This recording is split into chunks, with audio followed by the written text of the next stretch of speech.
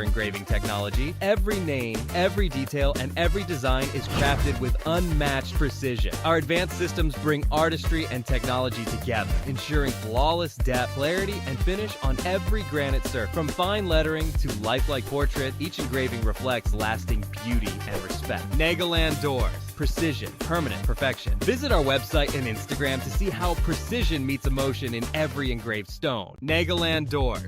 We turn stone into story. With our tombstone CNC and laser engraving technology, every name, every detail, and every design is crafted with unmatched precision. Our advanced systems bring artistry and technology together, ensuring flawless depth, clarity, and finish on every granite surface. From fine lettering to lifelike portrait, each engraving reflects lasting beauty and respect. Nagaland Doors. Precision, permanent perfection. Visit our website and Instagram to see how precision meets emotion in every engraved stone. Nagaland Doors. We turn stone into story. With our tombstone CNC and laser engraving technology, every name, every detail, and every design is crafted with unmatched precision. Our advanced systems bring artistry and technology together, ensuring flawless depth, clarity, and finish on every granite surface. From fine lettering to lifelike portrait, each engraving reflects lasting beauty and respect. Nagaland Doors. Precision, permanent perfection. Visit our website and Instagram to see how precision meets emotion in every engraved stone. Nagaland Doors. We turn stone into story. With our tombstone CNC and laser engraving technology, every name, every detail, and every design is crafted with unmatched precision.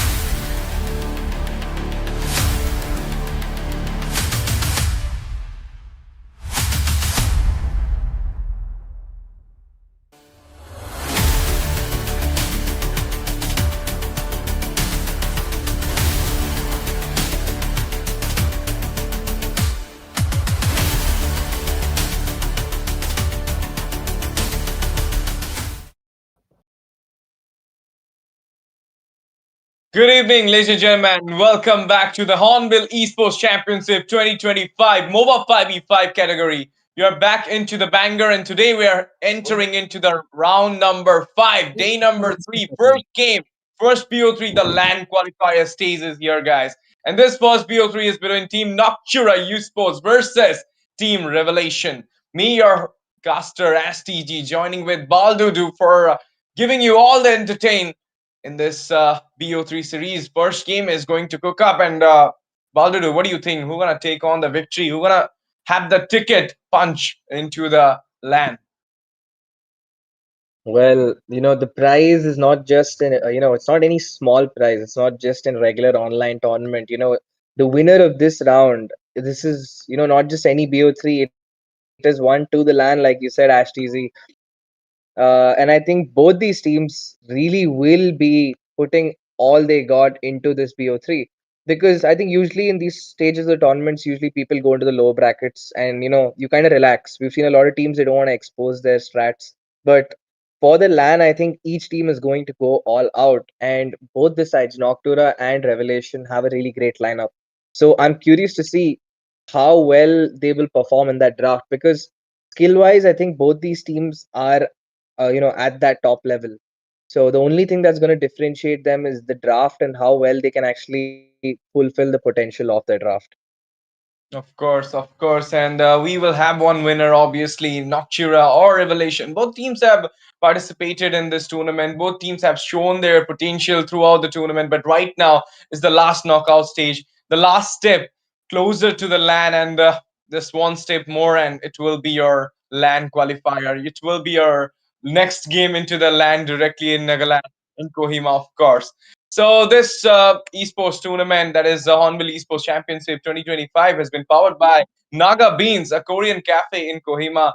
Do visit there, guys. They really have the best coffee, you can say, and the best food out there. As well as if you are like wanting some furniture to get add on to your home decor, don't forget to visit Naga Furniture as well. Naga Doors, everything will you will find there. As well as this tournament has been co-produced by ESAN, that is Esports Association of Nagaland, Youth and Sports Development, that is Government of Nagaland, of course. And thank you so much, all of the Nexus members, to give us the beautiful production as well. Now, heading into the draft stage, let's talk about the draft, Baldudu. I mean, a lot of new meta has been here, grinding nowadays. I mean, if you're gonna talk about those four maps, I'll say Dangerous Grass is right now really dangerous because Hilda is buff, Khalid is buff, as well as at the same time, you're gonna see that Balmon, that thing is also buff. So Yeah. all these new patch and all these new heroes getting the buff right now, are we gonna see them in the scenario, or we're gonna see the same pretty old heroes, pretty old meta into this game? Number one. Yup. And with that being said, we're going to get to know what is the exact mode of the map they're going to be taking. Personally, I like Broken Walls the most because as a EXP main, I love seeing me not having to waste dashes and blinks to catch on to someone. And I think there's a high chance it might be Broken Walls because the Arlot has been the first ban from the side of Nocturne Esports. I mean, we're not sure yet on it, but we see maybe that's the reason. You see all of these Hilda, Arlot, Gato, all these heroes that are such menaces in Even Broken Bastia. Walls are being banned out. Yeah, exactly. So like all of these are the heroes that are being left open. And on the side of Revelation, they're going in for a more standard ban so far. The CC is a lane bully. They're trying to take out one good option in each lane. So the Yeah. CC, the Fred, the Farsa, all of these are heroes that can pair well with literally anything. Because by picking heroes like this, you don't expose your draft. But Hmm. on the other side now, Noctura did start off their draft with that Bakshia pick. And I think that is a very aggressive start to a draft because you had other options open in the mid. You had Kadita, you had Kimi open. But by picking up the Bakshia, you kind of made it for sure that, yeah, we're going to be seeing at least one marksman in our side. Either the Kimi in the mid lane.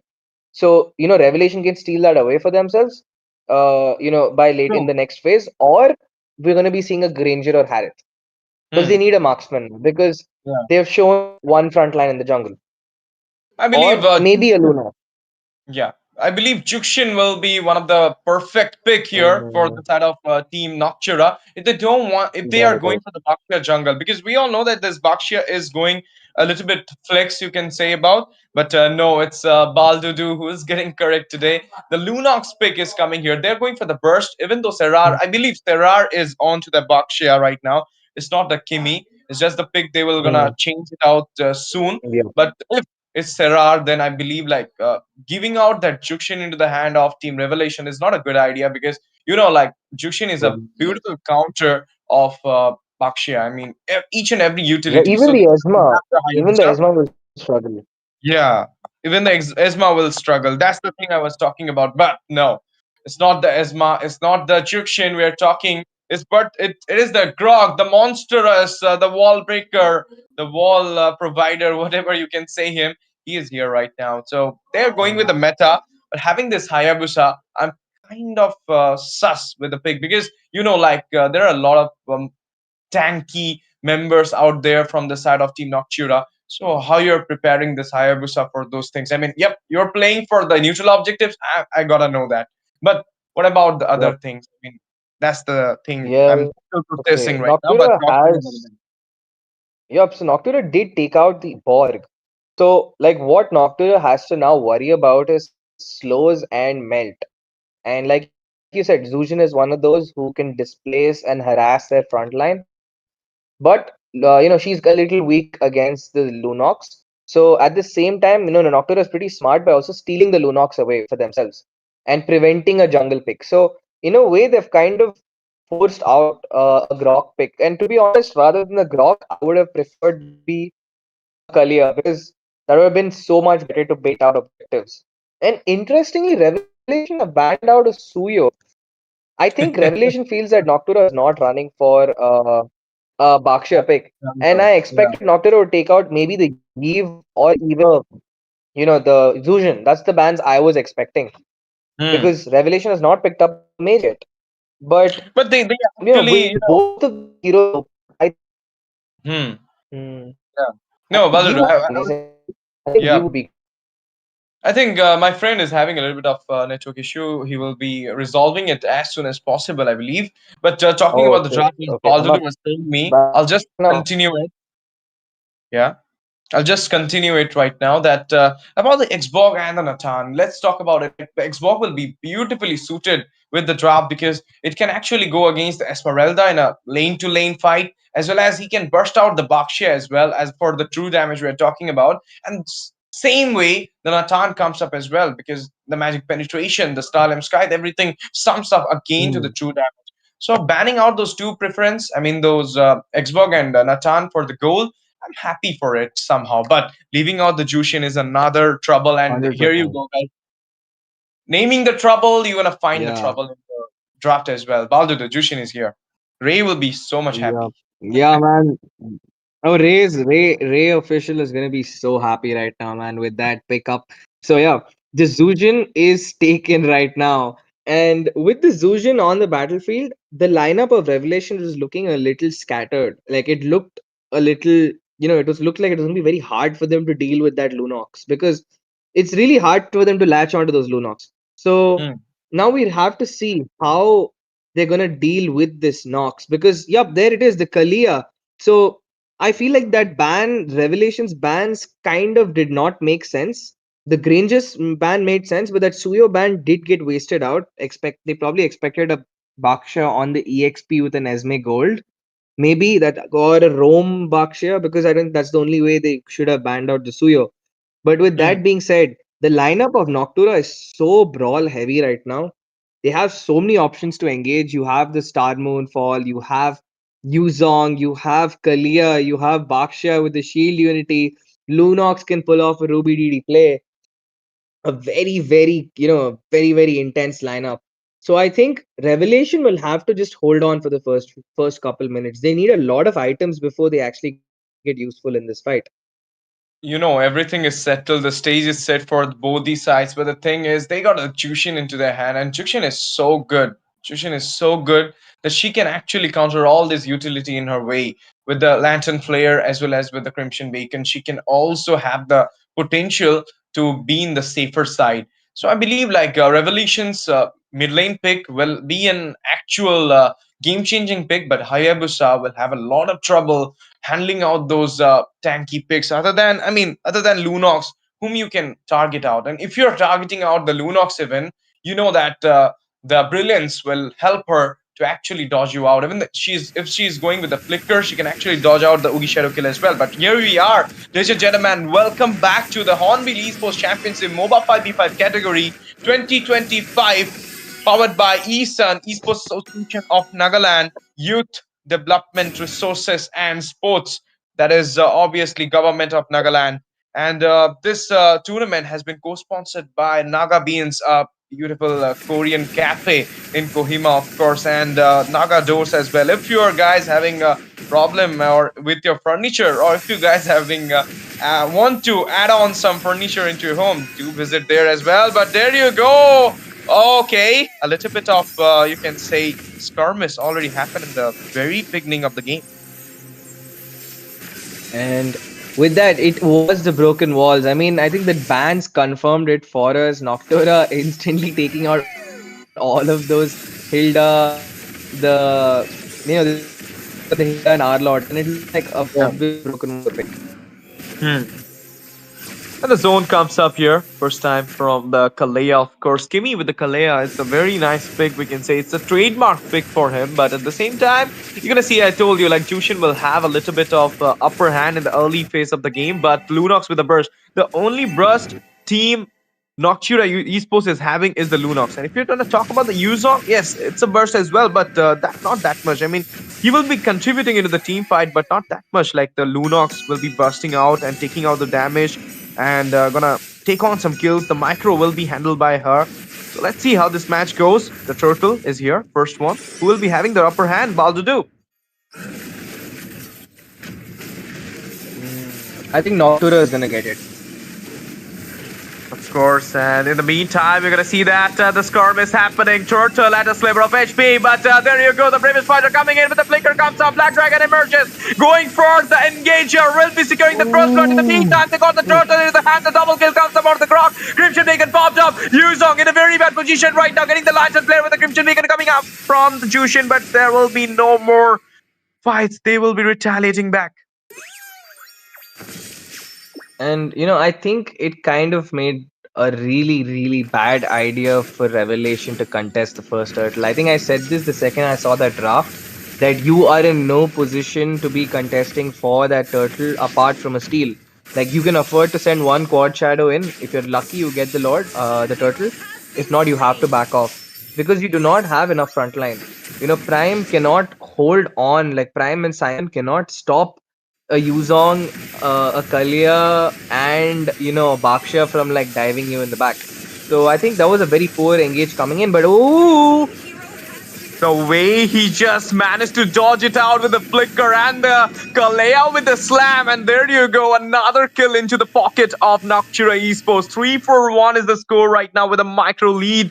Even though, I mean, Simon get his hand into that Dragon Haruka, but still, it's more like go Simon, go back Simon. That is the protest right now being going out by Noctura in each and every turtle. I feel so. yup, Simon is making his presence felt right now. He's constantly rotating in for fights. And one thing is that Noctura, while they're trying to get that turtle advantage, they're getting Esma to join the fight. They have to make sure if they leave Claude to free farm, Willow is just gonna eat those turrets up. And the last thing you want to do is give a Claude farm, especially against the lineup that Noctura is running, because that Claude can single-handedly melt every single one of them in the late game with like one good blazing duet. Right now, we're having a pause. Believe it's a problem from the sides of the team because we don't have any problem from the production side, of course. And talking about it, it's more like a strategic timeout. My friend SM Bhai always say, tell me this thing that whenever any team is asking for the pause, it's not because of the internet, my bro. It's because of the strategic timeout. I mean, they will make some strategy in this timeout, but having the Hayabusa, I told you from the very beginning that if they are making out that Bakshi as a jungle, and if they're going for something else, this Hayabusa will not gonna work. And banning out the Xbox was actually a beautiful plan because they really wanted them to go for Squishy MM, not a fighter into the goal lane. So they went for the goal laner as a Claude, but now the early phase of the game will really hectic for the side of Team Revelation because they don't have that much power spike to melt down this tanky walls. Yup, and with the broken walls being in place, just dashing away from the fight is not sufficient. It's going to be very, very difficult for Zujin and Willow on that Claude because they have only one blink. Zujin has it on the ult, and then this guy has the battle mirror image. So, with the broken walls coming in place, even though you have a Purify to handle the Kalia, you have a Purify to deal with the Petrify, the raw burst that is coming up is just impossible for Papu to stop. Like he has a wall for himself, but how much can he truly do? He is having a hard time surviving in these fights in the early game. The situation is not going to be the Of same after the 10-minute mark if Revelation can hold on. They just need to play safe. Indeed, that's the thing I wanna say about like you do have a good pick off combo, but that's the reason. I mean, they will having that you can say the chain CC around them, the Black Dragon, the Kalea, Bakshia as well. And if you're gonna talk about the blessings from the Esmeralda, everything at a time, and then you know who will be finishing up. It will be the Lunox or the Dragon.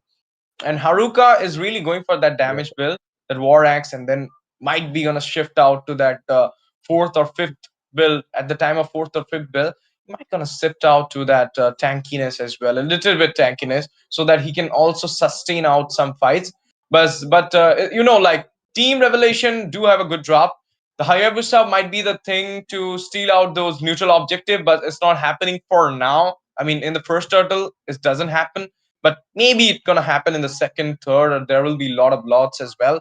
So we're not sure about it. But about the X factor from the side of Team Revelation is the Jushin and the Claude. Claude will be shining the late game, and Jushin will be the, I mean, for early to mid game play will be done by the Jushin. So if they will have that trade into them, just like the way Lapu Lapu, I mean, Simon comes back and take out Haruka with a 1v1 fight, if they will be doing it, I mean, frequently, they can actually have a pace into the draft and have a pace into the game as well, I believe.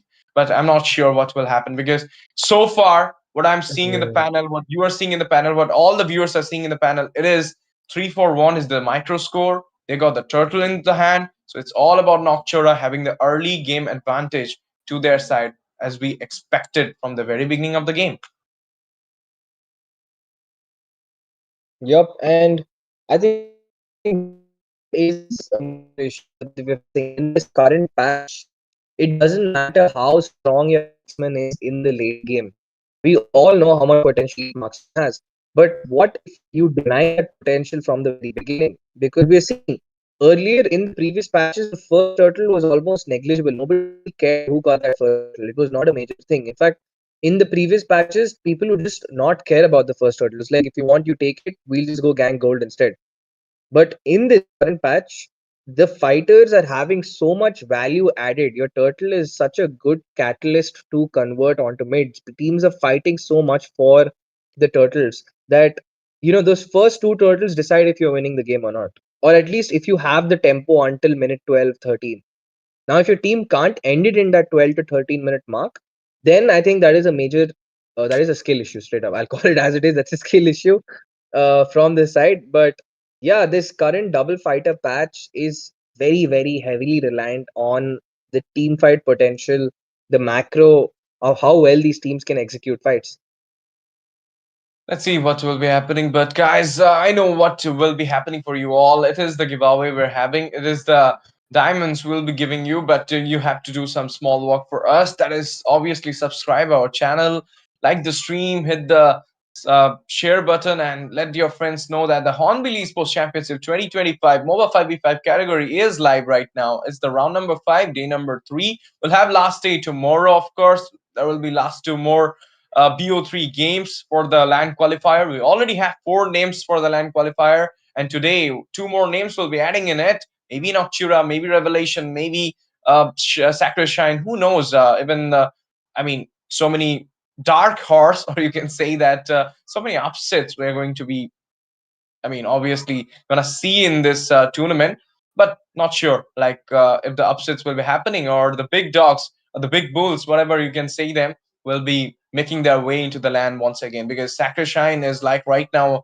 in a winning streak. In each and every tournament they're shining, in each and every matches they're shining. So are there any team who can break the streak, who can take on the crown, who can break the code? Just like, I mean, break the code is a tagline of Blacklist International, one of the most famous team of international stage. So is there any team who can give that entertainment to each and every Indian fans? Let's see what's happening. But the pause is taking a little bit more time, I believe. Production, we should take a short break, or we should still like go on?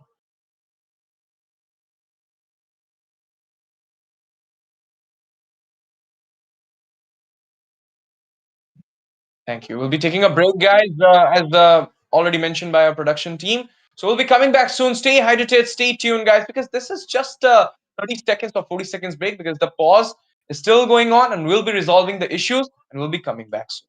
Thank you. Door. We turn stone into story with our Tombstone CNC and laser engraving technology. Every name, every detail, and every design is crafted with unmatched precision. Our advanced systems bring artistry and technology together, ensuring flawless depth, clarity, and finish on every granite surface. From fine lettering to lifelike portrait, each engraving reflects lasting beauty and respect. Nagaland Doors. Precision, permanent perfection. Visit our website and Instagram to see how precision meets emotion in every engraved stone. Nagaland Doors. We turn stone into story with our Tombstone CNC and laser engraving technology. Every name, every detail, and every design is crafted with unmatched precision. Our advanced systems bring artistry and technology together, ensuring flawless depth, clarity, and finish on every granite surface. From fine lettering to lifelike portrait, each engraving reflects lasting beauty and respect. Nagaland Doors. Precision, permanent perfection. Visit our website and Instagram to see how precision meets emotion in every engraved stone. Nagaland Doors. We turn stone into story with our Tombstone CNC and laser engraving technology. Every name, every detail, and every design is crafted with unmatched precision. Our advanced systems bring artistry and technology together, ensuring flawless depth, clarity, and finish on every granite surface. From fine lettering to lifelike portrait, each engraving reflects lasting beauty and respect. Nagaland Doors. Precision, permanent perfection. Visit our website and Instagram to see how precision meets emotion in every engraved stone. Nagaland Doors. We turn stone into story with our Tombstone CNC and laser engraving technology. Every name, every detail, and every design is crafted with unmatched precision. Our advanced systems bring artistry and technology together, ensuring flawless depth, clarity, and finish on every granite surface. From fine lettering to lifelike portrait, each engraving reflects lasting beauty and respect. Nagaland Doors. Precision, permanent perfection. Visit our website and Instagram to see how precision meets emotion in every engraved stone. Nagaland Doors. We turn stone into story with our Tombstone CNC and laser engraving technology. Every name, every detail, and every design is crafted with unmatched precision. Our advanced systems bring artistry and technology together, ensuring flawless depth, clarity, and finish on every granite surface. From fine lettering to lifelike portrait, each engraving reflects lasting beauty and respect. Nagaland Doors. Precision, permanent. Okay, and we're back in action, folks, with the score still the same. We're almost at the 5-minute mark of the game. The first turtle secured by Noctura, and Revelation fighting for some space in that jungle. And this is your boy Baldido along with the very amazing Ash PG. We're back to give you the action for the next turtle. Okay, the tech charge comes up with the Black Dragon emerging. There will be Simon who will be going back into the base. Faden it is, securing the kill with Esma. Kyle goes in and secure the kill onto the Croc. A Quad Shadow comes up, but the retreat will be pump up. It will be the Rock mode. The retreat got securing the Ruttle. A double will be secured by Kyle. The Ghost Sonnet with the Fighter Gold. This is what the new standards being set up from the side of Noctura Esports. 6-1 the score is. 2 turtle into the hand. Macro, micro, everything in settled for Noctura Esports, and they're literally taking out the whole game. Number 1 in this BO3 series. One step closer to the land into their hands.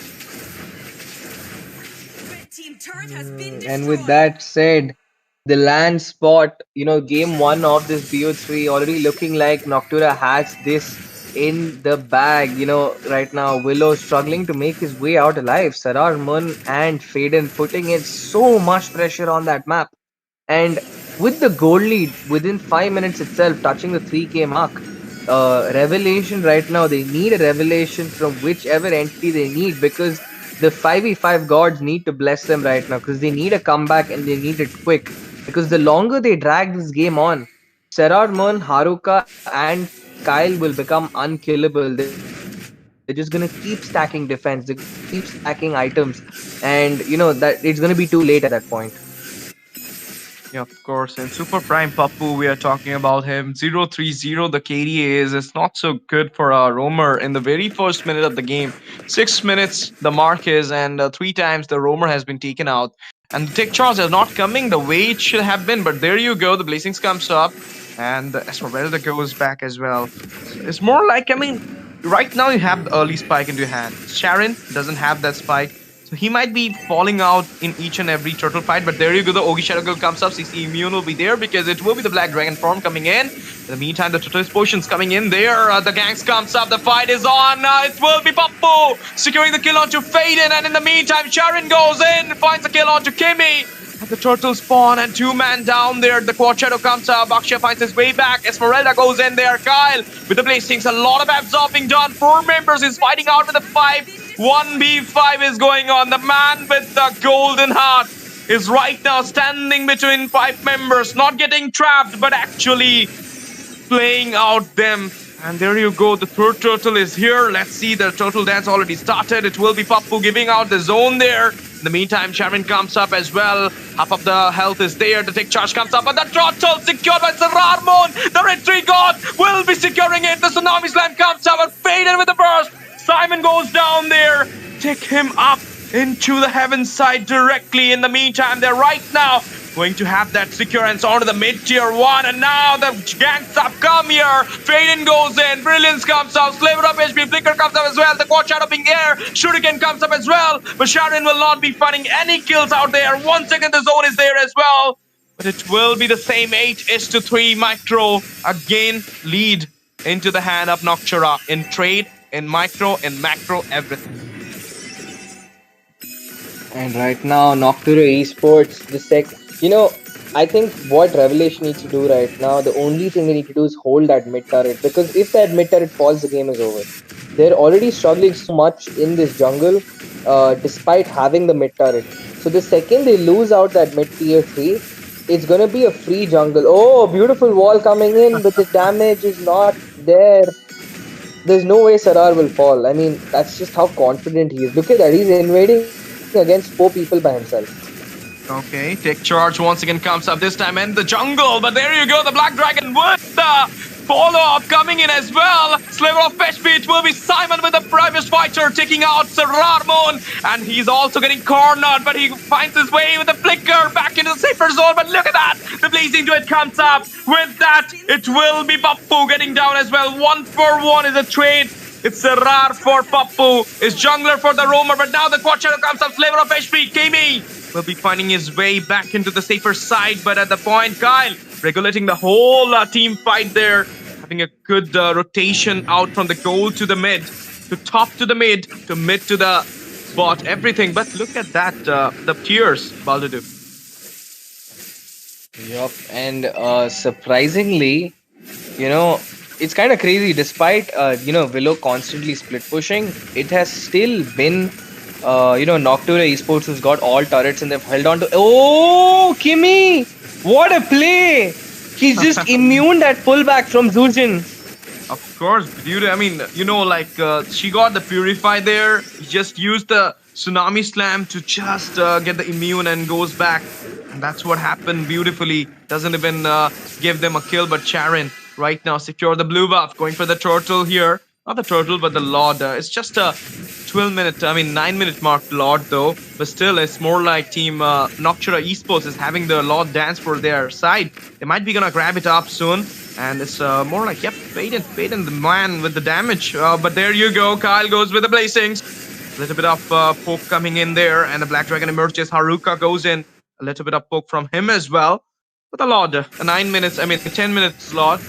Do you believe, like Baldudu, with this slot, they can actually finish up the game because they do have a goal lead of 4K? Okay, Sharon though. Oh god. Dude, just how tanky are they? Haruka, without the BDF, ate a full OEG Shadow kill, ate up all the shurikens and a fully stacked passive. So that's a 20% damage boost with additional damage dealt. Ah man, that's just not fair. It is just not fair how tanky they are. Look at Kyle in the background, single-handedly zoning 3. Charan takes off. Faden cannot, Charan cannot do anything against that burst. Like, where can he run to? Nothing. When Oh you're god, doesn't have when you this are is having the not looking cooldown good. onto your second skill, Baldudu, you can't actually, I mean, go behind of that tsunami slam or the burst from the Lunox. This is what I'm telling you. I mean, they do have only one burst kind of mage, but still it is working so well because of the Kyle. I mean, Kyle is literally standing out there, taking out 4 members together at the same time. You're gonna see the follow up from Haruka with the dragon mode. Everything is so beautiful at this point for Team Noctura Esports, Team Revelation. Okay, they're going for the Oh, retaliation.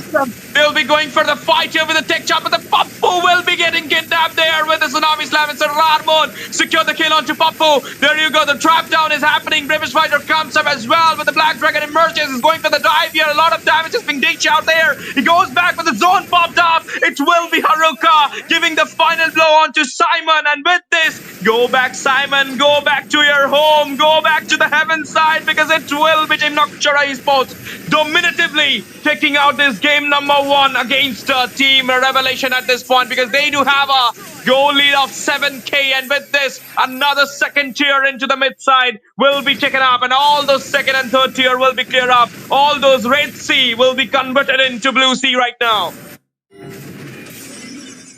and with that, the complete river is in the domination of not Revelation. Like I said, they can the only place right now they can survive. But even a split push is so scary because you have Kyle who can chase you down. You have Kimmy who can gonna slam you back into place. There's Faden who can drop in with a play, Haruka on the Black Dragon form, and the sword, shield unity of the Baksha. The draft has come. Oh my god! Kimmy! What was Kimmy and Fade? Oh my god, dude. Willow has been safe this whole game. 13 minutes this man survived. He accidentally stepped 1 inch too far, 1 tile too long, and Faden exposed, instantly shredded him out. I'm really curious to see what are the stacks on that Sky Piercer. It has to be like 60 at least. Like 40 Sky stacks at the very least. Magically unbelievable burst it was. I mean, not even a single chance to even use the BMI at the point. I mean, he went with the BMI. He could have the chance to go back, but then you do have that Kalea's kidnapping. He doesn't even use his chance to use the Purify at the point. This is the thing we're talking about. The spike is so high at this point for Noctura. They're reigning with a 7.9k, and right now it's 8k goal lead. So obviously, the game is going a little bit deeper. Is going very hard for Team Revelation. Seriously. This game 1 looks like it's slipping away from Rev's hand. The only thing they can do right now is wait for an over comment from Noctura. Noctura needs to throw it. Oh, Okay, the tsunami there it slam is. pop goes in. It's a little bit of overextension, but this time Kimmy goes down as well with the quad shadow being used. Sharon will be following up, be chasing up them, but it will not be working out. Kyle, in the meantime, secured the inhibitor onto the bot. And there you go, the wound placing will be coming up as well. He's again fighting up with the 4 members. There will be the Lantern Flare. The Lord is still standing strong. There will be a way to take down this Lord, but how much longer the time it is, Baldudu? I mean, you're gonna take out 1, 2, 3, 4 Lord, but what will happen when an enhanced Lord will be coming in to your base? And okay, Kyle getting poked down, but there's no way this man is gonna die. He's just too strong to really take any hits. Lapu does pick up the Blood Wings, the Queen's Wings for himself. Faden over there, surprisingly not running a Sky Piercer. This is his raw damage with just Wishing, Glowing, and Divine. Basically, every item required to melt that Grok out of existence. On the other hand, 10.4k gold on that Kyle, man. Unstoppable right now. This man has been... Oh! But now another fight is being cooked up there. The Tsunami Slam coming up by the Kimi, and Israel will be the Pappu coming in as well. But there will be Willow with the Blazing Duet. Finds the kill onto Kimi there, goes back. The Holy Shadow kill comes up as well. Slaver of HP. My goodness, look at Feden. Burst. Just busted out, just melted down Sharon there. But now the wall will be there, hindering out the Sarar Moon spot. Choose the safe. He will be taken out in the process. 2 for 1 is the trade, guys. And dude, that's enough. 2:1 is the Amazing ratio for trade. the micro.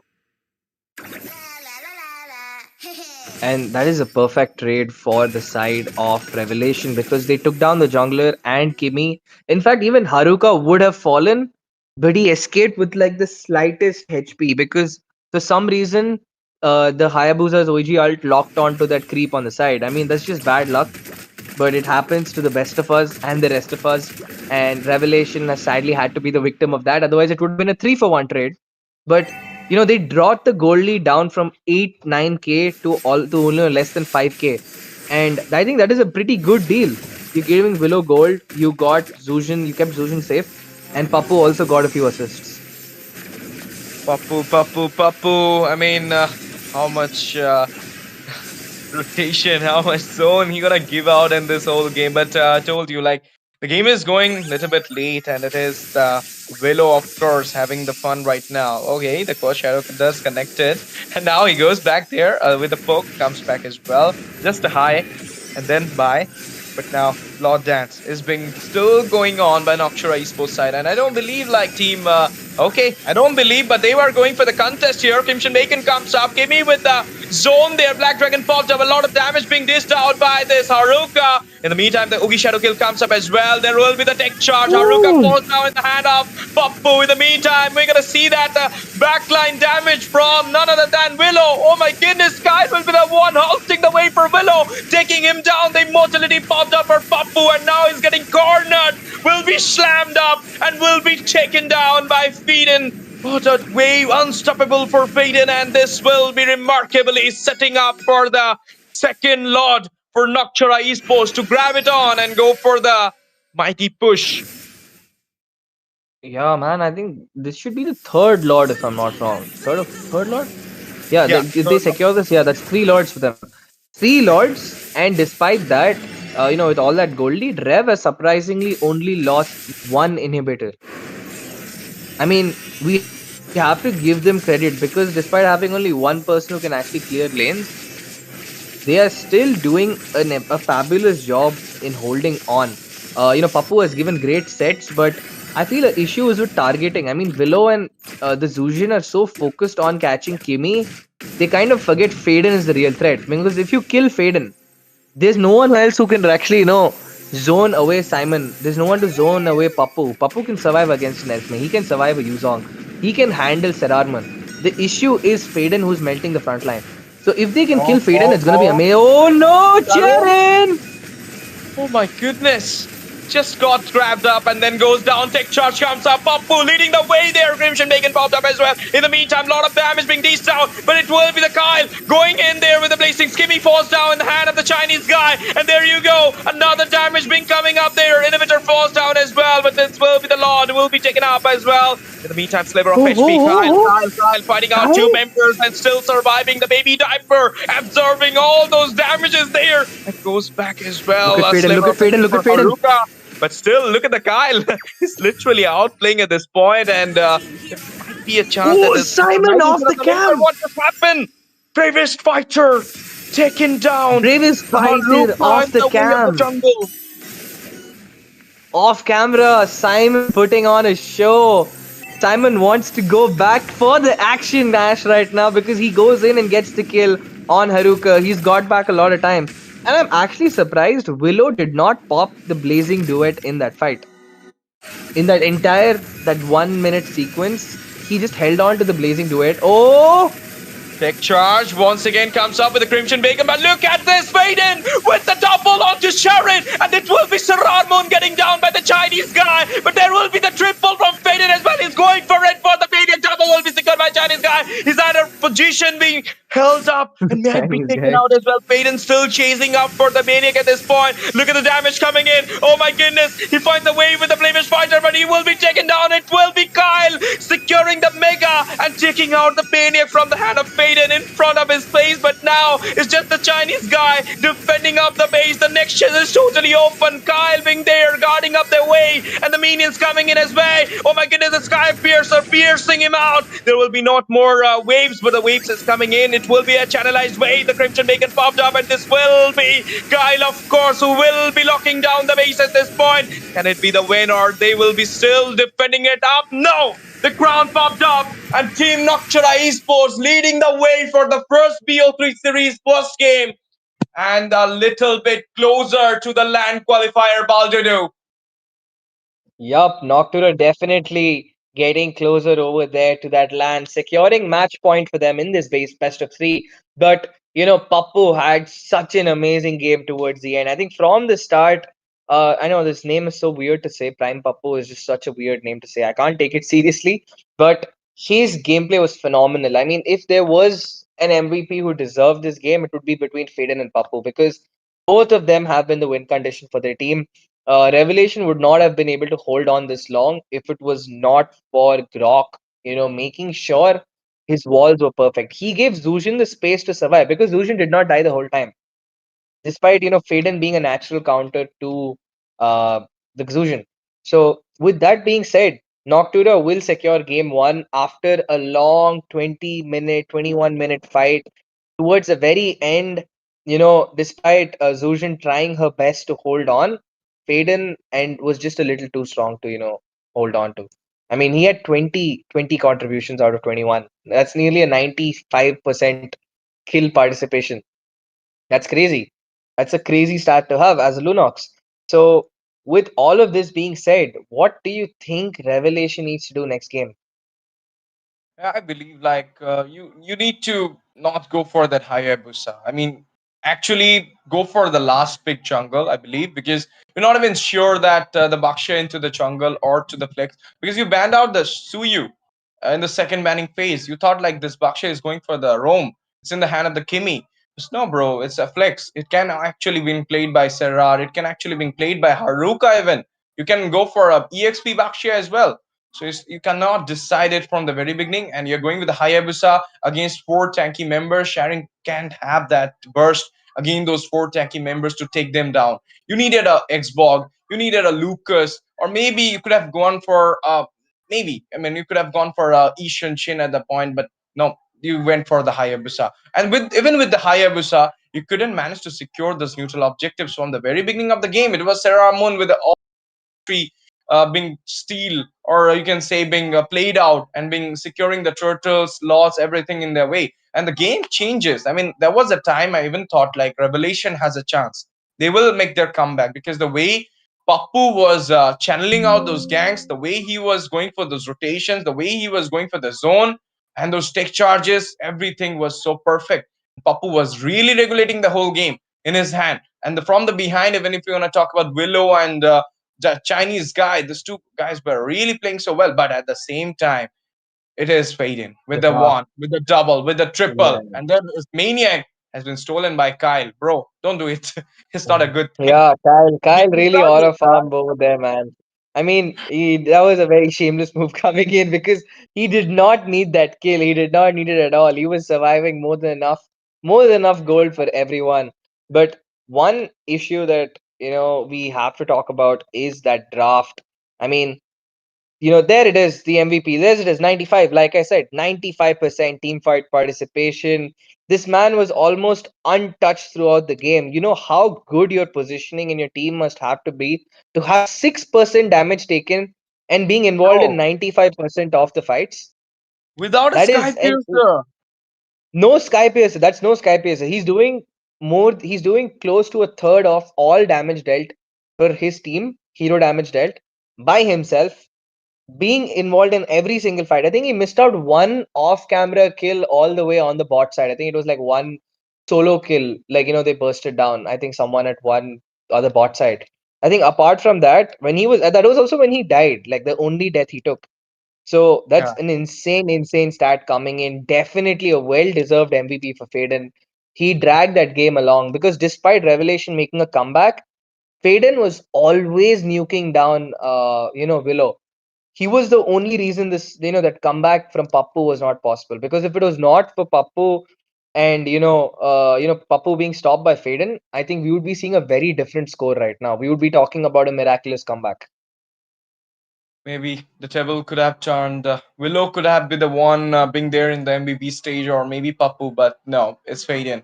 Faden's night, Faden's game, Faden's aura will be taking them on for the lead in this BO3 series. One more win, and your ticket will be punched for the Nagaland tournament land, that is Hornbill Esports Championship 2025 MOBA 5v5 category, powered by ESA, Esports Association of Nagaland, the Youth Development Resources and Sports Government of Nagaland, of course. And this is the tournament being co-sponsored by Naga Beans, a Korean cafe, obviously situated at Kohima. Do visit, guys, if you're really a cafe lover. And if you want to add on something into your home decor, that is obviously you should visit Naga Doors. They do have a beautiful furnitures, guys. I mean, the just like Pappu throwing the walls, they do have those strong doors for your homes. Yep. Like I have something else to say, but I'm not gonna say anything else because it sounds a little wrong. I'm not sure if I'm allowed to say that on production by production, so I'll just keep quiet for now. And with that, folks, we'll be getting into the next match in just a few moments. Okay.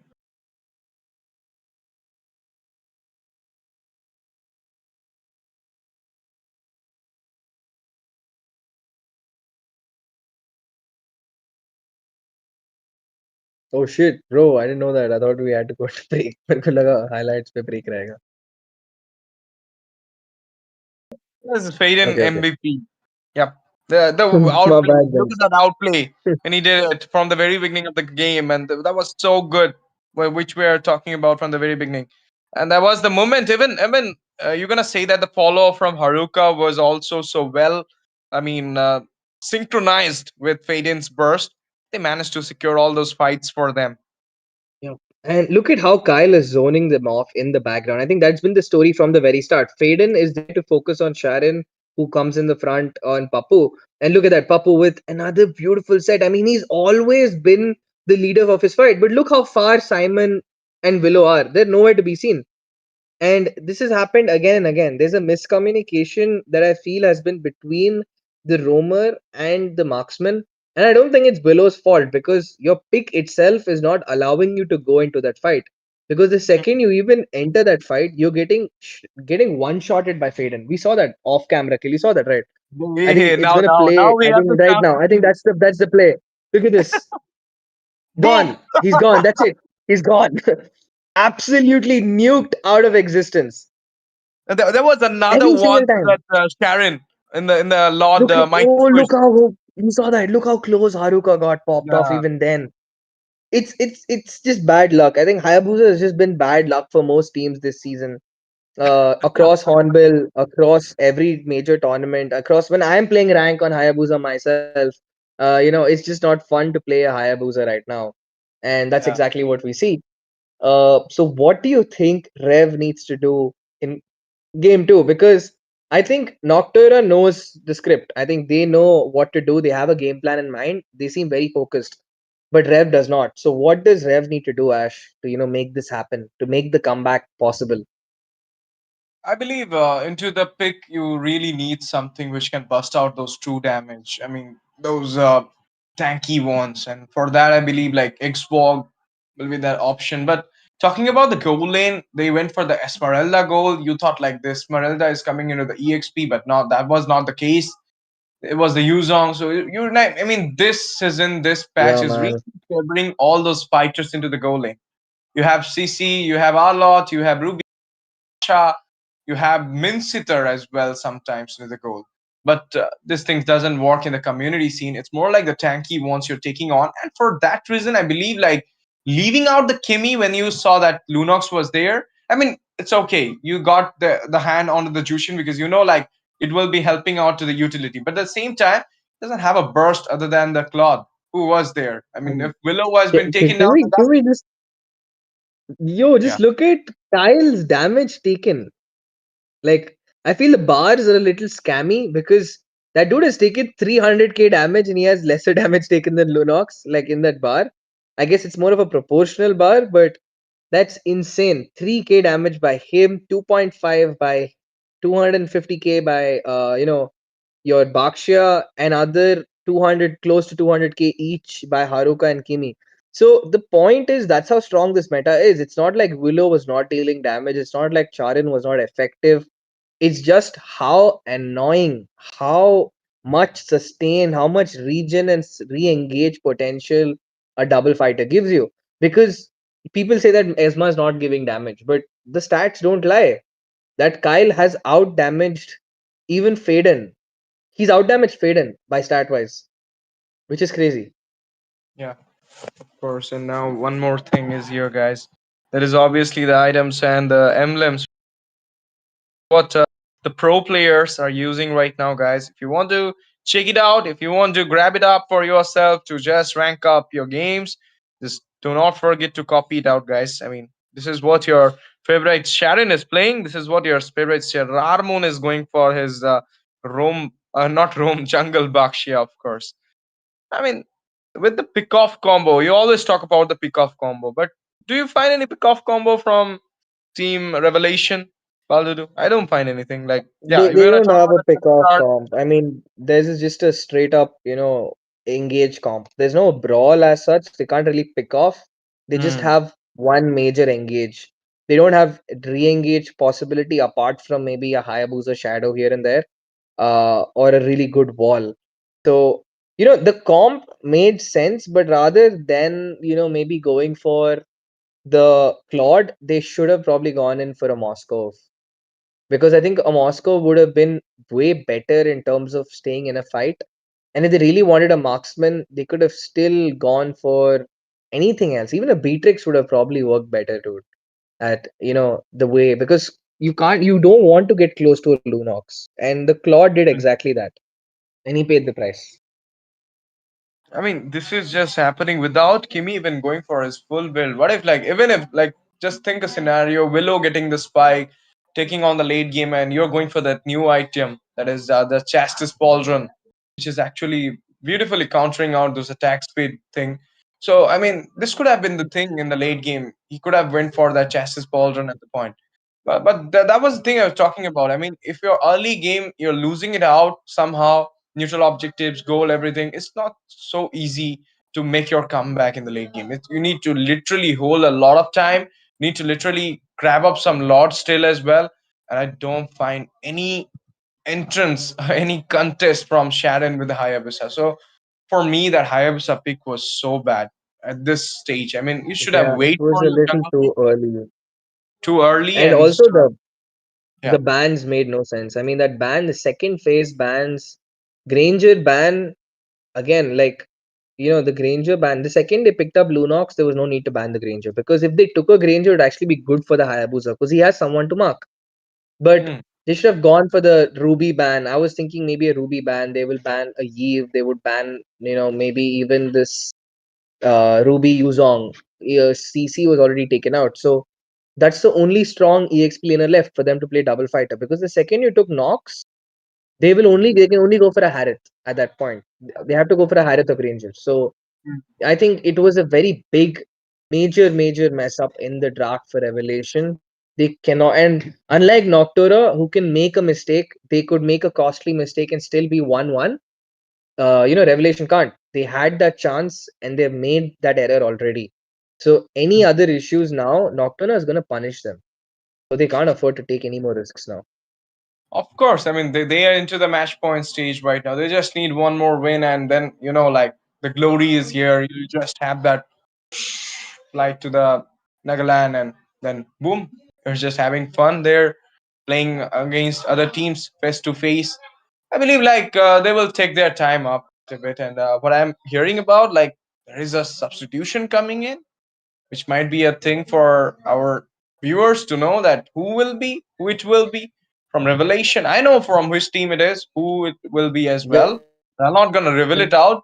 Guys, tell me who it will be. Revelation is taking up a sub, or is it Noctura? But here we are, guys, into the drafting section, and I believe now you can see who does have a substitution.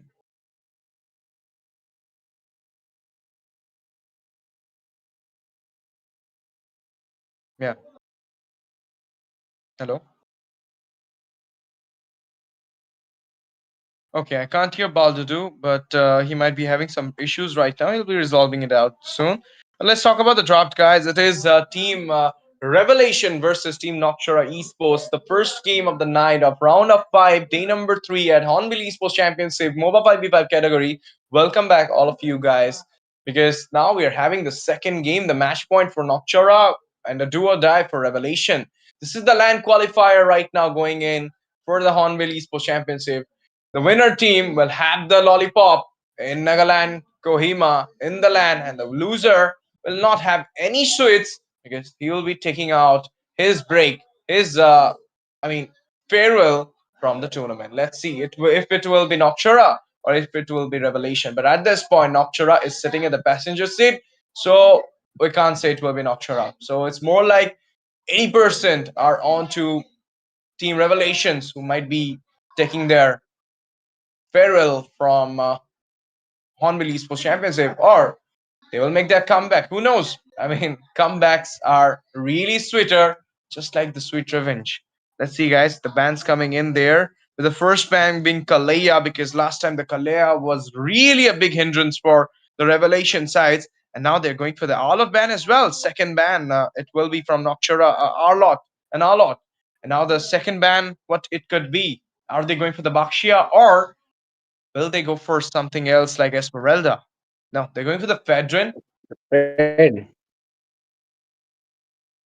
Yeah. Okay. Yep, I'm back, Ash. Once again, Yeah. I really have a strong protest against all network providers across the nation. But with that being said, do you think it's broken walls again? Because I think they're banning out the same things from before. It looks like another broken walls game. They respected out Kalea and they banned out that Fedrin for Serar Moon, you can say. But now from the side, they're also banning out the Hilda. So as you mentioned, the bans are pretty similar with the last game. So it might be the broken walls again into the map because we do have four maps: the river, the grass, the cloud, and the useless one is the cloud, I believe. Yeah. Oh, no, no, no, no. The cloud is so good for a comeback. I have gone on with a cloud on an R lot in the back line, one flicker alt, and the game's done. So the cloud is the cloud is good if you want to it's good when you're in a disadvantage. I think I would give it that. The cloud is really good if you want to ambush someone because you can go and secure a vantage point as a Tigri. Like I can just take my cloud and walk towards you and you can't do anything about it. Hmm. So I guess the cloud does have its benefits, but it's not as important or as valuable as the river for sure. I Yeah. honestly love the river and the broken walls the most. I feel you don't see grass really being that useful because most teams don't know how to utilize it well. Like they kind of pick stuff that does not go well with grass. I really want to see Hellcut in broken grass, man. I want to see a proper Hellcut jungle in broken grass. That would be crazy to see a Natalia or a Hellcut, but it's not the current patch for them. They could hit an Esmeralda all they want and she will just eat all that damage. So, Favor to. speaking of all that damage, Rev is still going with that Hayabusa, and it's a Hayabusa and Bakshir. So, I think it's a Bakshir Rome. Hmm. They banned out the CC. They picked up the Gatotkacha. I believe the CC Gatotkacha combo would have been better, but it's more like Team Revelation having the first pick, so it's good to ban out the CC there. And now they're going with the Kimi with the Gatotkacha. Fade in last time with the Lunox, and this time with the Kimi. So I believe like this game will literally be going into a little, like hell side this time. And the last picks, it might be Serramon grabbing off his Suyu or Fanny. Who knows? Oh, what? No. Okay. I believe like somehow I saw like Eve was there, but then it was a glitch. I thought like Eve mid, then Kimmy goal or what? No, but it's Esmeralda coming in, and still it's a flex, guys. We're not sure. Haruka with the Esmeralda or Kyle with the Esmeralda into the goal. A flex has been already been picked up. or it might be an Esmeralda jungle. Who knows? I mean, Sir Ramon can go for it. Something unusual, something new for the meta, something new for the patch. Because every time we play a BO3 series, we do have a lot of trump cards which can be open up and can take on the game for your side. And now the second banning phase coming in, we're gonna see a lot of bans as well. And there will be the first ban, that is Eve from the side of Team Noctura Esports. Yup, and yup, the Eve gets taken out. Noctura knows that, yup, bro, like we know what is gonna work against us. You banned out the Zuzhan yourself for us, giving us all what we needed. I'm really, I don't know, just something about the draft for Team Rev is just throwing me off. I feel like they could have first picked Zuzhan themselves. They let it go. They went in for a Baksha that does not really need to be contested that much. At this point, the Faden inside, Noctura, like they could still, the Kimmy's in the mid now, that is for sure. The Gato is in the roam. They could just go in for an Amon and it would still work because that's how good the frontline comp is. They could Mm. still go in for a Yuzong. That Yuzong is still open, and there's nobody from the side of Team Rev who can do anything about it because even if they go for a Lunox, they won't be able to play it well because the Lunox needs a setter. They need a Mm. setter. So it has to either be a Kalia, which is banned out. It has to be a Grok, and a Grok is not a good option against a Gato or a Kimi. I mean, that's just free poke. So I feel like Team Rev is pushing themselves into a corner. And by doing that time and time again, Oh, they're putting a lot of pressure on their mid. Yup, there it is. The Lance. Like, oh my god, it's gonna be so tough for the backline of the side of Rev right now. Whoever that mage is. And in case they go for a conventional marksman, oh yeah. Oh, this is interesting. I mean, either Team Rev is going to dominate this game like 15-0, or they're going to collapse spectacularly. And this is not even saying out of hate, this just because of how much of a high risk comp they're running. The Lapu against an Esme is already an insane thing to say. There it is. Noctura knows they're going to go for the YZ again and again I don't know how the because it Brody is there. I works. thought in Baldur, I don't know how the Brody is there. I thought What? Brody is on my backside. It's okay. Let's Yeah, see. like who is the Brody going to melt? Not sure. Not That sure. is my question. Is it Like, Esmeralda? I mean, is it Esmeralda who gonna Brody melt or what? But let's see. Like this pick off comp might be gonna work or not, but it's not a big off comp at all. It's more like the comfort you are going in. The Selena is really a good pick. At the same time, it's a very vulnerable pick if you're not having the early game spike into your hand. If your Abyssal Arrow is not connecting 6 out of 10, you are doomed. And this game is really a big bait. You're playing a big gamble you're going because this is the do or die, guys. Welcome back, ladies and gentlemen, into the Hornbill Esports Championship. Land of Dawn is set for the fiery up match. And this fiery up match is right now going against Team Noctura Esports versus Team Revelation for the second time in this BO3 series, in which Noctura is having the lead with a 1-0 start. Let's see if they can actually go for a clean sweep, or it will be Team Revelation giving that comeback with an unusual pick they're right now having. Yup, and I think Okay, we my friend is still having that issue. What up, hi? Do can kind something. of okay. Still gonna be Lance. Yo. My bad. I hope I'm back. Yeah, you back. Okay, that is the throne rose we are talking about, and there was time, and I thought that the Lancelot gonna outplay the game and secure the first blood, but then it was okay. Like you need to play a little bit safe on the first game, and in the early phase of the game, and now you really wanted that turtle to become up, and then the neutral objective fight will be taken up, and at that point, you might gonna see the Lancey grabbing up the turtle or something like that. But oh my goodness, look at that! It's already the aggression being shown by the Selena, but I'm really believing like Balduru, what will happen in the turtle? Like in a turtle setup, you can't actually go with the Selena to burst someone. Yeah, like what? Like, and the worst part is they took a Selena against a Lancelot, and I'm so confused as to How are they going to make things work? But okay, maybe we might see And a hint of it. Kyle popped down very low, and that's a free first blood given away. He went to cut a lane against the wrong target, not expecting 4 people clumped over there. I think they abandoned that turtle for a possible, kill on top, and it worked out for them. Okay, the retreat popped off. Sarar Moon grabbed the turtle there. The puncture comes up as well. In the meantime, the continuous burst from the Kimi. Look at that, the phantom execution. It will be the revitalize as well. It will be Super Prime Couple falls down in the hand of the Sarar Moon. He's still going with the puncture. There is the Hayabusa comes up. The dash comes up as well. Lapu Lapu with the previous spider goes in, bursting out there. It will be the Chinese guy securing the kill Oh onto my Haruka. god. They really didn't just change the Yo, heroes, they changed the players as well into the roles. the tempo. Yup, and it was the guy who kept saying Chinese guy, man. I think he's a little offended about it, but Chinese guy is popping off on the Japanese hero right now. The Hayabusa being involved in a lot of kills right now. Got a kill on the gold lane, takes down the other EXP lane too. Both the sideliners from Noctura taken down, and I guess that's gonna put their that's gonna slow down their tempo. And I think that's a great thing for them because Willow can take as much gold as he likes. Yeah, we're having a little bit of glitch, I believe, onto the scoreboard, but there you go. It will not hampering anybody, but it will be hampering Noctura for sure because it will be Neo with 1 not 2 KDA. And what a startup. Maiza, I mean, beautifully went there, grab on the kill, take on the gank, and now securing the gold from the shield. Yup, and then I guess Team Revelation is feeding into the tiebreaker propaganda.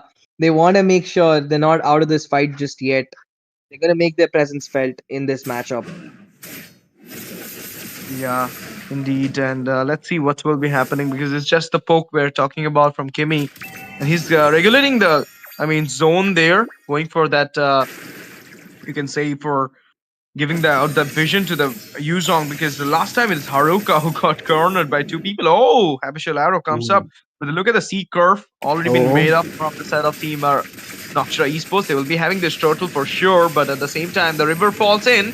It's a time for Team Revelation to concentrate out as well. And Richie popped up. Chinese guy secured the turtle there. The quad shadow coming in. Haruka falls down in the hand of the Chinese guy. And there you go. Sliver of HP. It will be Simon securing on to Kimi as well. What a way, man. 2 for none with the micro and 1 for 1 with the macro. Securing it out every time. This Team Revelation really playing that tiebreaker game at this point in this second set of this BO3 series.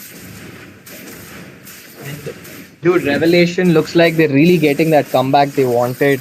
They're looking so in control of the fight from the start. And the best part is the later this game goes, they actually have a marksman who can fight from range this time. And that's all they need.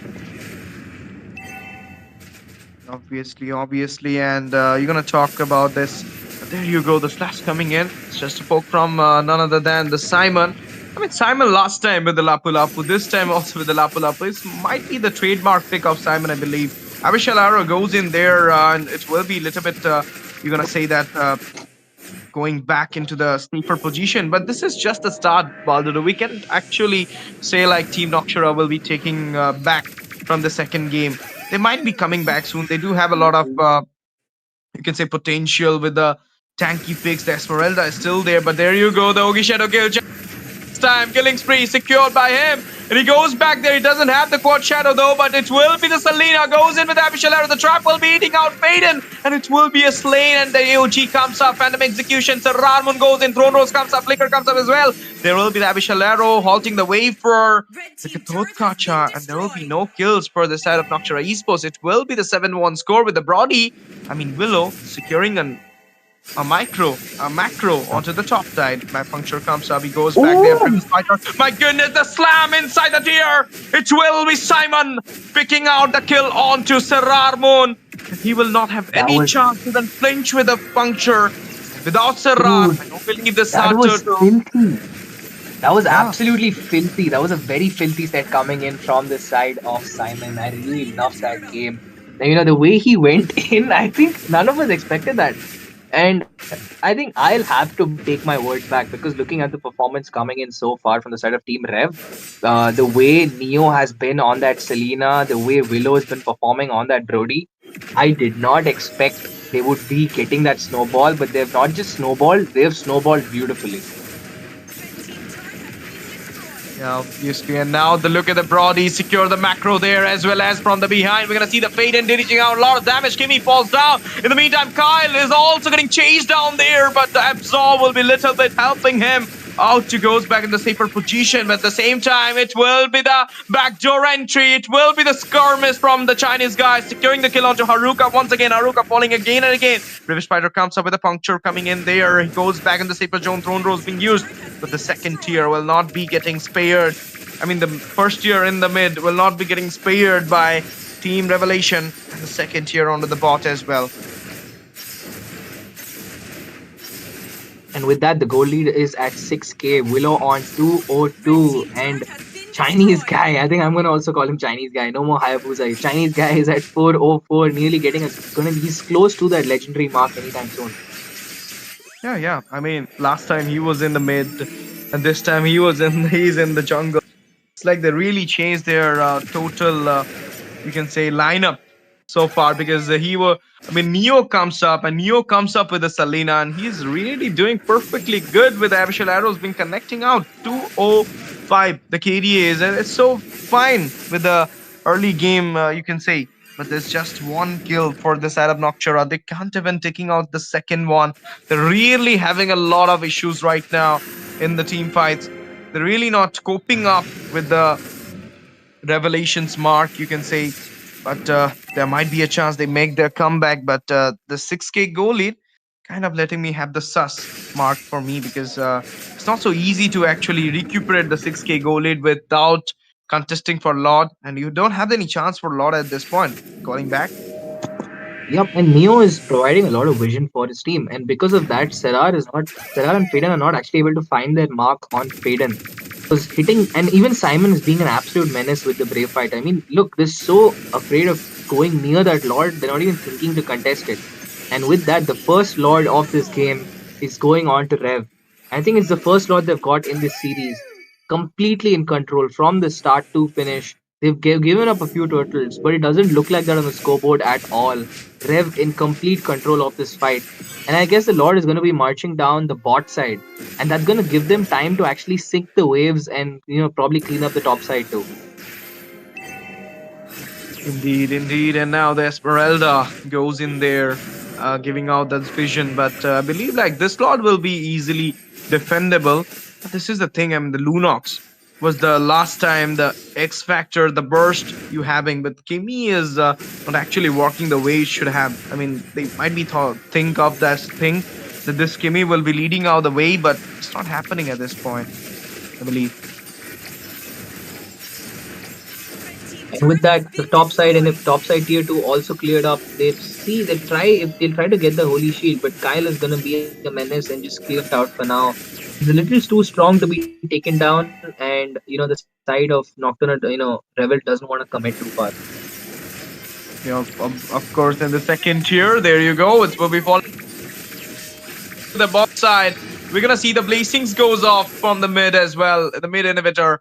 This is how everything is being settled for the Revelation to make a comeback. Oh, before the Lord barge in, the blazings comes up, and now the Lord goes in there with a slam. And in the meantime, we're gonna see the box share with the roller coaster ride goes in. Brody falls down in the hand of the Kathot Kacha. Black Dragon comes in. Haruka it is. Unstoppable been secured by a Chinese guy. He goes in with the quad shadow. Ogi shadow kill popped up there as well. Now you're gonna see that. Oh my goodness, it will be the dive from Haruka, but they need to retaliate back. They need to secure the base. Because it's more like you need to defend it up. Otherwise, kills will not gonna give you the win at this point. Okay, another engagement. Shadow, he still has it. My goodness! Monster from Chinese guy. He goes in and he secured the monster. This is the Sky Piercer right now working out there. Abyssal Arrow. Okay, he missed it up. How? Yep, Kyle was able to dodge it by an absolute inch. It looked like he was going to latch on to him. Even I was surprised. And I know for a fact if he did latch on, it would have been an absolute kill. Of course. Let's see, like at this point, Willow is like the one who went a little bit aggressive, a little bit overextend at that point on the top side. That was the reason he falls down first. And but still, I mean, Chinese guy really work out so well at the point and secure 2 kills, unstoppable, and the monster. So it's more like he's really acting well this time. Like not like Sharon's Hayabusa. It's more like the Chinese guy Hayabusa is a little bit better from Sharon. Sorry, Sharon, but this is what it is. Yup. Unkillable. He did not die a single time in the previous game, and he's not died yet now. The Hayabusa, previously the Zujin, has been unstoppable so far. Okay, there's an engage coming in. Will they commit all in? I guess they're just gonna back off for now. No, they're gonna go all in.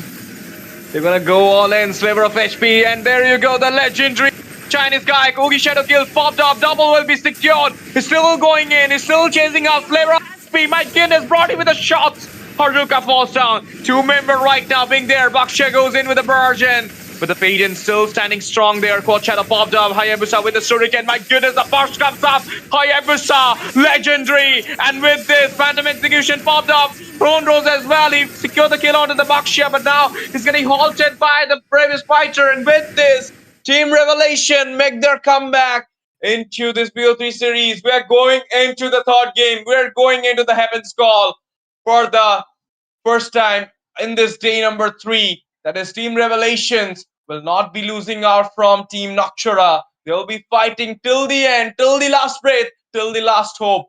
The candle is still burning in.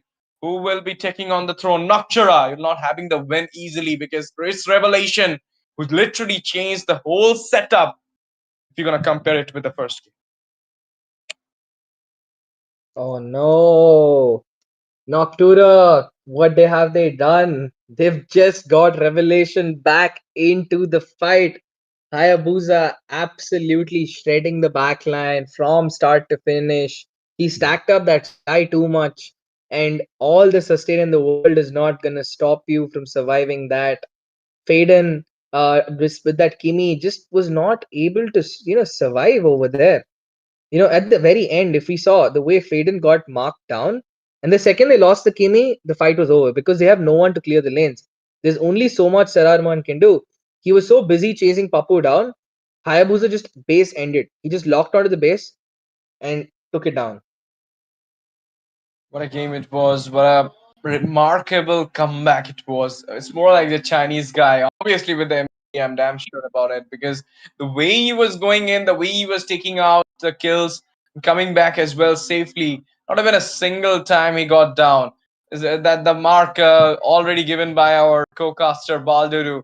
Unkillable, untouchable, the legend, the myth, the man. That is the The Chinese Chinese guy. guy. Obviously, I can't pronounce your name. If you're having this type of IGN, I can't do anything. I just need to call you with the Chinese guy. I'm not racist. It's just the thing I can call you because I can't say "Hun shak shung shak shung." I can't read the dialects as well. So, of course, you're the Chinese guy for us. Anyway, it's more like if we're going to call you Chinese guy every time, you'll get, like famous with the name of Chinese guy. You might be changing it out with the name Chinese guy. But Chinese Yup. guy with Japanese style, Shuriken Sword, and it is Team Revelation not gonna make their way back to the home because they will be playing till the last break, till the last game. That is the third game of this BO3 series against Noctura Esports. It will be the side change though, but still, Team Noctura Esports really need to walk out with the draft. This time the draft was so numb, you can say, so dull that they didn't find the early game spike, and really favors a lot to the side of Revelation to secure the win, to secure the spot to play on the third game. I mean, like they focus so much on the turtles and trying to catch Willow and Pappu. They kind of forgot that your main carry of the game is Willow and Hayabusa. So they focused, they kind of locked and they kind of zoned out Willow from the fights, but you just let Haya wreak havoc in your backline. Because just like how hard it is for, like, all the predictions I made in the draft got turned around on its head because the side of Noctura gave way too much of an early lead to the side of Revelation. And at the end of that, Like, it doesn't matter how bad your draft is or how weird your draft is, if there's a 8K gold lead for you. So that 8K gold lead completely, galvanized the side of Rev to take in aggressive plays. They go walking in and out of fights. Selena dropping arrows just to remind them that, yeah, you guys can't go in too deep. And each time they did, they were punished for it. And yup, there it is. 10-04 godlike coming in from the side of our very own Japanese Chinese guy. Took in, and he's actually taken a good chunk of damage. He sustained a lot of damage in this fight. He didn't even get to his full build. He just melted them out before the game could even complete his build. Bro, look at the production. They literally ZXY. If you're gonna give that name, who gonna pronounce it out? How we gonna write it, my boy? Really need to change it out. I mean, yeah, it's cool. It's looking cool, but bro, you need to write it in your. I mean, of course, the one we use English. ZXY. It is the Chinese guy. But what a game it was. 70%, the 78% is the team fight participation. Everywhere you go, you will find the quad shadow popping in, shurikens going in, Ugi shadow kill coming in, and so kills will be popping out with the Sky Piercer just because of this guy. With the 21% damage taken and damage deal 26%, so high. With a build of Sky Piercer, Hunter Strike, and about to build his Malefic Roar as well. No more immortality, no nothing to get sustained. Pure damage build was been picked up by the Chinese guy, and he just secured the win with the same Hayabusa his teammate Sharon was playing in the first game. So is it the skill issue, or is it Chinese guy becoming the pro one in Team Revelation? Who knows? Yup, and with that, we have a tiebreaker at Folk. The tiebreaker propaganda is real. Every time the stakes are high, the game goes till the very end. Neither team willing to give up. And with that, folks, we have a really really exciting game three coming in, and I hope it is just as action packed as the previous two, because both these teams are fighting for that land spot. Everybody wants to go big, and nobody wants to go home. So, which team is, at this point, Revelation had mistakes in game one. They learned from it. And it's the exact same mistakes that, Noctura made in game two. So Yeah. at this point, you can't just say it's the draft. I think it's the execution of it.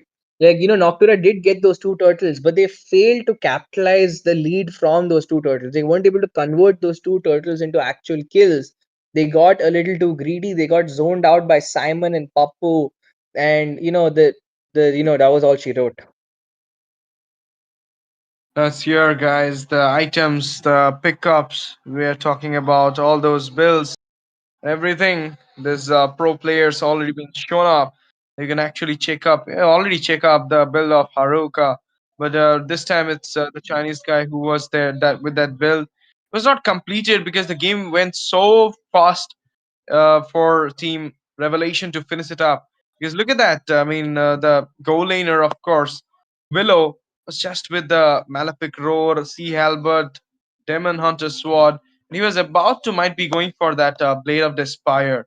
If you're gonna talk about Neo, Neo was not with the Sky Piercer. This is so good. I mean, anytime you're gonna see that two Sky Piercer in one team, I really feel bad. I mean, even though Hayabusa is also need a Sky Piercer, Selena also needs a Sky Piercer, but they need to adjust with themselves because two Piercer not gonna work well. You just have to need one Sky Piercer so that one member will actually have the spike, and it is the Hayabusa who got the spike, who regulate the fights, who finish up the fights as well, secure the neutral objectives, and in the end, the match was on for him. This is what we're talking about. Now, I believe like we're proceeding to the third game draft, and the draft will be a little bit hefty, I believe, because this is the third game we're talking about. Already two games has been taken up. Kyle already been there with the two games, already been there with Esma. Haruka with the dragon. Even we're gonna talk about Simon. He was still with that Lapu Lapu. So are we gonna see any changes in this pick? Because we are yet to see Kyle's trademark pick. That is a Harith. The gold standard with his Harith is so beauty, and so do I want to see Haruka going with his trademark pick of maybe with the Esma or maybe with the Lapu Lapu as well. Sometimes he also plays good Lapu. So why don't he gonna trade it out for himself? Let's see what will be the third game picks, what will be the third game drop. But before that, the damage thing is here, Baldudu. Yup, and looking at the stats, Pappu being a menace, like I said, constantly baiting out all the attention onto himself, allowing his team the potential to go and actually dish out the nuke. And with only 44k damage dealt, he's kind of completely collapsed the lineup that Noctura was fielding. You had a lot of frontline, you had a lot of heavy draft, you had so much sustain in your fights, but what is the point of having sustain if you can't deal out enough damage on time? Because the issue was that Simon was being a menace. Hayabusa can walk in and walk out anytime from the fight with the quad shadow. Selena dropping abyssal arrows, giving vision and walking out. So Willow, apart from like 1-2 fights where it was really hard for him to zone out or back off near the turrets, this man was unkillable. Like he was just so safe. He was always protected. He was always given the space to deal out damage. Hmm. Okay, with this, it's time for a little bit of short break for our players, for the casters, for the production as well, because we'll be coming back soon with the third game decider. Don't go anywhere because the twist is not yet over. It's just a trailer. The film is still waiting for you all. I mean, the film is so dramatic that we don't know who will be taking on the tickets for the land because this is the last chance. Noctura versus Revelation coming back soon.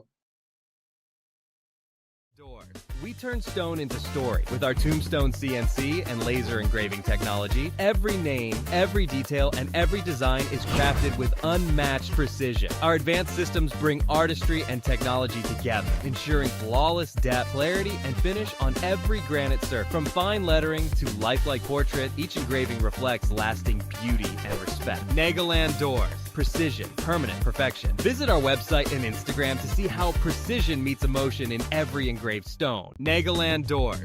We turn stone into story with our Tombstone CNC and laser engraving technology. Every name, every detail, and every design is crafted with unmatched precision. Our advanced systems bring artistry and technology together, ensuring flawless depth, clarity, and finish on every granite surface. From fine lettering to lifelike portrait, each engraving reflects lasting beauty and respect. Nagaland Doors. Precision, permanent perfection. Visit our website and Instagram to see how precision meets emotion in every engraved stone. Nagaland Doors.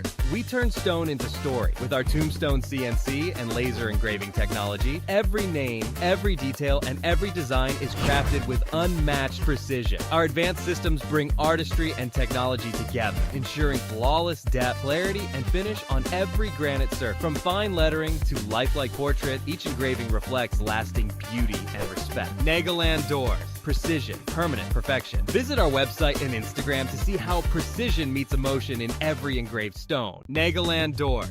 We turn stone into story with our Tombstone CNC and laser engraving technology. Every name, every detail, and every design is crafted with unmatched precision. Our advanced systems bring artistry and technology together, ensuring flawless depth, clarity, and finish on every granite surface. From fine lettering to lifelike portrait, each engraving reflects lasting beauty and respect. Nagaland Doors. Precision, permanent perfection. Visit our website and Instagram to see how precision meets emotion in every engraved stone. Nagaland Doors.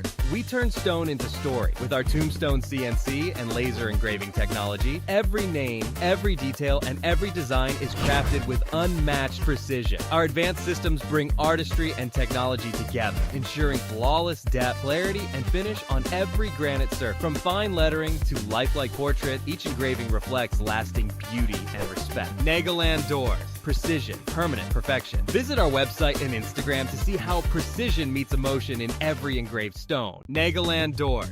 We turn stone into story with our Tombstone CNC and laser engraving technology. Every name, every detail, and every design is crafted with unmatched precision. Our advanced systems bring artistry and technology together, ensuring flawless depth, clarity, and finish on every granite surface. From fine lettering to lifelike portrait, each engraving reflects lasting beauty and respect. Nagaland Doors. precision, permanent perfection. Visit our website and Instagram to see how precision meets emotion in every engraved stone. Nagaland Doors.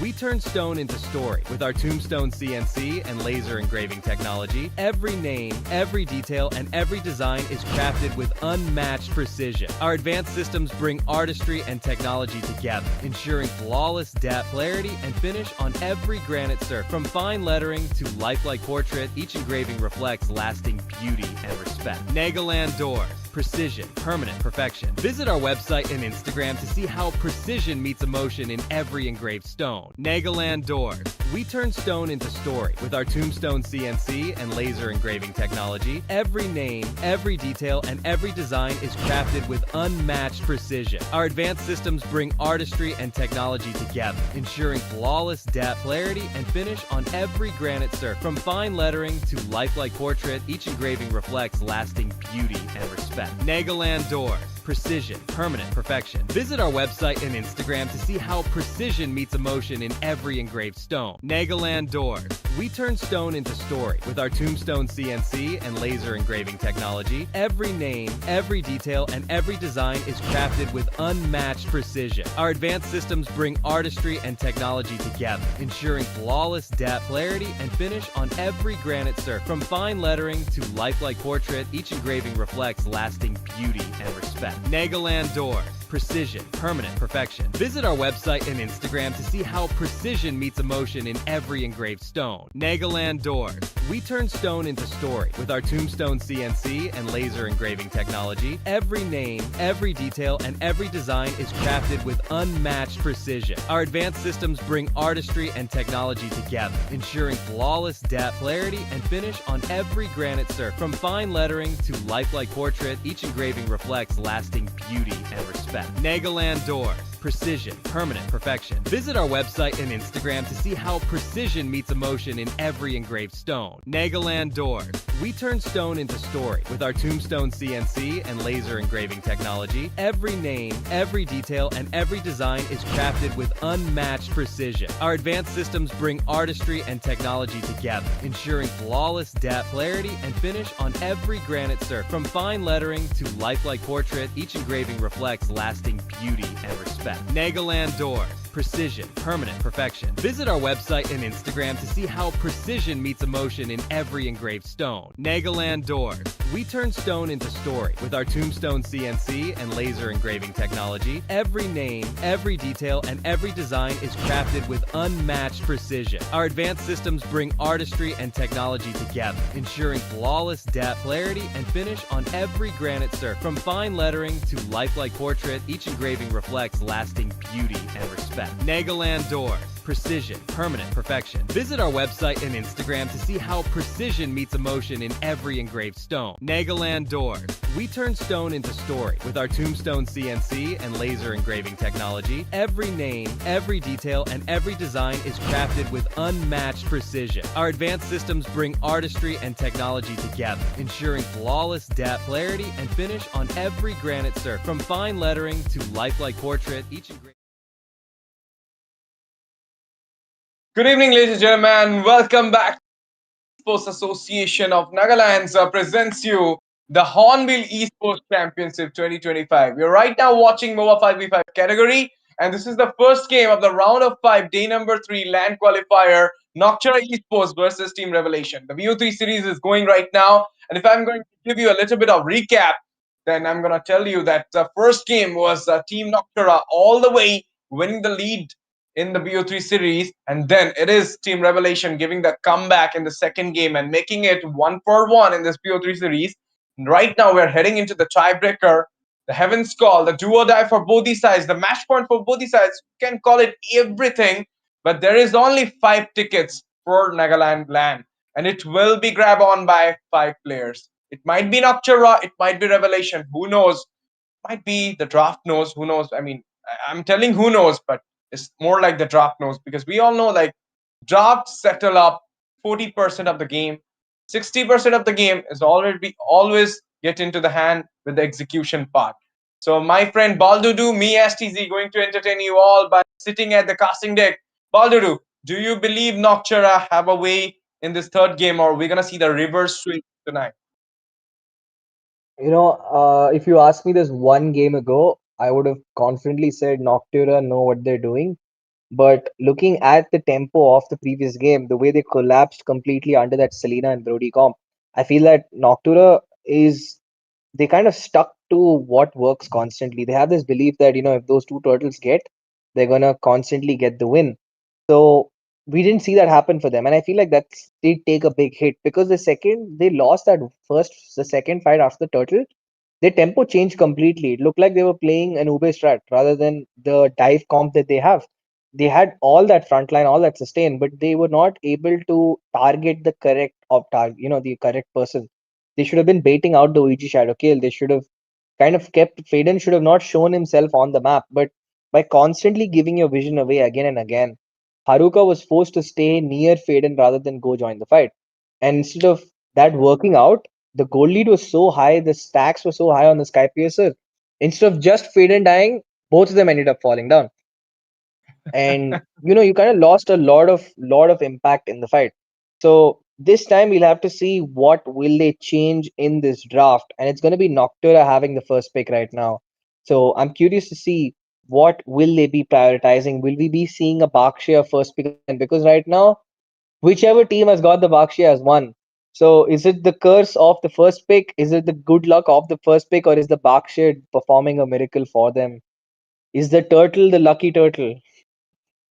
A lucky turtle or lucky Bakshia, who knows? I mean, even the first turtle.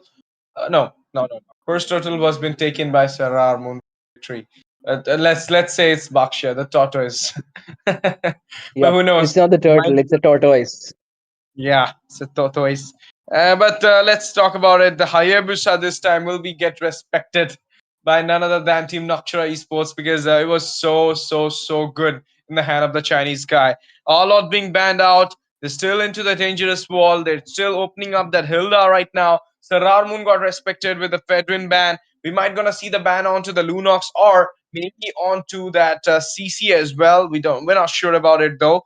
Team Revelation yet to ban their second one, but it could be a lot of options are open at this point. Jushin, CC, Lunox, or could have banned out the. Okay, they're banning out the Bakshia this time though. Yup, the Berkshire luck is not gonna help anyone this time. They just banned it out totally, and now it's more like the third ban from the side of Team Noctura Esports. I believe it. Okay, another respect. Selena will be taken out here. This is so good. I mean, see, we don't see a Selena ban regularly in an esports scene. But this time is the first time for me I'm going to see a Selena ban in this patch. Because there is a like Lunox, Eve, Farsa, Jushin, all these things are open at this point, but you're banning out the Selena. This is kind of a fear from the last game. Even though the Abyssal Arrow was not like 6 out of 10 or 7 out of 10, it was kind of 4 or 3 out of 10. Still, I mean, they're banning it out, so the fear is there.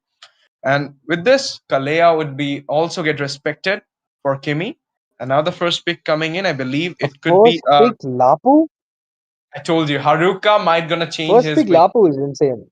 Yeah, and it might be falling First into pick the hand of Lapu is Pride. it's a very Yep, they kind of took away Simon's Lapu because like we've seen Simon perform so well on that Lapu. So like let's just deny him and see what else. But oh yo, they gave the CC away, and that CC can go into any lane. And that is amazing Bro. because Nocturus, like even if you send the Lapu on the gold, it is not as effective, especially against the CC gold. So you have one guaranteed counter to one lane forever. They've already started the draft off really strong, but now they've kind of exposed that they're going in for a double fighter comp. So most likely the CC is going in the gold lane. Maybe Noctura could go for the Esme right now, or maybe the Ruby.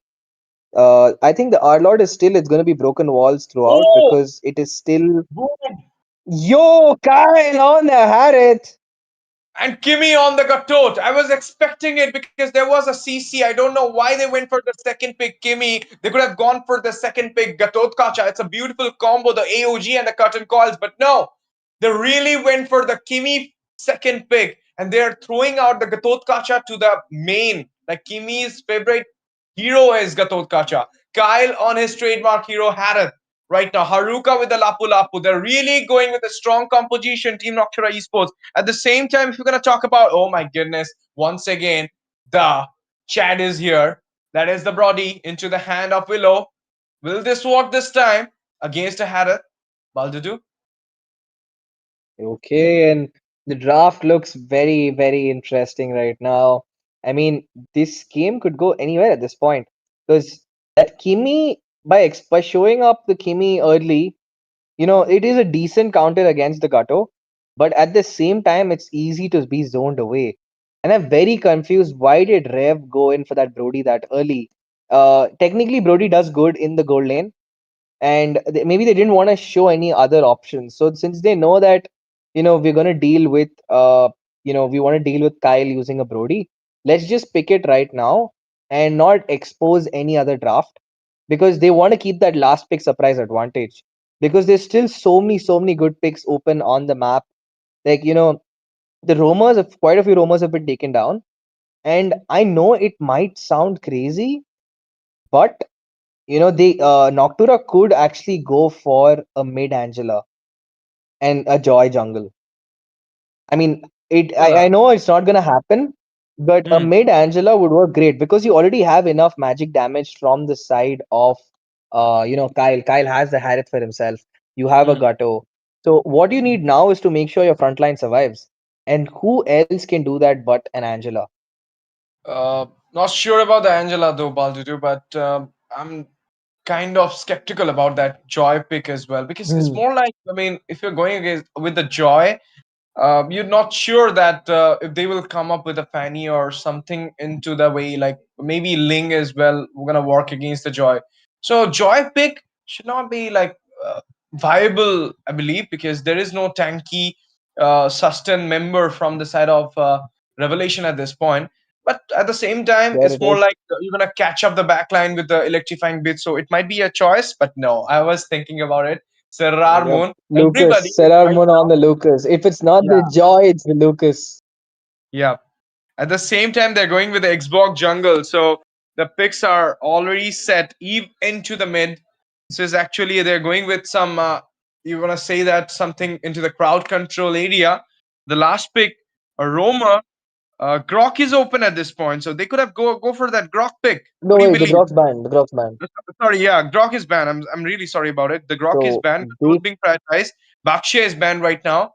So what opens? Minotaur, the walking guardian helmet.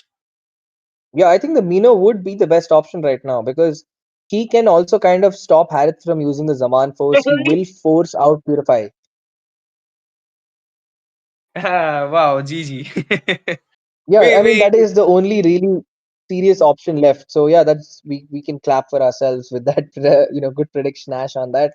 Uh, and looking at that situation, there is the draft for both sides. This is the tiebreaker, folks. Which team is going to make the LAN is going to be completely based on the outcome of this game. This game is going to decide whether you're going to be seeing Noctura at the LAN, Hornbill LAN, or will Neo take his team to that LAN? And despite the viewers letting us know that his name is Angry Cat, I think Ash, both of us can agree that Chinese guy has a vibe to it.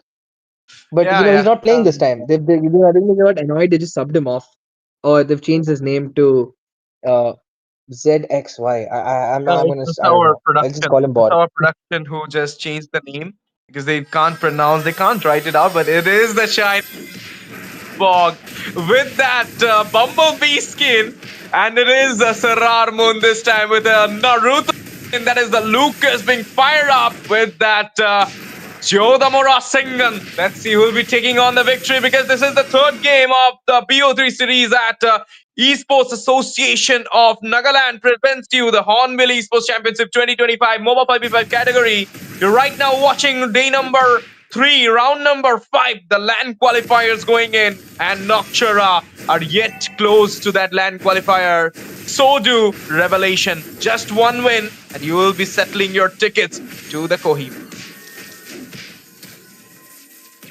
Yup. And with that, Neo and Faden are having their own poke session out. Let's see which team is gonna play out how I think the first turtle is gonna have a significant impact on the lane phase, especially the EXP. Oh, Kimmy! Oh, Oh my Kimmy! What is goodness. he doing? A little too deep, Oh, and he gives away the first Neo. blood. Neo. Last time with the Selena, Kimmy, and the first blood goes to the hand of Team Revelation. And look at the CC I talk about. You gave it out to Simon. And now on the early phase of game, obviously it will be the Simon who will have the lane dominance or dominations against that Lapu Lapu for sure. But at the same time, this is the river, the big river we are talking about. And this time, this will gonna help a lot of the side laners to actually give that rotation out easily to the top to mid, or you're gonna say that bot to mid, whatever. Turtle dance already started from the side of Team Revelation. There will be the halting for the Serrar Moon. He will not get any chance. The door is being kept away for him, but he goes in there. But still, the Lord is kept on. And there you go. The blast comes up as well with the last insanity popping in there. It will be the Chinese guy going back. RWM popped up as well. Let's see who will be having the retreat there. Oh, it will be Angry Cat. The Chinese guy will securing the kill as well onto the Kimmy 2-0 onto the Macro. Macro will be settled for the side of Team Revelation. What a start. Dreamy one in this tiebreaker. Yup, this is Hornbill Esports Championship Season 2, Round 5, Day 3, and this game is absolutely heating up. With the way the game is going, one turtle and two kills, and close to a 1k goal lead. Team Revelation have found the revelation they need. A defensive Minoan Fury used up to prevent Kyle from trying to poke out Willow. And I'm loving the rotation coming in from the side of Rev right now. They're completely in form. They're completely locked in. And Noctura needs to do something fast. They have to interrupt the tempo that Rev is building up for themselves. Yi, Faden, Serrar, Moon have to pop off, and they need to do it quick. Because if Willow gets that gold, or if Neo starts hitting his damage, it's gonna be really tough for anyone to stop them. Of course, and this is what I'm talking about. Plus 1.1k goal lead in just 3 minutes 45 seconds of the game. You do have two onto the micro. You have one onto the macro by securing that turtle, and now is the second turtle timing coming up. And at the same time, you're really providing that gank, that support, that team fight participation to the goal lane, so that you can actually prioritize Kyle before he can get this power spike. There you go. The Minotaur comes in with that. You're gonna see that traction pulse being thrown up for the zone, but it's kind of having that resources baiting up before the turtle coming in. Let's see. Okay, the reverse barged in once again. That misses the time for the mighty turtle to enter into the land of dawn. Let's see, guys, who will be having the chance again for this turtle. It might be the Team Revelations Chinese guy, or we're gonna see Serrar Moon going in, clutching out the turtle. Yup. And looking at the tempo of this match right now, I'm curious to see, how will that Eve come into picture? Because every time the Eve is trying to drop that RWM, instantly you have, Cat on that board, or as we all call him, Chinese guy. Oh, okay. Pappu this popped time, down very Pappu. low. Then he has to use the ultimate. Yeah, Minoan Fury into the action, but there you go. Haruka guy comes up there. Neo with the backdoor entry finds a way onto Faden's flavor of HP for the Minotaur. The Guardian Helmet, walking Guardian Helmet will be giving that HP, but it will be Kyle with the hand. Secure the double into his hand. Now going for a triple and double for Willow as well. Willow falls down. Is a shutdown onto the Kyle as well. Killing spree coming out from Neo. What a fight! What a skirmish! But it is Team Revelation who will be winning the fight there with a total into the hand. 4-4-2. 4-4-3, and then it will be 5-4-3 with the turtle. What a fight it was. Look at that. 7 force single onto CC, double onto Mino, triple onto Willow. At the same time, Willow finds with the shots a double. The Neo with the final blow onto Kyle. Everything settled, everything prepared. Revelation still onto the mark in this third game decider, in this tiebreaker. And with that, oh, there's a taunt coming in. Real world manipulation. No way out for Simon. He bit off a little more than he could chew, and he will fall. Meanwhile, Zaman Post used up defensively by Kyle, but he gets zoned away from the turret. And that's another invade coming in. Serrar Moon collapsing onto a turret, but he will lose out his blue buff. The Azure buff stolen away by the Borg. Oh, actually, it's going to be taken away by Willow. And, he's going to take all the cooldown he can get, but there's a dead bush in the mid lane.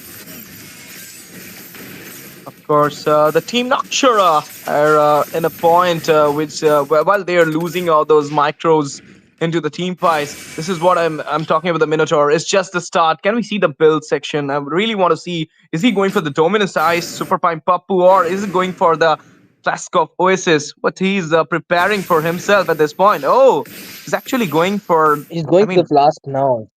yeah, He's he's like, going for the now he's flask. starting the flask. He just started on the flask. Yeah, I thought I like think he might be he going for wanted the some defense for. Yeah, he Hmm. went for like some defense on Mino, like for Sararman and like the Lapu. And then he's Hmm. like, let me also take some defense for Kyle because Kyle is melting the hell out of me.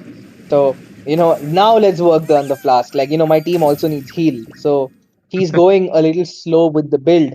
And I guess that's why we're seeing him getting melted down so easily by either of them. Like, Now this is the time for the third turtle. Already 2-0 into the macro position. If we're going to talk about, not about the tiers, but about the turtle, then it is into the hand of team Revelation. Even the tiers you're going to talk, it is still in the hand of the Revelation because they already grabbed on one tier for themselves. And now is the time for this turtle. Let's see. We're having the steal because we're having a fight here for sure. There is the taunts, there is the curve coming in, there is the zone coming in as well. There's the second skill being burst in there. I mean, we might gonna see the fight coming up as well, but at the same time, the retreat is so. I mean, the Minion Fury coming in there with the Chinese guys securing the turtle as well. We're gonna see Insanity coming up. Kimi with the AOG contesting the engage. And there you go. The traction falls used with the burst coming in. Neo finds the Mega. In the meantime, it will be faded onto Simon. Haruka falls down. Chinese guy with the slain. At the same time, we're going to see the burst in from none other than Serarmon with the Jyodamura Sengan shutting down Neo and letting a little bit breathe for his team because Neo was actually a big threat, big problem in each and every team fight, being there in the back line, dishing out all those damages onto Team Noctura, and now they have a little bit chance to actually secure some tiers for their hand onto the top, or it might get defended up from Team Revelation at this point. and with that being said, it's not a good situation for the side of Noctura, but they did get that breath. I feel like Trev could have just taken that turtle and stopped the fight. I don't know why they pushed the issue. And also, they had a major miscommunication on who to target because we saw 4 people pop down very low, but no kill secured. But on the other side, Saradmon instantly saw Neo and he made his life mission to melt Neo. Oh, RWM coming in with the AOG. What a set! What a state it was. Neo right now going in there. Kimi down. There will be the Lucas with the Alusha Beast, but the Rarmon busted up. None other than by the Chinese guy, 2 for none. And with that, the game is on, folks. We have a match at hand. It's just so close, so even. The goal lead shifting from here to there. The score is 9-11, and the game is not over. It's not even close to being over. Neither sides, only the mid turret of the T3 of Noctura has fallen, but they're still very much in this fight. And speaking of the fight, the first main objective, the most important neutral objective of the game, the Lord has spawned. It's 10 minutes into the fight, and the respawn timers are going to be a lot more punishing. This is the tiebreaker of match 1 of Hornbill Season 2, and Noctura and Team Rev will be fighting for that land spot. The Lord is going to be a crucial deciding factor in this match. Kimi not willing to give this up just yet. Chinese guys starting off with that Lord. The members of there's a full 5 clump on either side. Who is gonna go for the contest? Will Sararmon make his way into that Lord? There it is. Will the Kimi drop the ult already a little too soon? Oh no! They've resetted the Lord, and now it's gonna be Haruka inside from Noctura who are gonna pick up the Lord for themselves. Who's gonna get the retry? It's gonna be Sararmon making it home for Noctura. The last insanity gonna be used. Chinese guy will fall. The shutdown is big. There's the re-engage coming in from the side of Rev. They want to get a kill on Kimi, but Freyden making things happen for his side. And Noctura, folks, are back in this match. Okay, they are back into the game, guys. They're back into the scene. They're online right now with a 10-11 score. And you're going to say that the Lord still was so fine from the side of Sir Ramon. Just went in, had the retreat, clutched it out from the hand of Angry Cat, of course. And then it was over for Angry Cat to actually take up the Lord. Now he wouldn't be defending it up for sure, but at the same time, are we gonna see Team Revelation winning some fights, or the holding up this game will actually make Noctura a little bit, fearful in the late game, because they do have Kyle with the Harith, they do have Faden with the Eve. At the same time, Team Revelation Neo does have the Kimi into his hand as well. So, like in the late phase of the game, these guys will have the spike up and they might gonna change the whole scenario. I'm absolutely kind of, thinking about it. Why not a Lunox? Why a Eve? I mean, you're right about that. I mean, and ever since that Lord, I mean, the Lord got melted pretty quick. It did not really have much of an impact because Team Rev still have held on to all their turrets. That mid turret is nearly untouched. So, it's not going to be easy because the lane clear potential is just so strong from the side of Rev. So, Serar Mun, despite having such a amazing performance, got the shutdown on his opponent jungler. He also got the retribution, gapping his opponent in that crucial objective. It was not enough for them to convert that Lord into a significant lead, but they did manage to reduce the difference in gold between their opponents. So, it's gonna be completely based on. I feel the game is now completely based on how well Faden and Kimi can stop, the Minoan Fury from impacting, and how far they can, melt that Firaga armor before the fight even begins.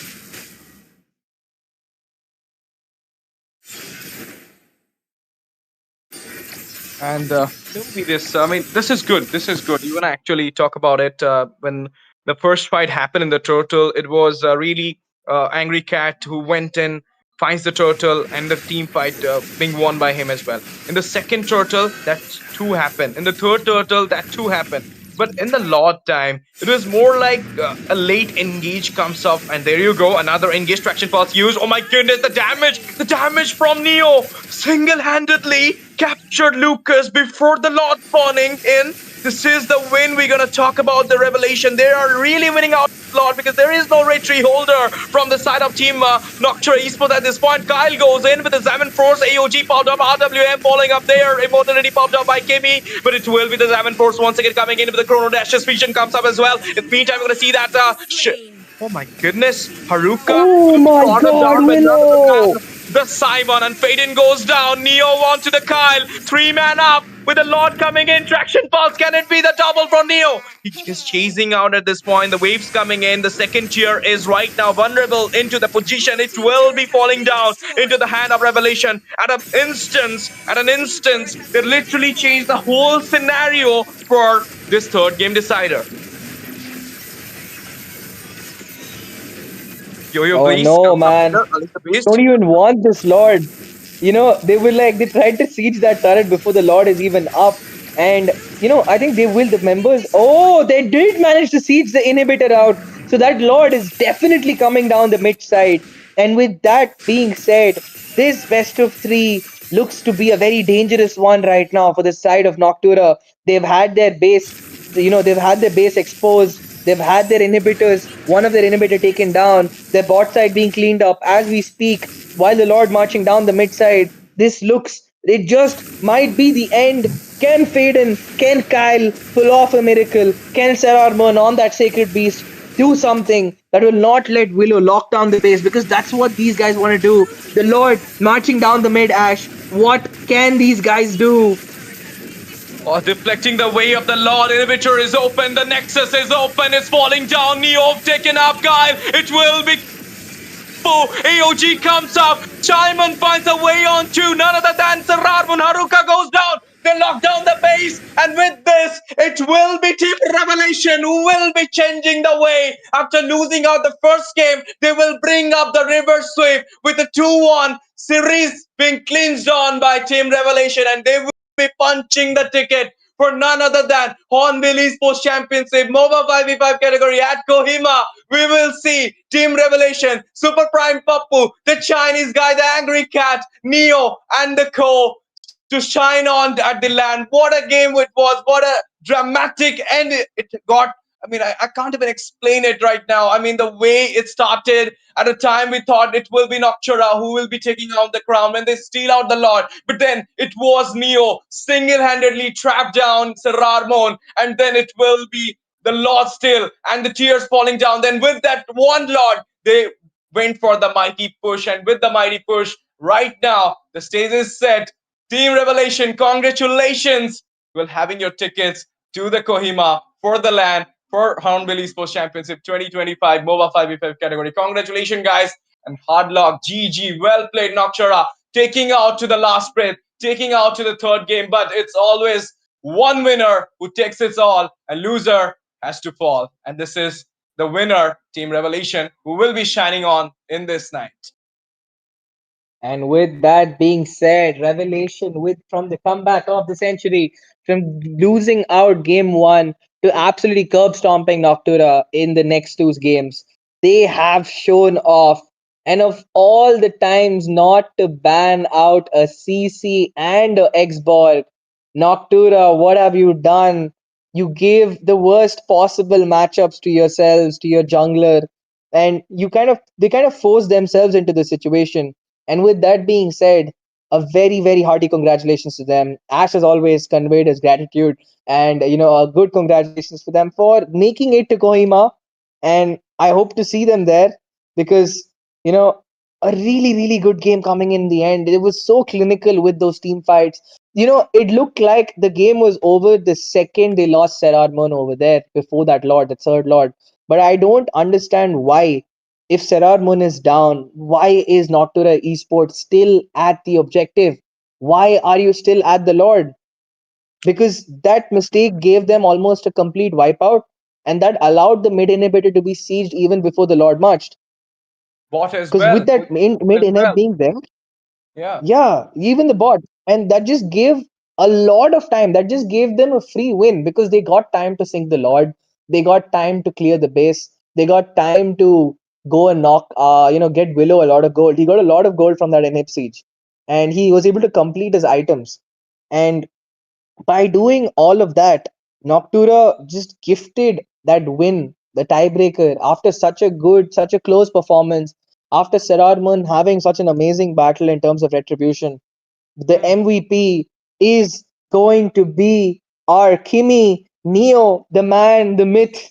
From this time he's been subbed on, he has been clinical for the side, replacing Sharin. He has been absolutely clinical, coming in with that MVP, taken almost no damage. How do you deal with a Lapu? How do you deal with all of these frontline diving opponents and take only 9% damage? Second That skill. just it's just not But fair. this is the It's just spamming of not the fair. second skill, you can say, or the purify. Everything was settled for Neo from the very beginning. The way he dodged out the Lucas, the way he used the traction pulse and then the burst and secured the kill, that was the changing moment for the game, of course, because at that point they lose out their jungler, and then it is all about Team Revelation who went for the Lord, and at the same time it was a mistake, or you can say something strategized moment for Team Noctura Esports, who doesn't work at that point because they went for the fight rather than going back. Uh, and it's all over with that, with an instance. And what a win! What a game it was! Dramatic game, dramatic win from the side of Team Revelation by just losing out the first game, taking on the last two, giving out a river sweep. I mean, hats off to you all, guys. Because guys, why I'm telling hats off, because Kyle Gold Standard was with his Harith. Kimi was with his Gatot On Kacha. the We've gato. been we're gonna talk about Haruka. He was with his Lapu Lapu. Everybody was in their comfort. Sarar with the Lucas, and with that composition, Team Revelation makes their way to the win. And what a zone, what a perfect ganks, what a perfect vision has been granted by none other than Super Prime Papu. I mean, this guy is so good. Even in the first game, even it was the game of Team Nakshara, but they didn't lose it in a, I mean, normal way. They fight it till the end, and it was Papu who was literally there giving out all those tech charges, all those setups, or you're gonna say that opening for the sides. But it was the damage dealers which were not providing enough damage because of the Lunox, because of Traden's Lunox. But that's the question I've been asking you, Baldur, from the very beginning. Why not Lunox? Why Eve? Why Kimi? Yeah, Why not Lunox? I had the same question. Why the Eve? Why give away the Xborg? Why give away the CC? Why first pick the Lapo? I mean, I think all of these are questions that Noctura has to ask themselves, because I think only they will know what is the actual answer. Because I think all of us as viewers, even as casters, we've been here from the very first game, looking at them banning out that Xborg and CC every single game. But in the most crucial of moments, they left it open, and that was a very very heavy mistake. And we see the result. They are out of the LAN, and I think that's a moment of heartbreak, but a great moment of happiness for the side of Revelation. Because I remember everyone in the chat, even I myself, was confused. What was Revelation doing in game one, even in their draft of the game two? And they've proven me wrong, and that is why I love watching MOBA 5v5 and casting for it. And looking at the stats, complete domination. I think the stats are reversed. It's actually supposed to be all the turrets for these guys. The other Team way around. Yeah, Revelation. I know actually it's correct. I'm blind. I saw Kimi as Kimi, and then I got confused. I think it's Neo as Kimi, so I got a little confused over there. So yeah, Hmm. 8 turrets to 3, all the turtles. Despite that one lord being secured, that lord was not able to actually collapse. So they couldn't really commit that lord into the objective they needed. And with that, a convincing victory for the victors of Revelation. What a game! What a finest gameplay of the night we just saw. But this is not the end, Baldudu. We're having another BO3 series. We'll have the sixth Yup. name for the land, Sacred Shrine, the undefeatable, the one who is not getting any threat from any team. Gonna play against a underdog team. So you guys are excited or not? I'm not sure, but I'm excited. So you have to be excited because it is Chakra Shine.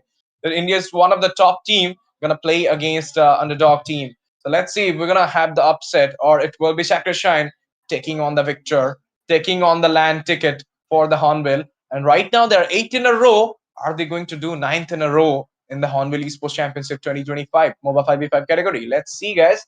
For that, you need to wait some minutes because we'll be taking a short break, coming back soon after the damage output being studied by our co-analyst, none other than Baldudu. Sir, please give your vision Yup. to the chat. And if we look at the impact that you have Borg having in the game, I think like it's not going to reflect truly in terms of complete damage, but it's going to show up on the true damage he dealt. And for some reason, my stream is stuck on a black screen. I don't know what's happening. Okay. My stream is not loading in for me.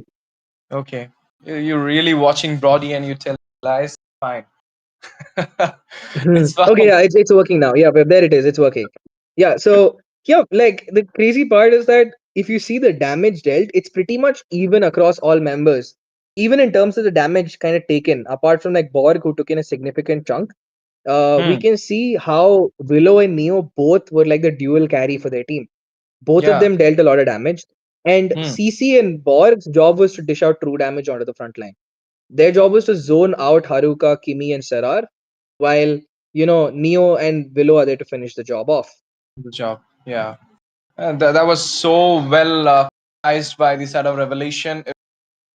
Tips carry out. It was just one mistake in that first lot in which we saw that clutch steal from Serrar, but after that, no mistake was there. It was that kill onto Serrar before the lot spawn in, and then the match goes in. Because I'm repeatedly saying this thing because that was the moment when the match got changed. But with this, guys, it's time for me, Asteezy and Baldur to do signing off from Hornbill Esports Championship 2025 MOBA 5v5 category, because two more fabulous casters will be joining you all for the game number 2 of the night, the last one, the 6th one of the day number 3, and the last one, of course, for the 6th name to be added in the LAN qualifier.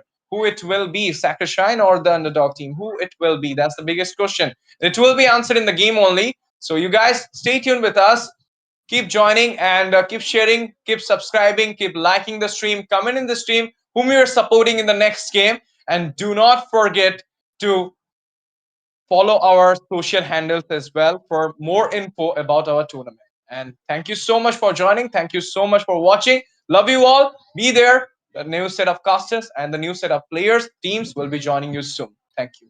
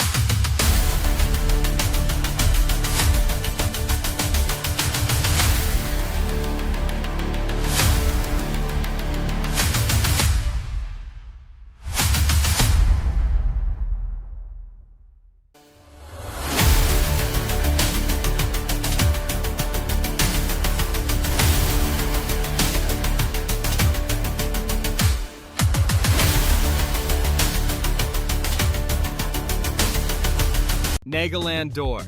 We turn stone into story with our tombstone CNC and laser engraving technology. Every name, every detail, and every design is crafted with unmatched precision. Our advanced systems bring artistry and technology together, ensuring flawless depth, clarity, and finish on every granite surface. From fine lettering to lifelike portrait, each engraving reflects lasting beauty and respect. Nagaland Doors. Precision, permanent perfection. Visit our website and Instagram to see how precision meets emotion in every engraved stone. Nagaland Doors. We turn stone into story with our tombstone CNC and laser engraving technology. Every name, every detail, and every design is crafted with unmatched precision. Our advanced systems bring artistry and technology together, ensuring flawless depth, clarity, and finish on every granite surface. From fine lettering to lifelike portrait, each engraving reflects lasting beauty and respect. Nagaland Doors. Precision, permanent perfection. Visit our website and Instagram to see how precision meets emotion in every engraved stone. Nagaland Doors.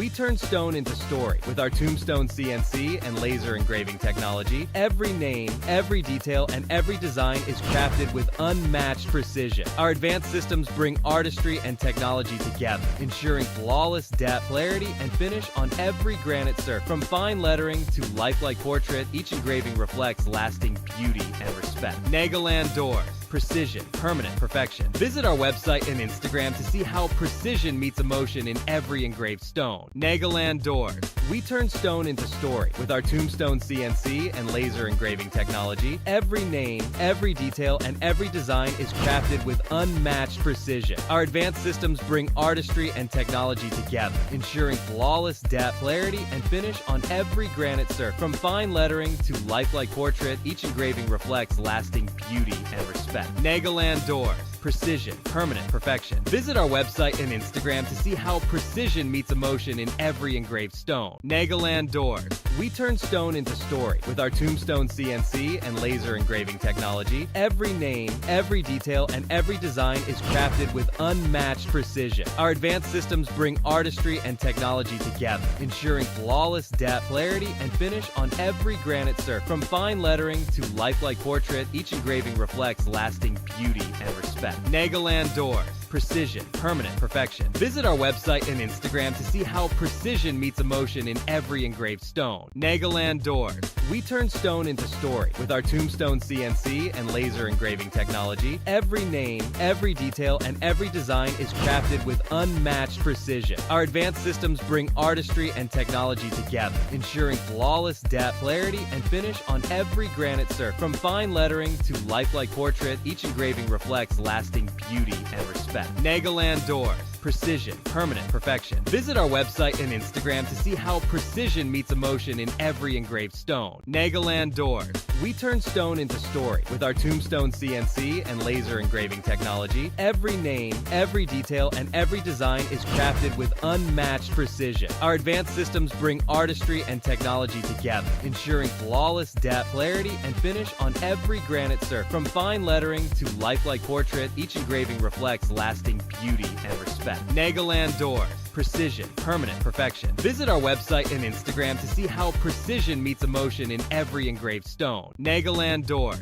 We turn stone into story with our tombstone CNC and laser engraving technology. Every name, every detail, and every design is crafted with unmatched precision. Our advanced systems bring artistry and technology together, ensuring flawless depth, clarity, and finish on every granite surface. From fine lettering to lifelike portrait, each engraving reflects lasting beauty and respect. Nagaland Doors. Precision, permanent perfection. Visit our website and Instagram to see how precision meets emotion in every engraved stone. Nagaland Doors.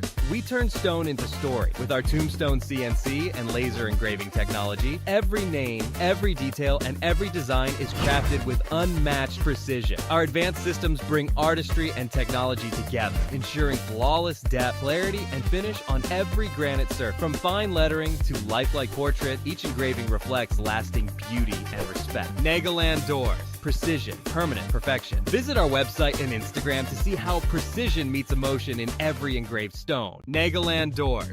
We turn stone into story with our Tombstone CNC and laser engraving technology. Every name, every detail, and every design is crafted with unmatched precision. Our advanced systems bring artistry and technology together, ensuring flawless depth, clarity, and finish on every granite surface. From fine lettering to lifelike portrait, each engraving reflects lasting beauty and respect. Nagaland Doors. Precision, permanent perfection. Visit our website and Instagram to see. Well, we are finally back once again, and guess who I'm back with? I guess a lot of people know her, and a lot of people might have forgotten her. But if you have forgotten her, then shame on you guys. I mean, you cannot forget a person like her. But again, ladies and gentlemen, boys and girls, we are finally back once again to HORNBILL Esports Champion Season 2, and this is the MOBA 5v5 category that you're watching. And onto the caster decks, I'm gonna be Shinryu, and I'm joined by the one and only, the talented Miss Peachy. So let us say our hellos and highs before she actually cast this game. So Peachy, why don't you say hello? Hello, everyone. It's been nice coming back. I'm kind of excited today, given the fact that a lot of things have changed, and I am really curious to see what the teams have today for us. Mhm. I mean, I think since you were gone, a lot of things have been changed Yeah. significantly, of course. But then again, the game itself is the same. I think you might not have missed way too much. But again, it's good to feel, it's good to have you back. We love you all. I mean, we love you, and everybody loves you all. So Yeah. that's here. But again, right now we are back at a very great stage. This is the Hornbill Esports Championship. That is going to be the very last stage. The teams fighting here are trying to qualify for the LAN, and their slots are very limited. So there are only 8 teams. 5 of them have already qualified. This is the sixth one. So it's going to be Fatal Eclipse versus Sacred Shrine. And I think you have heard about Sacred Shrine, even though you were not really active, right? As much as I remember, they did a rebrand for their team and everything. So I do believe the team has still been there for quite a while. They have been creating name for themselves. So again, at on Bill, I am curious to know if they are going to take it away in a 2-0, or is it going to be a good fight for the Fatal Eclipse as well. Yeah, let me just give you a bit background of the teams, of course. This is Sacred Shrine. They have been the undisputed champion, not Yeah. only online, but even for some of the LAN events that have happened very recently, and one very recent one where even I have been a part of. So, of course, they are on a spree, and let's see if they can continue their run and qualify for one more. Apart from that, Fatal Eclipse, they are, or they might be a new name, but I think some of the players are still very veteran when it comes down to playing this game. When it comes down to the esports scene around India, of course, this is a new lineup, but again, they are equally threatening to the side of Team Sacred Shrine. So it's going to be very interesting as we move into the drafting stage finally. And you can see Fatal Eclipse, they will get the first pick, meaning they have the prio ban as well as the pick, whereas Sacred Shrine, they have to wait for it. And we can see the lineup already. If you check on the screen, right? We have Kirin, Zauzen, Sabo, Gigato, and Kise. And for people who know, it's actually Gigalo. Gigalo is actually Respect. If you guys are mistaken, or if you guys do not know about him, I think now you do. And from the side of Team Sacred Shrine, they have their star lineup. That is going to be Romcom Bid, One Satoru, Fate, as well as Art for this lineup. So really strong lineup and really strong team, of course. Let's see how do they want to play around this composition, or play around this people, of course. So once again, we how can we forget? This tournament, everything of it has been a huge part and huge contribution to Naga Beans. Is how they have been supporting us. They are a Korean cafe in Kohima, so do check them out while you're there for the Hornbill festival, of course. And then we have Naga Doors, who are a Naga-based brand specializing in custom doors and interiors designing as well as interior solutions. So they're are a big there's a big fuss about them, and it's for a reason. So do check them out as well. And of course, this tournament cannot be possible without our organizers. That's going to be ESAN, that is Esports Association of Nagaland, and of course the Department of Youth Resources and Sports, Government of Nagaland, of course. So a huge shout out and a huge thanks and love for all of them for supporting us, for making this possible. But again, back to the draft we go, Peachy. We cannot take a moment's rest here. And what do you think about the draft so far? You can see the bans already, right?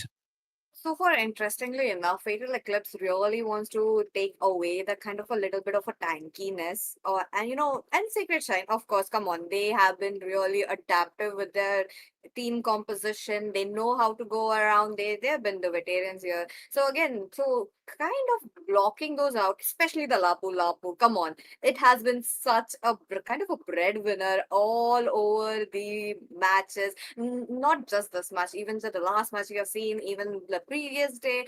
Again, I think it's just going on brilliantly. But again, Fredrin though, I was hoping to see a little bit of a Fred coming, Fred action today. Yeah, I mean, I think these heroes which have been banned so mentioned, the Fredrin, have been pretty significant and very strong in this Yes. tournament, of course. And even Respect or Gigolo for this regard has been really liking that hero to use it, of course. But then again, the mid lane prio has been the name of the game so far. I've mentioned you while we were having a small chat behind the cams, of course, the mid lane duo, right? It is what these teams have been going for. And I feel both Bid as well as, even for the side of team. Fatal Eclipse, I don't know who their mid laner will be, but I think they will also prio that. And for now, you cannot let go of the CC because this hero is a very huge flex for both the gold lane as well as the EXP. So it has been working really well. And even against those tankier heroes, I think it's a pretty good hero to go for. And so far, I think it's a very smart first pick because you're not revealing too much about their trap. But if you're picking this hero, that means that you're trying to stop your opponent from going very tanky lineup. But still, I think the Kalia would be a good option. Along with that, they still have the Zushin. If Sacred Design Shine want to pick those heroes, but now they want to go for something else. Let's go. Okay, so far Kalea coming into the hands of Sacred Shine. Again, come on. We know that Sacred Shine have been such a big fan of something like a Kalia, something like a Kacha. Now, then picking up it really gives a lot of, utilities onto their hands. I am curious to know how they will be trying to pick off the back liners. Again, Zushin, you know how she has the ability to pick you off and put you in off position. So it's going to be a little bit of a problem to come up really ahead, especially for the junglers. Now, Satoru, what is he going to go? Van. I'm curious though. I mean, is it going to be a assassin? Most likely, given the fact that it is Van. But I don't see such a gold laner coming off. Not even a Hadith, not even a Granger. They just like not wanting to go ahead for the first place? I mean, it's a bit changed so far. In the first phase, you do not want to reveal too much of your draft. So the goal laners are most likely going to be coming in the second phase, right? And Agree. one onto the assassins is a different person. Like he's very good in most heroes generally, Yes. but those assassins, he's a different breed. Like you cannot really take a breather anytime around the map because he's lurking around in the shadows. So in this case, with the Hayabusa, of course, he can come and assassinate you, and you would not be able to say ouch before you have been taken down. But at the same time, at this point you can still see the side of Fatal Eclipse. They're yet to pick their jungle. That's why there is the Bak Shaban, because that is a good hero to actually try and counter those assassin picks, try and counter, or just give more frontline to your existing composition. So therefore the ban is there. But at the same time, I think for Fatal Eclipse they can still go for the assassins because we are talking about Gigalo, that is Respect. He has a very good hero pool, isn't it? Agreed. A joy would really fit in right. I just believe that for him, come on, it's respect. And Joy would really go ahead. But again, they kind of have to, he has to little bit of immune those damages coming on. Now, Lunox will be able to melt him down easily if he's kind of out positioned. And on top of that, I do believe Team Sacred Shine, they kind of saw it coming that they would go for a little bit of a tankiness with the CC pick. So they did not gamble on that Lunox, which is really a good point. But back again to the banning phase, you wrong out of the way. I love how it is just focused onto the fighters. They just don't want to go in the light of dawn doing the rampage. Yeah, I mean, you either ban, I would say, Romcom or either ban Van Saturo. You cannot ban Yeah. both of them out. So at this point, I think since Van Saturo has already picked his hero, it's better to reduce or you better have damage control from the EXP lane, right? So far, we are not really sure if the CC is actually going to the EXP lane or not. It can be still a flex, which we have been talking about so far. But the Esmeralda has been a staple pick for Romcom very far, I think one of the most picked hero by him, apart from the Lapu Lapu, apart from the R Lot. So those heroes are still working. The R-Lord is open in this regard, but no, you're asking for a goal laner, and here you get one in the name of Nathan. So really good damage, really good, I mean, I would say maneuverability because of the entropy, as well as if you equip him with the flicker, that is. And I think that is a good hero to go for, but at the same time, requires a lot of time and many items to actually come online in this game. True. Like, and Fatal Eclipse are really hoping for the mid game to the late game, especially trying to put everything on Nathan during the late game. But what will Oh, Sacred Shine? Oh, there we go. There we go. This is the pick I was waiting for. Sacred Shine. Look at that. They know how to just go behind or maybe go in front.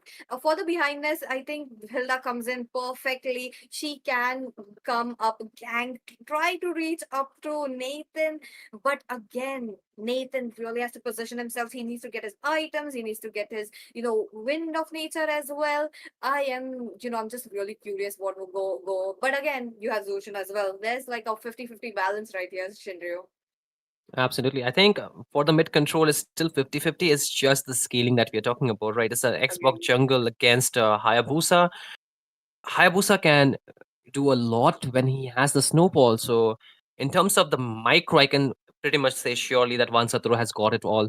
But when it comes down to the macro, the team rotation, the way these teams will be playing, it will be really dropping down to those. But we see no flicker whatsoever from the side of Team Fatal Eclipse. It's all either Purify, Vengeance, Revitalize. That's all. But 4 flickers from the side of Team Sacred Shen. So really, they want to go for aggressive plays, and Team Fatal Eclipse seems like they want to go for the re-engage, but once again, ladies and gentlemen, boys and girls, and all their lovely pets, if you're watching, of course, this is gonna be the first game in this best of 3 series between Team Fatal Eclipse taking on against Team Sacred Shrine for the 6th slot into the LAN for the Hornbill Esports Championship. And you can see already the buffs that they are starting from. It's going to be the blue buff for this Xbox, whereas one Satoru is going to be starting from the red one. So different rotation, but still the purpose is same. Go to the red. Oh my god. What? Oh, First plus oh, already? you got it. Oh my, oh, what just happened? Okay, there was a little bit of a mid game, mid lane fight, but look at that. Pirulo already up at the top lane. He knows he has to get Van Sato. Anyhow, he's looking We low, but he gets out. Rom-com though, there we go. Van Sato in that moment gets the Katotata. you see there's zero hesitation, right? He came back, got the kill, and went out so quickly. So I would say still both the teams, they have started off with 1 kill each, and it's not like a very huge lead that we are talking about, right? It's still the early game, very early phase of the game. The teams would be playing for that level 4 um, agenda so far. So it's gonna be the first turtle which might just make the difference. But again, a bit of skirmish coming in, but I don't think so. They wanna really take it to the next level unless okay, Southern low. Looking quite low. He goes into the hands of Art though, but he's not stopping. Kirin might be next, but been very safe. But that's not the same for Van Satro. Moves away with 20% of his HP left. Givla losing his Piraga armor. What is he gonna do? Looking quite low, and there we go. Art once again taking it away. But he's looking quite low though. I mean, he doesn't have his revitalize as well, given the fact that he picked up a flicker, but nah, he will be getting punished. Kiran, on the other hand, did not go to the base. Now he's gambling away his life, and he did. Fate takes it away. Kirin though, and in that moment, Vasatro, I love how he's just very much focused on the objectives. Absolutely, and we might have missed it, but he even took away that orange buff from Gigolo, so he's actually really ahead when it comes down to that. But again, bot lane. Bravo, you have to look out what is happening. Okay, he's low on the mana, he's low on the HP. Now there's not much going on. But Ardov, hey, he goes in, he goes in. That's it. He gets another kill. Hey, you're talking about Art, right? Whatever he wants, he get it. But again, bot lane though, they're not really done. Nah, Art though once again will he be punished? Yup, Kirin. One last hit, he will be getting it, but he will be punished in turn for making that play. I mean, that was really expensive though. A mage for a tank. I think it's like not only the mage, right? They also got the gold in the down, so really worth it for Sacred Shine. Whereas Fatal Eclipse, I think they are really not having the best trade when it comes down to that. As you can see, Oh, 1.5k goal lead, but oh, once Arturo, you see how aggressive he is already waiting out there. But can he steal it buff though? Okay, he Kiran?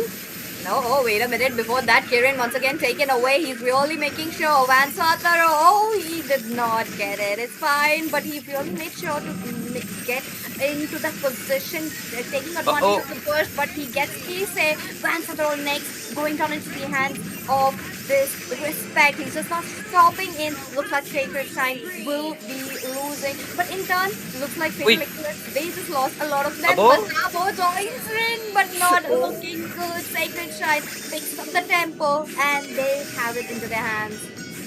Absolutely, that was a really extended team fight, but they're still not done. Oh my goodness, these teams though, like they are so onto each other. And even after all those, I would say Fatal Eclipse, they did not get the best trade when it comes down to this team fight.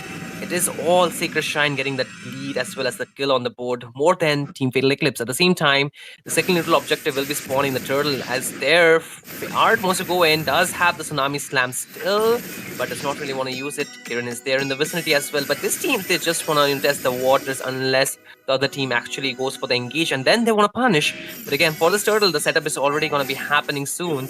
But who's going to get it? The first one was in the hands of Sacred Shine, but up top lane, they want to play aggressive, but still maintaining that distance. But at the same time, you can see the turtle prio will be definitely in the hands of Sacred Shine. Fatal Eclipse, they do not want to contest whatsoever.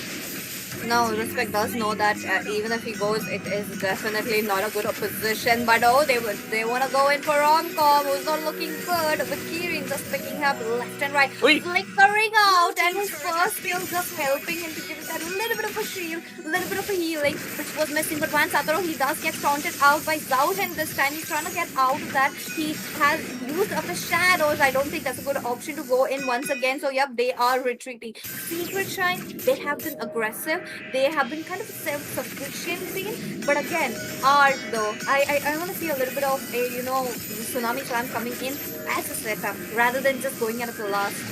Yeah, Bottom lane, Sabo not looking good. Zaushin looking quite low as well. He will be the first one to fall down. That would be Sabo. But Zaushin, no way. He is not surviving that. In this game, Art is definitely the main DPS guy. Look at him. 4-4-5. He's not afraid to take those engages, but that bot lane fight for Romcom, they left the mid lane completely unattended and losing that prio on that first tier. I think that's not really worth it. They have given so much map space because of that. The Sacred Shine, which was already dominating, they will have more space and more room to play around. As you can see, the lead is just broadening and broadening. Onto the bot lane, Sabo! No, Entropy not helping him. Romcom, he knows his HP will back him up so that he can take away the damage from the tower. But Fate on the top lane are aggressively going 3v1. Won't be winning that. But this is a win for Sacred Shrine, given the fact that they have taken two people down there. But no. Oh, that was such an unfortunate moment that his, Uiki Shadow kill got really separated onto that minion. But wait a minute, they're not all what he said. That gets a visit from Romcom. Look at them. Fatal Eclipse. My goodness, the gap is widening. Absolutely, he just came to say hi and he found a wild Kiran in the bush and he got taken down, So this is why I think Sacred Shrine has been performing so well. The way they have been able to rotate around the map, it's like a pack. They're not really rotating around by themselves. But again, Sabo seems to be in trouble. Can he survive though? Romcom? Look at that, he's not able to deal any damage. Giggle trying to just make sure to have his Firaga armor pops up the unstoppable force, but now Bit will be taken down. Kalia goes in, he does get that, but it will be immune. There's not much going on, but the taunt coming from Zautin is just so beneficial that Art will be taken down. As the second member of Fatal Eclipse did get a little bit of a breather. They did get a almost a 400 to 700 gold difference, but Van Zatara, what is he going to do? Will he be contesting that? Nah, he's just waiting it out. He just wants them to have a little bit of a breather. But now, bot lane, wait a minute, Fate though. What's crazy that how Sabo is not being able to deal damage, and Sacred Shine, I'm pretty sure they won't be leaving them, especially Nathan, to get to the late game. Absolutely, they cannot let him free farm, but Fade seems in trouble, able to get out though. But again, Romcom in the vicinity, you see the pressure they're building. They're not really giving up. Oh, he does get the Tsunami Slam right there. Kisei already out of the position now. He won't be spared. No mercy from Vance at the right or from the back lane. He just makes sure he will be getting one. But no, Kirin will be low. Bid will be picking up the crumbs. Now Bid is not over. Okay, Romcom will be taken down. That was the tower's damage as well as Sabo and Zaushin just making sure now respect all alone. I don't believe that he should have been all alone given the fact that Bid will be repositioning himself, making sure he will be the one surviving. Now this time around 3 members down, trying to make it 4. Zaushin, what will be your answer? Now I think he's out of the team, so that's going to be a little bit of a problem for Sabo. Also trying to bend him, not unable to do that. He's soaking up so much damage. Why did he gets it on the back lines? Look at the shadows. Such perfect coming in. He is the assassin. He's the one who wants the kill, and because of that, they are not stopping it. Kirin does get the taste of Bid this time. Now look at them. They are just not stopping. They want the turret. They want the kill. Now they want to maintain that goal lead. They are not leaving that, but Bid this time around, I think that's a little bit of an overextension that we are talking about. Once again, will he be able to get it though, given the fact that he was playing the assassin so far all this game. Vance Adro, no ultimate in his name, just waiting it out. Absolutely, they're really trying to answer back their aggression, but so far Fatal Eclipse, they're not really getting the answer they want. Again, one Saturo, can he get out? He uses the shadow though, able to maneuver his way out, still survives. The Lord is here. So is Team Fatal Eclipse around the pit, but Sacred Shrine, they're just trying to kite their way out. Not really wanting to just extend the team fight, but hey, Fatal Eclipse, they're actually starting up the Lord. Is that the really right answer for this?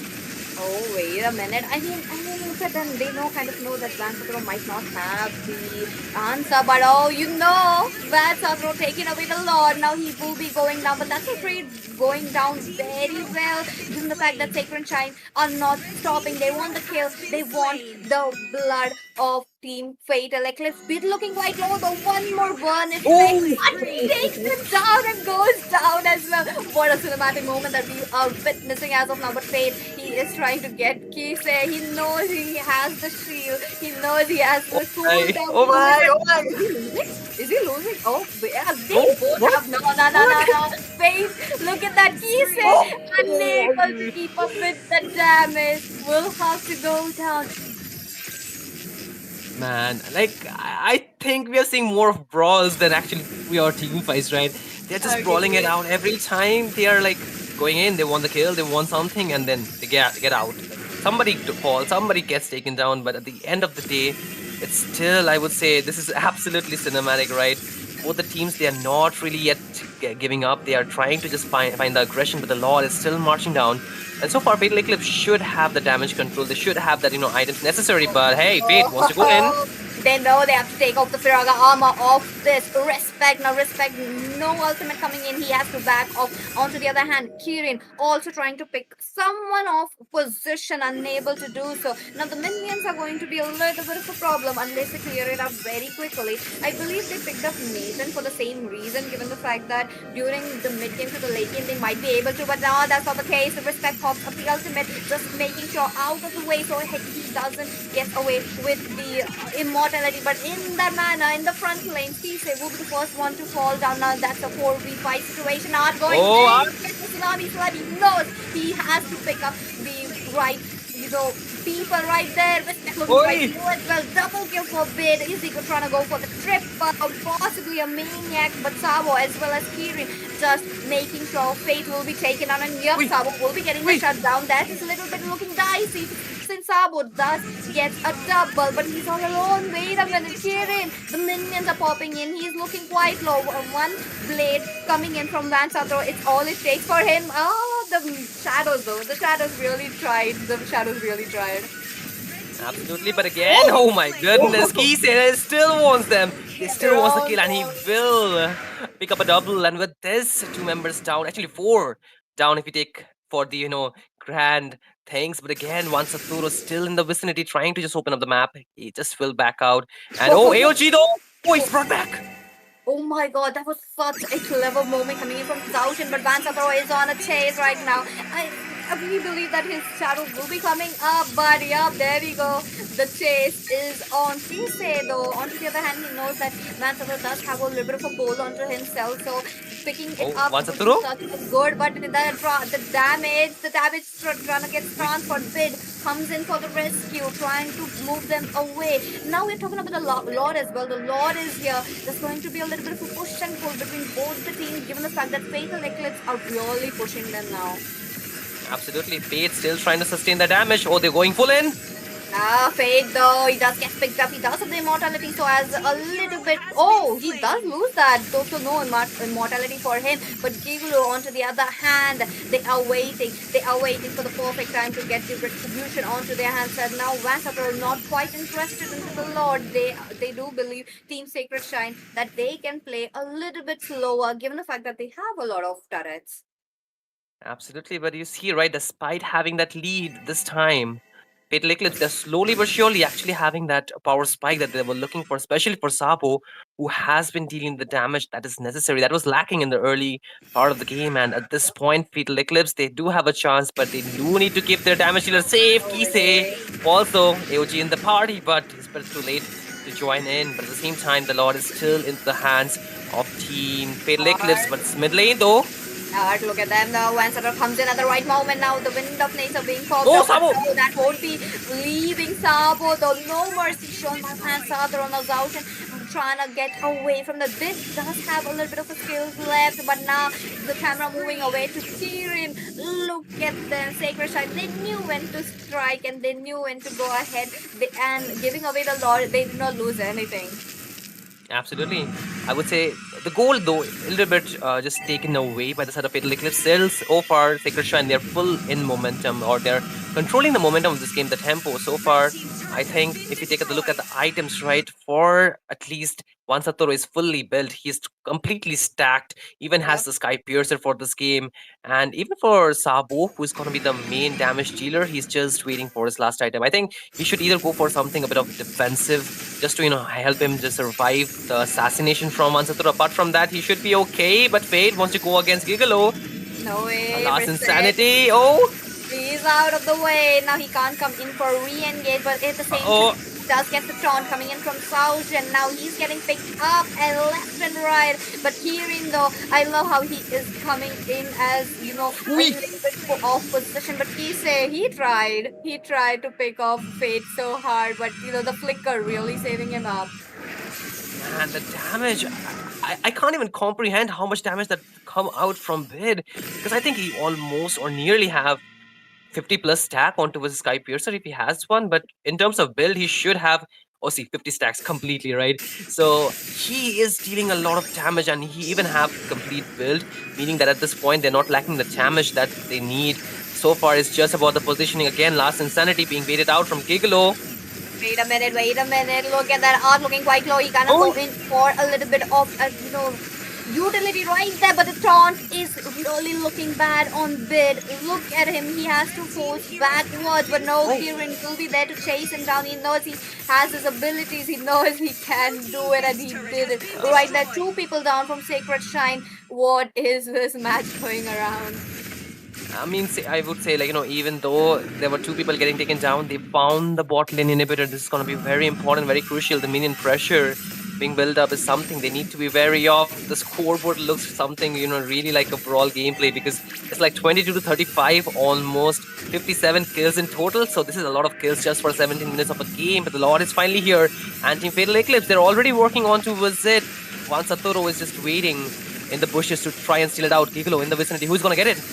Oh, let's see. Respect takes it away right into the hands of Sacred Shrine. Now they are getting the goal difference that they were losing. Now it's that Fatal Eclipse can play into the back lane. So wait a minute. We did see a little bit of a freeze moment right there for Fate, but unable to move. So that is so much damage. Savo is trying to pick up the pace that how Fatal Eclipse is going around. But agreed, Sacred Shrine having such a composition that really targets the back line as well as the mage, especially Kirin. Look at the score. Look at the KD of them. They have been dying left and right. They are not able to catch some breath as well. They've not been able to just make sure to play comfortably as well. But Now it's the time for Fatal Eclipse to take as much as turrets onto their hands. But wait a minute, Art though he has different plans. He tries to put up the tsunami slam, unable to do so. Now they're just trying to get as much as skill right there. Fatal Eclipse, what is We the odds? The Thousand goes in with the AOG, picks away the bid. Now that is a main contender that they have to look out for, and such a headshot right there for the side of Team Sacred Shrine. Now the Lord marching in, Gigolo trying to get away, the minions as well. Sabo is there. What's the match gonna look like? It looks like Oi! it's only on the crystal. Van Satoru down, Bid down. The members are trying to dissipate the minions so hard, but no, Lord, no. Sabo, look at him. His damage is just enough. And Team Fatal Eclipse takes away the first game. Oh my goodness. This is something we did not even anticipate for right the way. Sacred Shrine have been playing the early half of the game was just too dominant. Fatal Eclipse, they just came out of nowhere. Like you mentioned, the KD, all of those things, not having the turrets inhibitors did not really matter at the end. All they needed was that one push, and few good trades to get the shutdowns, to get the gold or the economy to their hands. And from there on, they were like, hey, Sabo, you go and give the damage. We got everything in the pockets. And I would not say it was just Sabo doing the things right. It was AOG, this time from Thousand, hitting at the Yeah. right portion. And also part of it was because even once Satoru in the late game kind of falls off on the Hayabusa. Yes, he was getting the skills. Even I would say at certain points where a lot of other Hayabusa users would not. But despite that, we saw him actually not really getting too much value out of that in the late game. But overall, this was most probably a game in the pockets of Sacred Shine, but Fatal Eclipse, they are having the last laugh. And what a game, though. I mean, like again, Zhaozhen really gave the last AOG. That's such a amazing one. They knew they had to take out Yeah. Vic. They knew they had to just try to get away from Romcom as well. They did not let Romcom come in. They did not let Art come in, and that is where Team Fatal Eclipse knew that they have to capture this moment anyhow. With the Lord coming in, I think that Team Sacred Shine should have gone for the Lord very early on when it was at the bottom lane on the side on the enemy side, so they could have gotten a little bit of a time to clear out the minions as well. Given the fact that they have no MM on their side and Team Fatal Mhm. Eclipse really wants the late game, they knew they had to put it on Nathan. They knew they had to just make sure that the Nathan should be alive as the last contender. And you just see the crystal was just get melting down. Yeah, I mean, I think giving two lords back to back kind Yes. of bought enough time for Fatal Eclipse to actually just get the items necessary. Because we were talking about the items once Saturo was really ahead. Even Fate, not Fate, I would say Bid actually had enough stack Agree. onto his Skypiercer, full items build up, right? He had 13 or 14 kills, if I remember it correctly. And despite that, at the end, it did not really matter. Having that goal laner kind of, goal and marksman goal laner kind of matter at the end because the damage was coming out from there.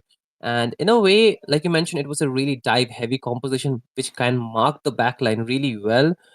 For such a composition, in the end, marking the Nathan was being really difficult. Even the Shadow Kill was not really able to take him down at times. So I think Sacred Shine, they need to find a different way for sure. But again, ooh, I think that was something for sure. Just for game number one, that was a lot of things to take in.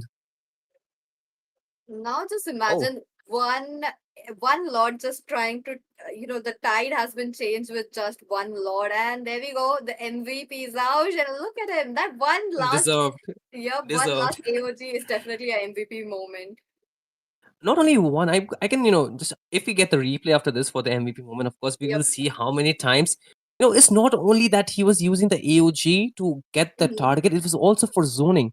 Like the Yes, flickers being baited out, the the way taunts. they have to use the dashes, right? Those are so Yeah. important and, undermine things that we do not really get to see or get to talk about enough. But still, I think he brought enough opportunities or enough, spacing for the team to actually do the damage or do the work that they needed. And like you mentioned, the last AOG completely changing the game for their on. And let's not forget how Zaujin was there trying to taunt Art, especially Art, because once they knew, like Team Fatal Eclipse, they really knew that if Art is there, the pack lines is just over for them. It did not matter how many times that Zushin has died, it did not matter how many Nathan has died in the early to the mid game, but it did matter to the late game. And Nathan, they really stuck to them. Like they were like in a cluster, like 24/7, like they don't want to leave Sabo, they don't want to just make sure, even even as much as even the Xbox taking so much damage from the Hayabusa as well. Absolutely. And so far, I think we'll also get to see, like I was mentioning, the MVP plays. Of course, you look at that, right? Early game, we thought Team Fatal Eclipse, they had a good start, but right here, you see, he'll go back and get the kill so quickly. See, assassination done, and he Yup. goes back again, like so quick on that hero, so mechanically good. But again, the way Team Sacred Shine played the early game, Art being like, I think even at points there were, even we talked about it, right? Art was more of an assassin than One Thadro was in that game. So you Look see at like him. how aggressive they were. Like, look at that, right? Under the turret, that too. Agreed, agreed. I mean, look at them. They knew the early game was there into the hands of Team Sacred Shine. They took as much as advantage right there, but that third lot though, I do believe the third lot, Team Sacred Shine should have really gone in and taken down. This is the moment I was talking about. Art being the assassin. Yep, absolutely. And so far, like I would say the early advantage, like the way I thought the game would be going, I was like thinking like, oh hey, they're already taken so much low, even inside their own jungle. You can see the kills being in their hands. The game might be over. I think Sacred Shrine, they got the win. But then again, the way Fatal Eclipse was able to hold on, even at points like this, right? They were losing members, they were losing a lot of things, but at the end, they were able to get a good trades off because the opponent team, they had a lot of damage. But like plays like this, how do you encounter that when so many people are going in with all their skills? Even under the turret, you're not really safe. So in a way, like Fatal Eclipse, they were having the disadvantage position, but all they need was those huge shutdown, the bounty kills, which really made that thing. But this play, right? You just see they come in, they just canceled out Kiran's recall, and they're like, "Hey, goodbye," from high to like that's way, right? So at the same time, you can see the pressure already here being built up. That's true. That's true. Sacred really had a 360 build team composition. They really showed that they can gank in front from the back as well. See, look at this in this team fight as well. They just made sure to take the front laners as much as possible. Here as well, the back laners getting the blow left and right. Like, look at that. Zhao Zhen just moving away. He's not able to tank up. He's not able to give that little bit of a taunt as well, but they knew they kind of had to rely on Nathan as well as Xbox. Xbox with the Firaga armor really gave that extra shield, extra HP so that he can actually be there on as a little bit of damage dealer. Not exactly as a damage dealer, but at least his presence would be there, him soaking up the damage. So the back laners or even the side laners will be at a little bit of a comfort. Absolutely, and let's not forget that they had three tanky frontliners, right? So against Yeah. the tanky frontliners, the true damage really does a lot well. And given the fact, in the late game, the Xbox becomes oh my god, oh that was some nasty damage. This play, if he could have outplayed this one, that would have been a moment because Sabo was already Agreed. hurting at this point on around 17 or 12 minutes of the game. So it was just about time before he could actually just come online. And I would say for Sacred Shrine, there were a lot of moments when they were really desperate to end the game. That's Mhm. why they really went too deep into the base crystal or even inside the territory of Fatal Eclipse, which kind of threw the ball into their court. And this is the last play that we were talking about, where the game ended Yeah. actually. This is where I really wanted Sacred Shrine to clear up the Lord as quickly as possible. Like, even though one minion is in, they should have taken note of that. Look at that. They were much focused on to the members who are trying to come in, and that is how the game ended. A late game monster into the hands of Fatal Eclipse. They got it. We have been even behind the scene before the game started. We were talking about, right, which meta actually works. You were asking me why are they using the fighter in this meta. I was like, hey, it's Yeah. like a 50-50. Some people they like to use the fighter, some people they like to go for the marksman, whichever works for anyone. Like this current meta has been so different from the other metas where they had definite heroes that would dominate. But around this time, it has completely shifted. You can see even heroes like the Nathan, who has been, 4, 8, and 7, it does not need those high kills in the early game. It's just like the how it can control the late game to that very end. Because Yep. I would say just having 2 attack speed item and 2 damage item was enough for him to actually melt down even heroes like Esmeralda, even like Hilda, and at some point the Kalea. Agree. Like you have seen into the mid game how Nathan is trying to deal damage, and even with a wind talker, even with the feather, he can deal a little bit of damage. But on Fate, it was nothing.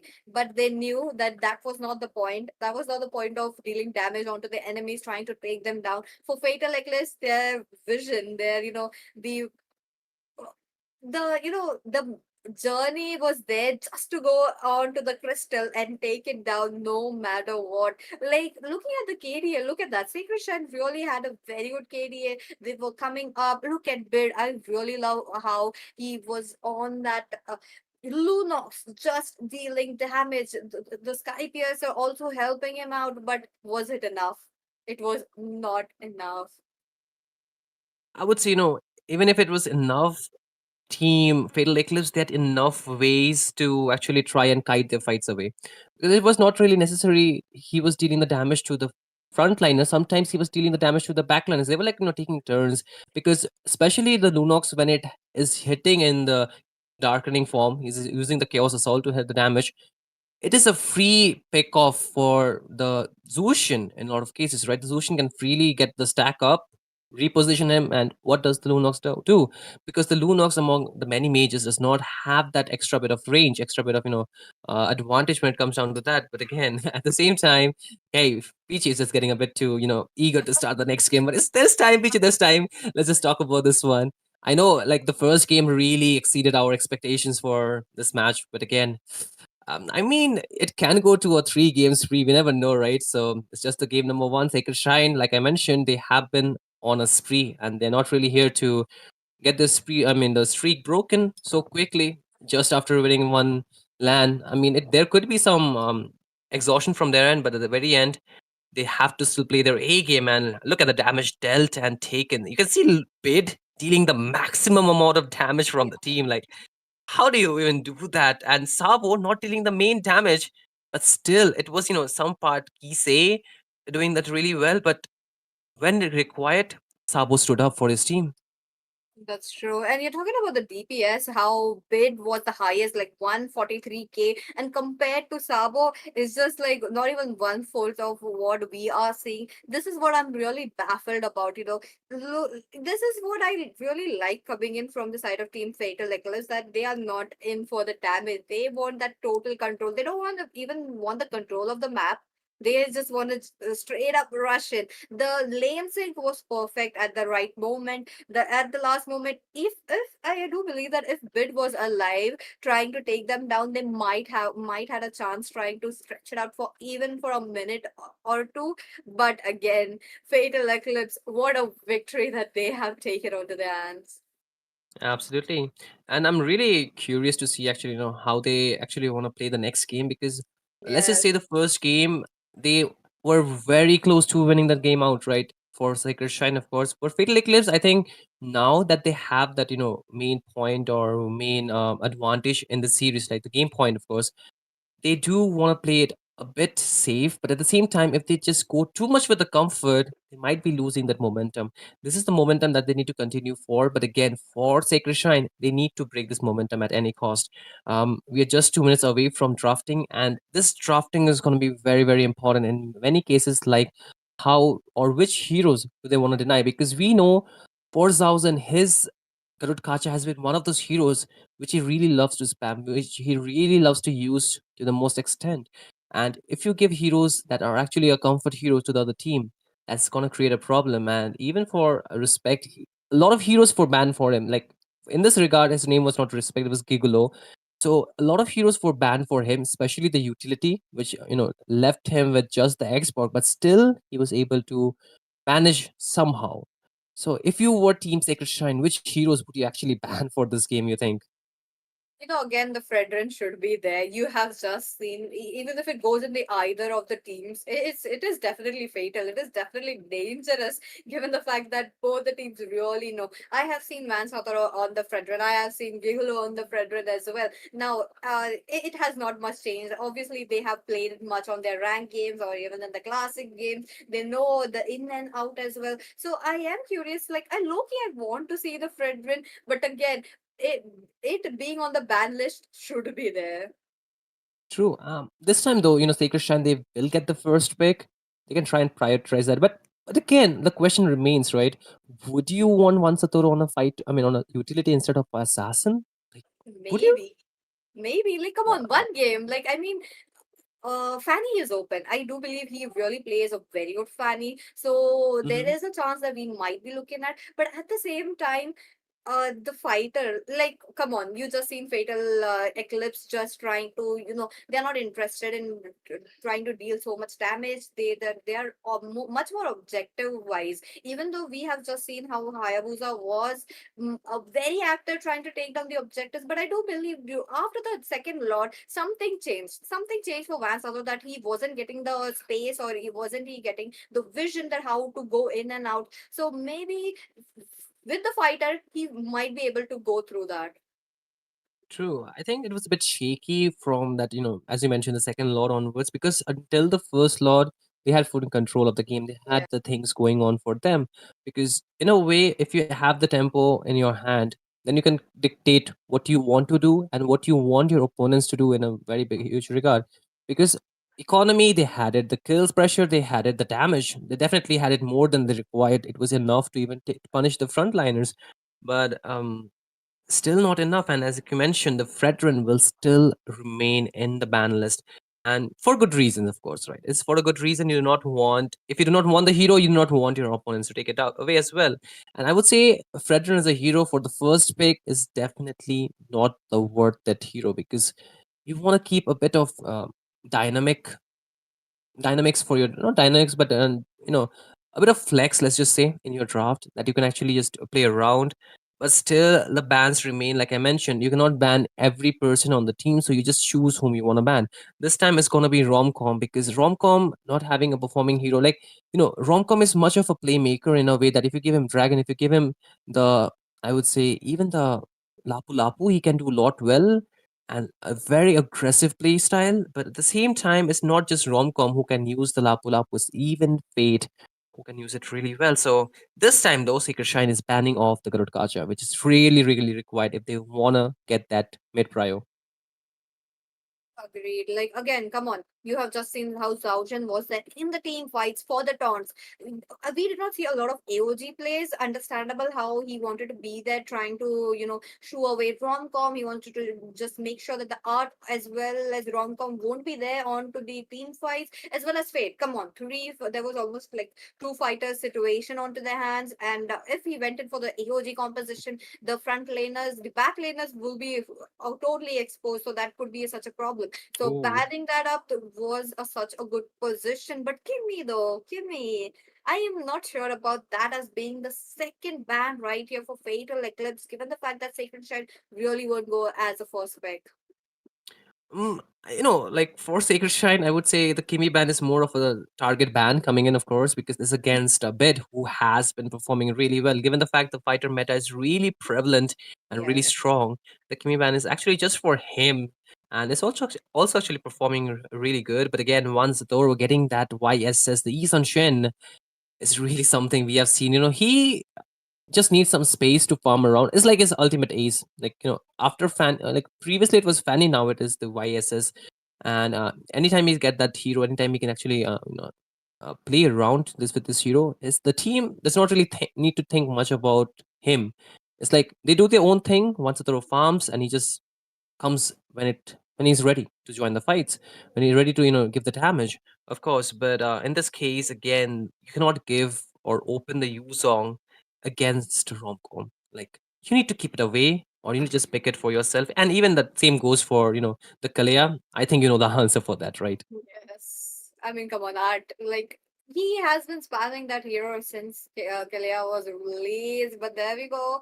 A little bit of a Eve action coming in from the side of Team Sacred Shrine. Now they know they have to put pressure, a little bit more pressure onto the mid lane. So taking it away, I think it gives a little bit of a good, competition for Zushin as well. They are just letting it be open. True. I think if they want to fight for range, still the far side is open at this point, right? Or if they want to go for something else, I don't recommend the Zushin in this regard, because let's just be honest, okay? Against the Eve, the Zushin kind of suffers, and it's Does not it well. something that you want to actually go for. this early, even though it is open, left open. For the mid control, there are a lot of heroes that you can actually prio. Since the Kimi is banned, there's still few options. I don't know if Kise actually plays those, or not Kise actually, it is this regard is going to be Kirin, if he actually plays those heroes or not. But again, the Hayabusa as well as the Garud Kacha, not the Garud Kacha, yeah, I'm sorry, but it's going to be the Yuzong are really good counters when it comes down to the YSS because he requires space, he requires the positioning, and both these heroes can really put the pressure onto him. They are trying to go in for a little bit of a late game, like mid to the late game, coming in from the side of Team Hmm. Sacred Shrine. I really like that, but I do want to see a little, maybe. This is a crazy thought. Okay, what if they Go actually on. place a Harith? I know. Hmm. Against Esmeralda, let's just say Esmeralda is on the goal lane, could be a little bit problematic. But if they have the same vision as the last game, I do believe they have a good chance right here. True, but instead of the Harith, I was thinking of the Claude. Like the Claude can actually go and deal the damage even to the Eve in this Yes. way that it's very difficult to catch, and you need a very hard CC. So you're kind of narrowing down. But I think I might actually even I'm anticipating a Minotaur in this draft. I don't know why, but I have seen Art really perform on that hero. Given the fact the Grok is banned and even the Kalia has been taken, I think his next best option would be going for that a Minotaur. But again, you can see the EXP bans or even the gold lane either is still there. The fight is being banned away, and the solution is if you're not picking it up, it's gonna get banned. Pretty common, right? But for the EXP lane, what do you recommend? Not for the EXP actually, it's gonna be the gold lane. Oh, they're still anticipating that the Esmeralda will be going to the gold lane because that's still an option. Last game, Fate actually used it up. This time too, Yeah. it could be a very good option as well. But still target banning romcom is gonna be the strategy for Fatal Eclipse. So I think it's a good thing that they're doing. So if romcom is still going for the Hilda once again, I think it's kind of limited to the things he can do. Maybe. Let's just see what else is left. Okay, they do need a goal lane, Sacred Shine, if they are not drafting a Esmeralda on the goal. I Oh, wait, Granger. wait, wait, wait. Wait. No, Ruby Gold. Ruby Gold Oh, can work yes, actually. Mm-hmm. yes. That really fits right well. And the CC, like it just imagine if they just drop the Hayabusa, not going back with the shadows or even the ultimate, there's going to be such a problem. But again, if what if what if Yuzhong? I don't know. Like it's just very. I don't think they would really draft a Yuzhong onto the goal lane, but it would be very problematic if Sacred Shrine went in for such a prominent goal laner such as a Harith or even a Granger. Yuzhong is going to be such a problematic. So what are they going to go in for? I think the far side, like I mentioned, is still a good pick for the range, right? But for Yu Zong, I think they can either go for. I mean, if we go really back to the history, it's gonna be oh my god. Before I can even say anything, they actually lock up Paquito. But let me be honest with you, this Paquito can be a goal in Paquito as well. We never know. We never know. This is like three shield or beefy heroes against this lineup. But again, Xborg joins the party this time. If you want to pick shield, you want to pick tanky frontliners, the Xborg will definitely be there, even in the jungle or even in the goal lane. So I do like what I see so far. Sacred Shrine are playing crazy tonight. Look at them, three fighters. Now I'm talking about one fighter who can deal so much damage. Talking about the Paquito, one fighter who can sustain in the team fights, one fighter who can come as the back line. Now Fatal Eclipse, are their vision lined up correctly? This is the spells, and these are the heroes. These are the draft that both the teams are locking in tonight. Audience, what is your answer? I am curious to know though. Is it Sacred Shine taking away the win of Fatal Eclipse with the 2-0? Hey, this time I like one thing. At least there Uh-huh. are more flickers from the side of Fatal Eclipse, so they want to play aggressive. But two Purifies coming from the side of Team Sacred Shrine, of course. But again, ladies and gentlemen, boys and girls, we once again welcome you back into the land of town for the Hornbill Esports Championship. This is the season 2, and this is the qualification for the LAN at the Hornbill Festival, of course. And you can already see the side of Team Fatal Eclipse. They have that early lead, the 1 point in their pockets. Sacred Shrine, they're trailing behind. Will they be able to just get this game back into a equilibrium or a balance that is going to be 1-for-1? And as for now, it's going to be a slow start. Yes, Sacred Shrine, they're trying to play aggressive, but their aggression will not be just rewarded yet. We'll just see a slow start. But again, Peachy, I want to know one more thing from you. At least in terms of this matchup, oh my god, Vansatoro actually, not Vansatoro, Gigolo is already low though. Wait, No respect goes away with the sliver of HP left on the desk. But Art comes in right at the right moment. Now he is the assassin. But runs up into the front lane. Like, look at that. That's a good 1-for-1. But Sacred Shine with 2 kills already. yeah, I mean, it's already a very quick start, but both the junglers falling.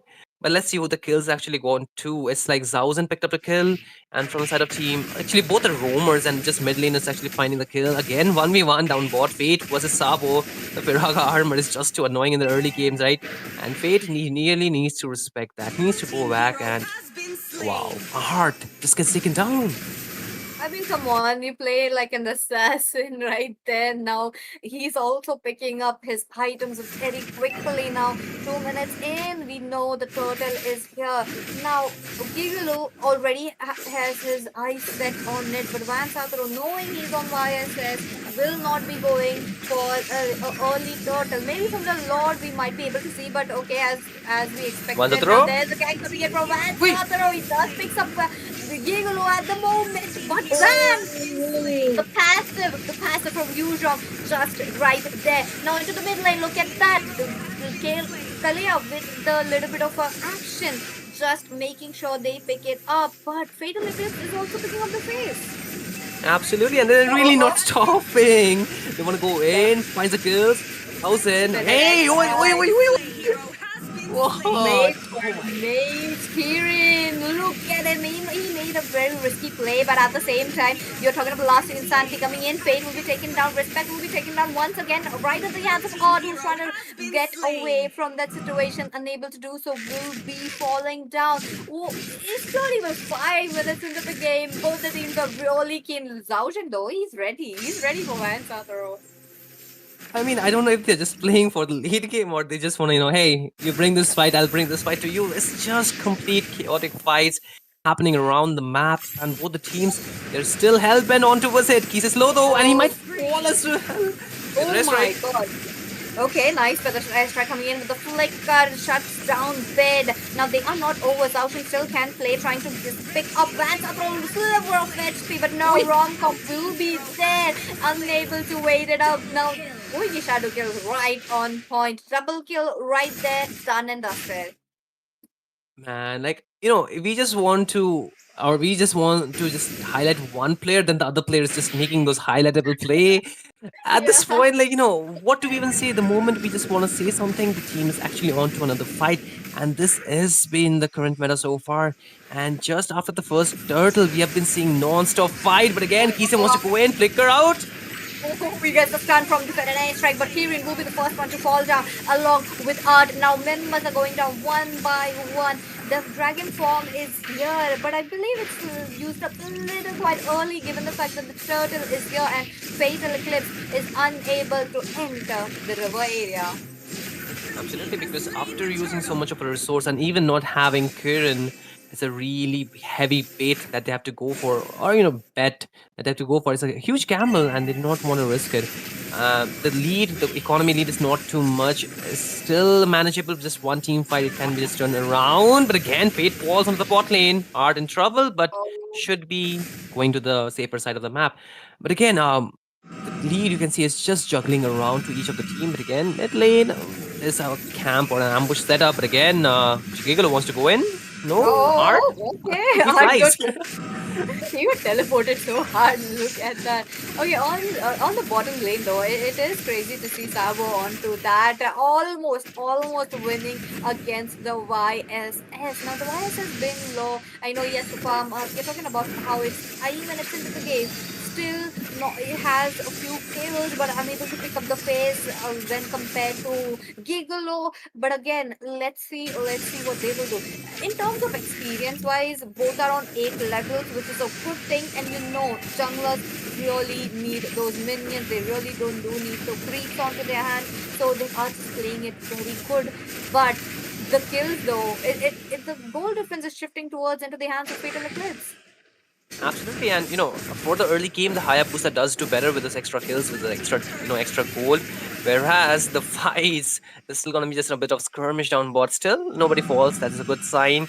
But the thing is that the YSS, like I mentioned even before the starting of the game, he does require that space to farm around, and this is a very different once a throw that we are looking at. He's really going for those fights. He's really playing aggressive, and he's actually being taken down with the YSS, nerves in the recent patch. His immunity is pretty low, pretty less compared to the old one. So again, that's will be the problem. But it's not going to be a problem so far for Vansatoro to take down the first tier onto the top lane. And again, the last noodle objective is finally into the Land of Dawn. And which team is going to get it is still a big question. You can see both the teams still brawling it out around the mid area of the map, just trying to get the control around the turtle pit. So we're going to see another skirmish for sure. Let's see Ronco trying to go in. He does picks up here in the bid, right on point, does get that. But Masaturo, he is not surviving that massacre that's coming in for him. The front line is doing so much damage. Fatal Eclipse, they are on a winning side once again with one member already fallen down. But Fate though, he's trying to do damage. Art looking quite low. Sabo also just making sure to mark down Art as much as possible. Flicker out. Main resources are being used up from Sacred Shine. They are not stopping. Fatal Eclipse once again going in for Fate, and they did get Fate along with Fate. I do believe Art should have gone away from the turtle, but wait a minute, Kirin joins in along with Rompa, who does get deleted with the Feather Airstrike, so much damage, and Gigolo getting that stun is just not on his handbooks. And yup, that is it. Looks like Team Fatal Eclipse are just winning in this team fight. Absolutely, and they have also found themselves a 1.3k goal lead, a stable one at this one. So this is the first break that we are looking at in terms of economy, right? Both the teams were having a very equal grounds when it comes down to the economy, but again, a conceal play. Okay, Conceal coming in. There we go. They get ambushed, but Kirin, I do believe, not in a very good position. Does get the airborne, but onto the other hand, Art will be taken down. That's a little bit expensive coming in from Sacred Shrine, given the fact that the Lords going up very soon enough, and Fatal Eclipse, they know they have to take it away. Absolutely, both the teams are still there, but again, Gigolo. Doing shadow kill, just making sure that Bit as well as Fate will be right away from the Lord, not even entering the river area. Now the zoning is coming up very well. There's the mountain shaker coming in, and Kirin will be taken down. Vansara right on point. The Eve with the ultimate. Look at that. I do believe this is the rarest moment right there for the Eve. Picks up a double kill right there, just waiting for items on his arena. But the Lord is still online. The Lord is still being taken down. Giglo unable to go in, and Art as well as Romcom make sure Respect won't be coming in near the river area. But the chase is on for Sabo this time. But taking down Sabo is going to take a lot of resources. Absolutely, and even Kiran is back to the party, but really open. Might get punished this time around once again. He might just get taken down. No. Such a close call, I do believe Kirin really has to go right at the back lanes, maybe behind the spawn area at this point. Look at him. This is like for the third time, right?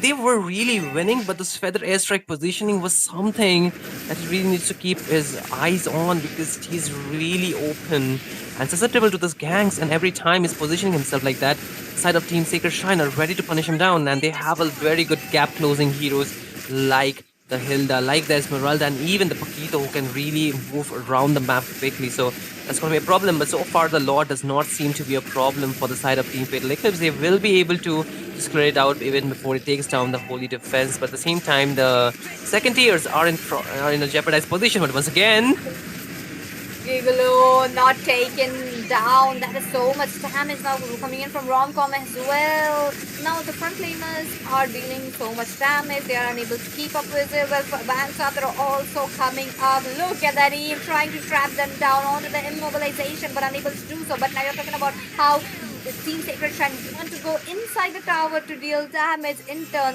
losing Fate. Yeah, Fate, he's trying to do things, but he's not getting the rewards, let's just say, in this regard, because he's like 0-4-4, not the best KT that he can actually go for. Again, mid lane.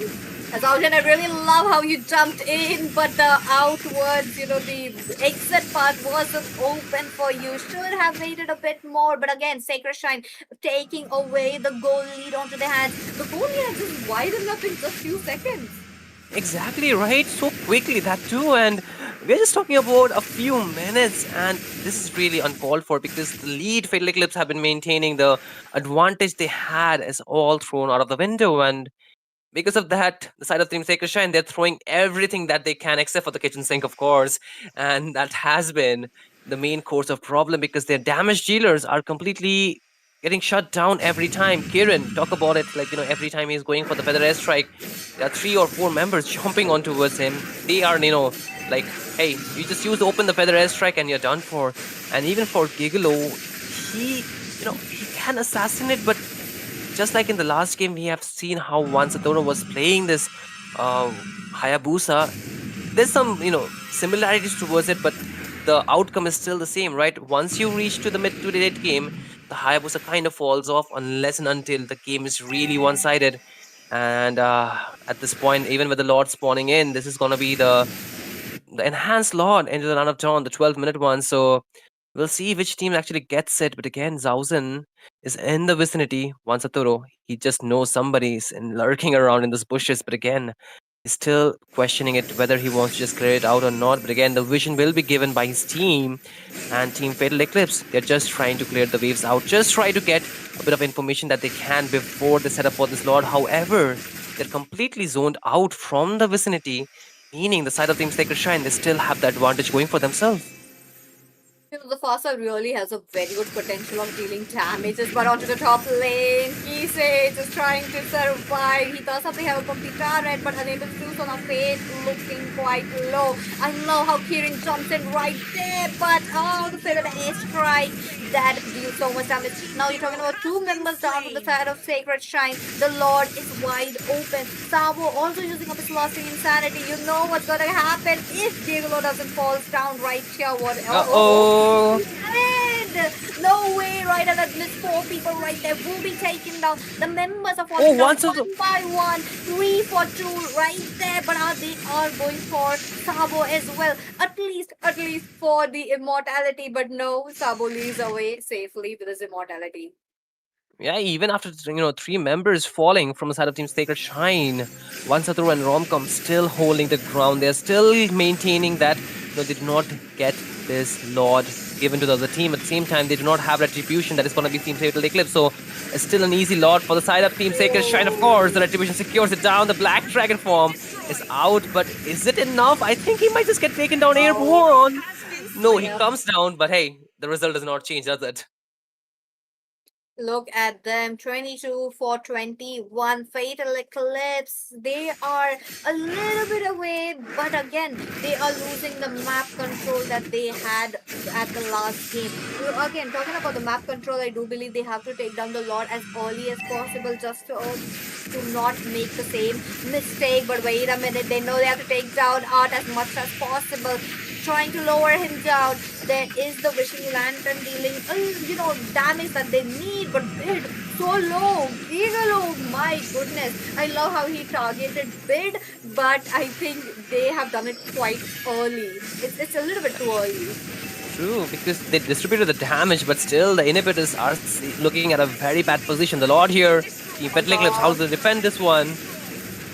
Romcom is really trying to stop the exit as much as possible. Another feather airstrike coming in for Art. This time will be falling down, but Kirin will be caught. Admits that the Lord marking down the crystal, but Gigolo tried to just make sure to give them that little amount of time to just make sure that the Lord won't be completing the base and giving the victory take a shine. But Kisei, he knows he has to. But he's actually surviving. Look at his blood vamp right there. But now he has to fall down. That is just too much damage. But Kirin down, no way. He pops his finish and right and missed that. He's surviving. No double kill for Fate. Try to go in for a one more. But now I don't think he has that momentum to pick up, given the fact that a little bit of a cooldown issue is coming in. But he's playing it safe. Absolutely, and even though the side of Team Fatal Eclipse have lost all their inhibitor turrets, they're still trying to hold it on. And this time, I think we might just see a deja vu, but will it be enough? Because last time they were able to do it because Sabo had that damage dealer. This time he's on an export. He can still deal the damage to the front line, but still the lords have all of them have been in control of Team Sacred Shrine. They're not giving any room for those contention. They're completely zoning them out, and Gigolo onto that Hayabusa have been falling off. So the assassination that's supposed to was happen for a bit is not really taking place. He has just been taken down 4 times, but his KD is still maintained, and there's just a wind of nature being picked up. So even the Ogi Shadow Kill might be a problem, but more of a problem is Romcom at this point with that Esmeralda completely harassing the members, but Kise wants to go in. Oh, and Sandro looking quite low though. He is just out with the Mountain Shaker. There's a chase coming in from Kise as well. But now immunization right perfectly on time. But onto the front lane, you're talking about how Sabo picks up the unstoppable. This is a 1-for-1. I love that trade coming in, but this is the best of the best timing to take down Gigolo or maybe Van Sator as well. They tried to take down Van, but that attempt was futile. But Art as well, he's just roaming around. He just wants to reach out to the back laners, which is a good sign. But is it a good sign given the fact that Sacred Shrine, their eyes are all set on the Lord? Absolutely, and so far, Fatal Eclipse, they're not really looking like they want to contest for this lot, and it will be a free lot going to the side of Team Sacred Shine, but Zausen might be in huge trouble, able to flicker out, survives! Oh my goodness, that was a very amazing play or escape, I would say, in this regard. But again, without the inhibitors, how do they defend? Because it's not an evolved lord, at least that's a good part, but still, minions, push, and the way the side of Team Sacred Shrine have been pressuring them so far is the constant problem, and I think Sacred Shrine, they might have a very good chance to end this game unless Fatal Eclipse, they get a very good pick off onto his One Saturo, onto his bid especially, because they have been the main problem.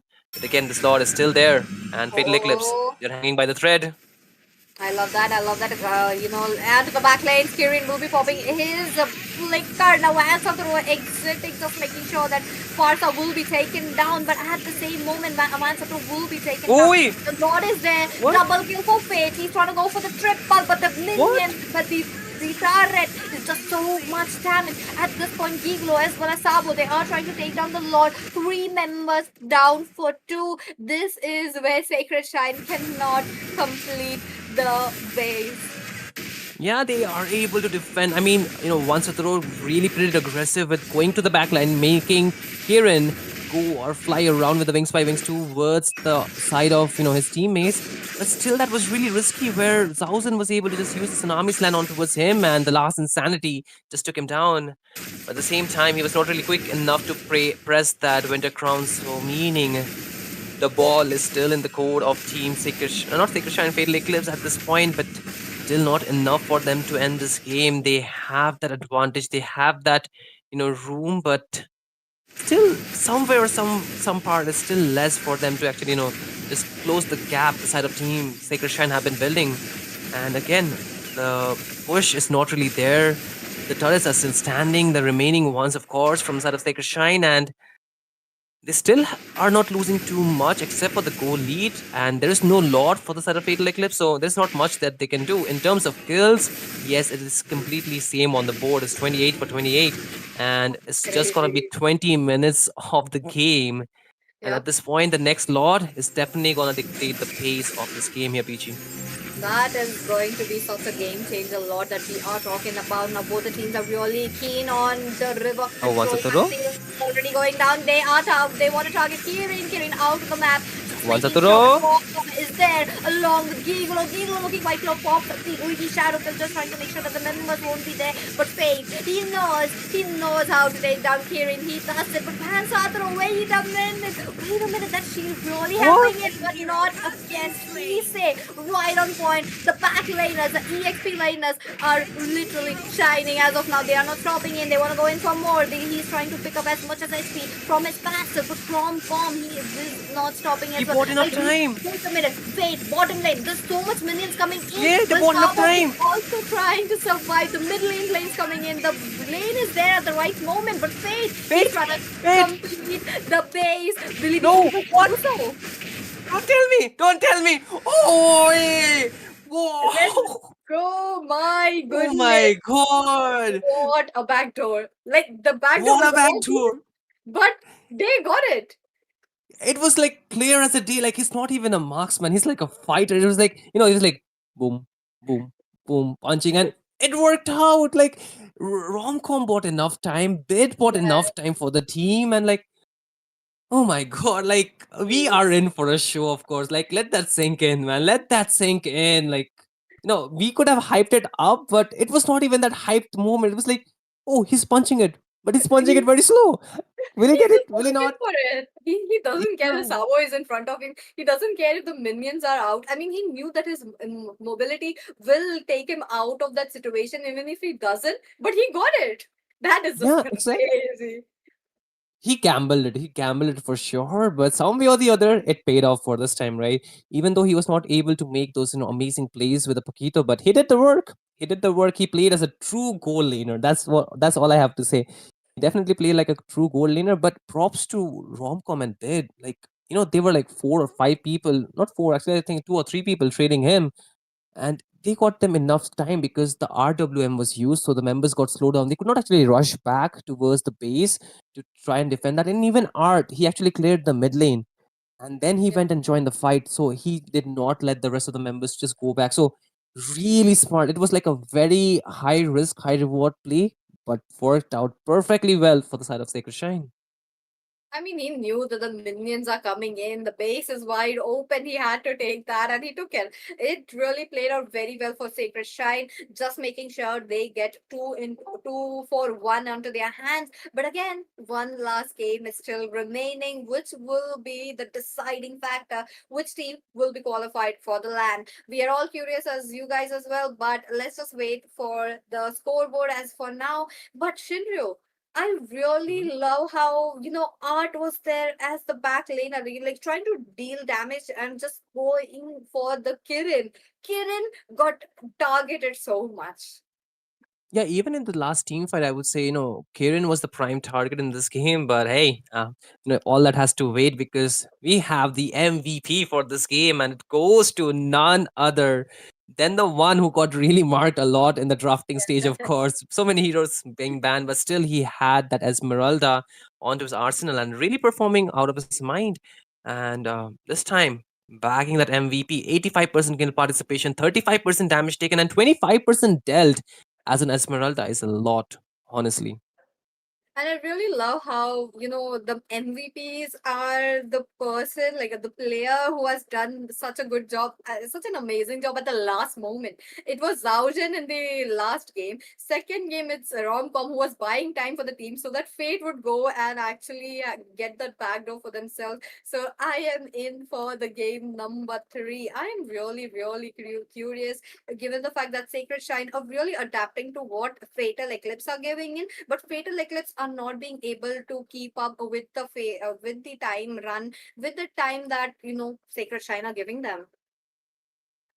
Yeah, man. I think this was so crucial for this team, right? We can again see the early game, right? We were just talking about it was just the first turtle, not even 5 minutes into the game, and the teams were just brawling it out. Just so much pressure in terms, and especially for Kiran, right? He was doing a really good job unless and until the side of Team Sacred Shine just started marking him down. That's true. Like, look at that. Around the 2 to 3 minute mark, you did get 10 kills already from both the sides. Like, counting it. But Kiran, I I love the guy. Really had to position himself a little bit better, given the fact that he was getting marked down a lot. There were front laners trying to help him out, but he was such a main DPS guy coming in from side of Team Fatal Eclipse. I was a little bit, I just wanted to see him shine as well. Absolutely, but you know, with so much of a skirmish, it's like, whom do you keep your eyes on, right? Every time there is a one playmaker or the other, one Satoru sometime getting the best last laugh, sometime it is of course Gigolo, but at the end of the day it's going to be the entire line of Team Sacred Shrine doing that. But it all began when they got this goal lead from the side of Team Fatal Eclipse. They had that 4k goal lead, and the main difference would be that the fact that the turrets being taken down so shortly after they were getting that lead onto their side. And because of that, the side of Team Fatal Eclipse, they had to keep their eyes open. And even this one, the last team fight, you can see, right? Yep. It really began. This is not the last one, it's actually the before the last one. And in this one, Satoru tried to make that play from the back line. He got the shutdown towards Kirin with the rest of his team, but he also got taken down. And the side of Fatal Eclipse, they bought enough time or enough, things for them. And this is the last one. You were really excited, right? See, two of them stopping three. Like the RWM was there, and still, despite that, Art was stopping the way. And even, see, look at that. They did not want the team to return, and Fate, he was just slowly punching that, just like that.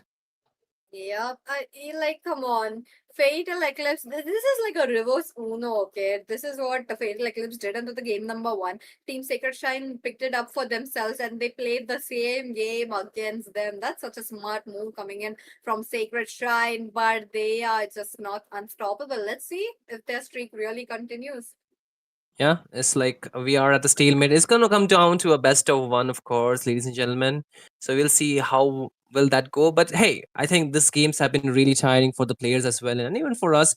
So let's just take a short break and just rejuvenate ourselves. Just come back with a fresh mind and with a fresh idea about how these games will be played. So, ladies and gentlemen, see you on the other side. We will be back in a jiffy. We turn stone into story with our Tombstone CNC and laser engraving technology. Every name, every detail, and every design is crafted with unmatched precision. Our advanced systems bring artistry and technology together, ensuring flawless depth, clarity, and finish on every granite surface. From fine lettering to lifelike portrait, each engraving reflects lasting beauty and respect. Nagaland Doors. Precision, permanent perfection. Visit our website and Instagram to see how precision meets emotion in every engraved stone. Nagaland Doors. We turn stone into story with our Tombstone CNC and laser engraving technology. Every name, every detail, and every design is crafted with unmatched precision. Our advanced systems bring artistry and technology together, ensuring flawless depth, clarity, and finish on every granite surface. From fine lettering to lifelike portrait, each engraving reflects lasting beauty and respect. Nagaland Doors. Precision, permanent perfection. Visit our website and Instagram to see how precision meets emotion in every engraved stone. Nagaland Doors. We turn stone into story with our Tombstone CNC and laser engraving technology. Every name, every detail, and every design is crafted with unmatched precision. Our advanced systems bring artistry and technology together, ensuring flawless depth, clarity, and finish on every granite surface. From fine lettering to lifelike portrait, each engraving reflects lasting beauty and respect. Nagaland Doors. Precision, permanent perfection. Visit our website and Instagram to see how precision meets emotion in every engraved stone. Nagaland Doors. We turn stone into story with our Tombstone CNC and laser engraving technology. Every name, every detail, and every design is crafted with unmatched precision. Our advanced systems bring artistry and technology together, ensuring flawless depth, clarity, and finish on every granite surface. From fine lettering to lifelike portrait, each engraving reflects lasting beauty and respect. Nagaland Doors. Precision, permanent perfection. Visit our website and Instagram to see how precision meets emotion in every engraved stone. Nagaland Doors. We turn stone into story with our Tombstone CNC and laser engraving technology. Every name, every detail, and every design is crafted with unmatched precision. Our advanced systems bring artistry and technology together, ensuring flawless depth, clarity, and finish on every granite surface. From fine lettering to lifelike portrait, each engraving reflects lasting beauty and respect. Nagaland Doors. Precision, permanent perfection. Visit our website and Instagram to see how precision meets emotion in every engraved stone. Nagaland Doors. We turn stone into story with our Tombstone CNC and laser engraving technology. Every name, every detail, and every design is crafted with unmatched precision. Our advanced systems bring artistry and technology together, ensuring flawless depth, clarity, and finish on every granite surface. From fine lettering to lifelike portrait, each engraving reflects lasting beauty and respect. Nagaland Doors. precision, permanent perfection. Visit our website and Instagram to see how precision meets emotion in every engraved stone. Nagaland Doors. We turn stone into story with our tombstone CNC and laser engraving technology. Every name, every detail, and every design is crafted with unmatched precision. Our advanced systems bring artistry and technology together, ensuring flawless depth, clarity, and finish on every granite surface. From fine lettering to lifelike portrait, each engraving reflects lasting beauty and respect. Nagaland Doors. Precision, permanent perfection. Visit our website and Instagram to see how precision meets emotion in every engraved stone. Nagaland Doors. We turn stone into story with our tombstone CNC and laser engraving technology. Every name, every detail, and every design is crafted with unmatched precision. Our advanced systems bring artistry and technology together, ensuring flawless depth, clarity, and finish on every granite surface. From fine lettering to lifelike portrait, each engraving reflects lasting beauty and respect. Nagaland Doors. Precision, permanent perfection. Visit our website and Instagram to see how precision meets emotion in every engraved stone. Nagaland Doors. We turn stone into story with our tombstone CNC and laser engraving technology. Every name, every detail, and every design is crafted with unmatched precision. Our advanced systems bring artistry and technology together, ensuring flawless depth, clarity, and finish on every granite surface. From fine lettering to lifelike portrait, each engraving reflects lasting beauty and respect. Nagaland Doors. Precision, permanent perfection. Visit our website and Instagram to see how precision meets emotion in every engraved stone. Nagaland Doors. We turn stone into story with our tombstone CNC and laser engraving technology. Every name, every detail, and every design is crafted with unmatched precision. Our advanced systems bring artistry and technology together, ensuring flawless depth, clarity, and finish on every granite surface. From fine lettering to lifelike portrait, each engraving reflects lasting beauty and respect. Nagaland Doors. Precision, permanent perfection. Visit our website and Instagram to see how precision meets emotion in every engraved stone. Nagaland Doors. We turn stone into story with our tombstone CNC and laser engraving technology. Every name, every detail, and every design is crafted with unmatched precision. Our advanced systems bring artistry and technology together, ensuring flawless depth, clarity, and finish on every granite surface. From fine lettering to lifelike portrait, each engraving reflects lasting beauty and respect. Nagaland Doors. Precision, permanent perfection. Visit our website and Instagram to see how precision meets emotion in every engraved stone. Nagaland Doors. We turn stone into story with our tombstone CNC and laser engraving technology. Every name, every detail, and every design is crafted with unmatched precision. Our advanced systems bring artistry and technology together, ensuring flawless depth, clarity, and finish on every granite surface. From fine lettering to lifelike portrait, each engraving reflects lasting beauty and respect. Nagaland Doors. Precision, permanent perfection. Visit our website and Instagram to see how precision meets emotion in every engraved stone. Nagaland Doors. We turn stone into story with our tombstone CNC and laser engraving technology. Every name, every detail, and every design is crafted with unmatched precision. Our advanced systems bring artistry and technology together, ensuring flawless depth, clarity, and finish on every granite surface. From fine lettering to lifelike portrait, each engraving reflects lasting beauty and respect. Nagaland Doors. Precision, permanent perfection. Visit our website and Instagram to see how precision meets emotion in every engraved stone. Nagaland Doors. We turn stone into story with our tombstone CNC and laser engraving technology. Every name, every detail, and every design is crafted with unmatched precision. Our advanced systems bring artistry and technology together, ensuring flawless depth, clarity, and finish on every granite surface. From fine lettering to lifelike portrait, each engraving reflects lasting beauty and respect. Nagaland Doors. Precision, permanent perfection. Visit our website and Instagram to see how precision meets emotion in every engraved stone. Nagaland Doors. We turn stone into story with our tombstone CNC and laser engraving technology. Every name, every detail, and every design is crafted with unmatched precision. Our advanced systems bring artistry and technology together, ensuring flawless depth, clarity, and finish on every granite surface. From fine lettering to lifelike portrait, each engraving reflects lasting beauty and respect. Nagaland Doors. Precision, permanent perfection. Visit our website and Instagram to see how precision meets emotion in every engraved stone. Nagaland Doors.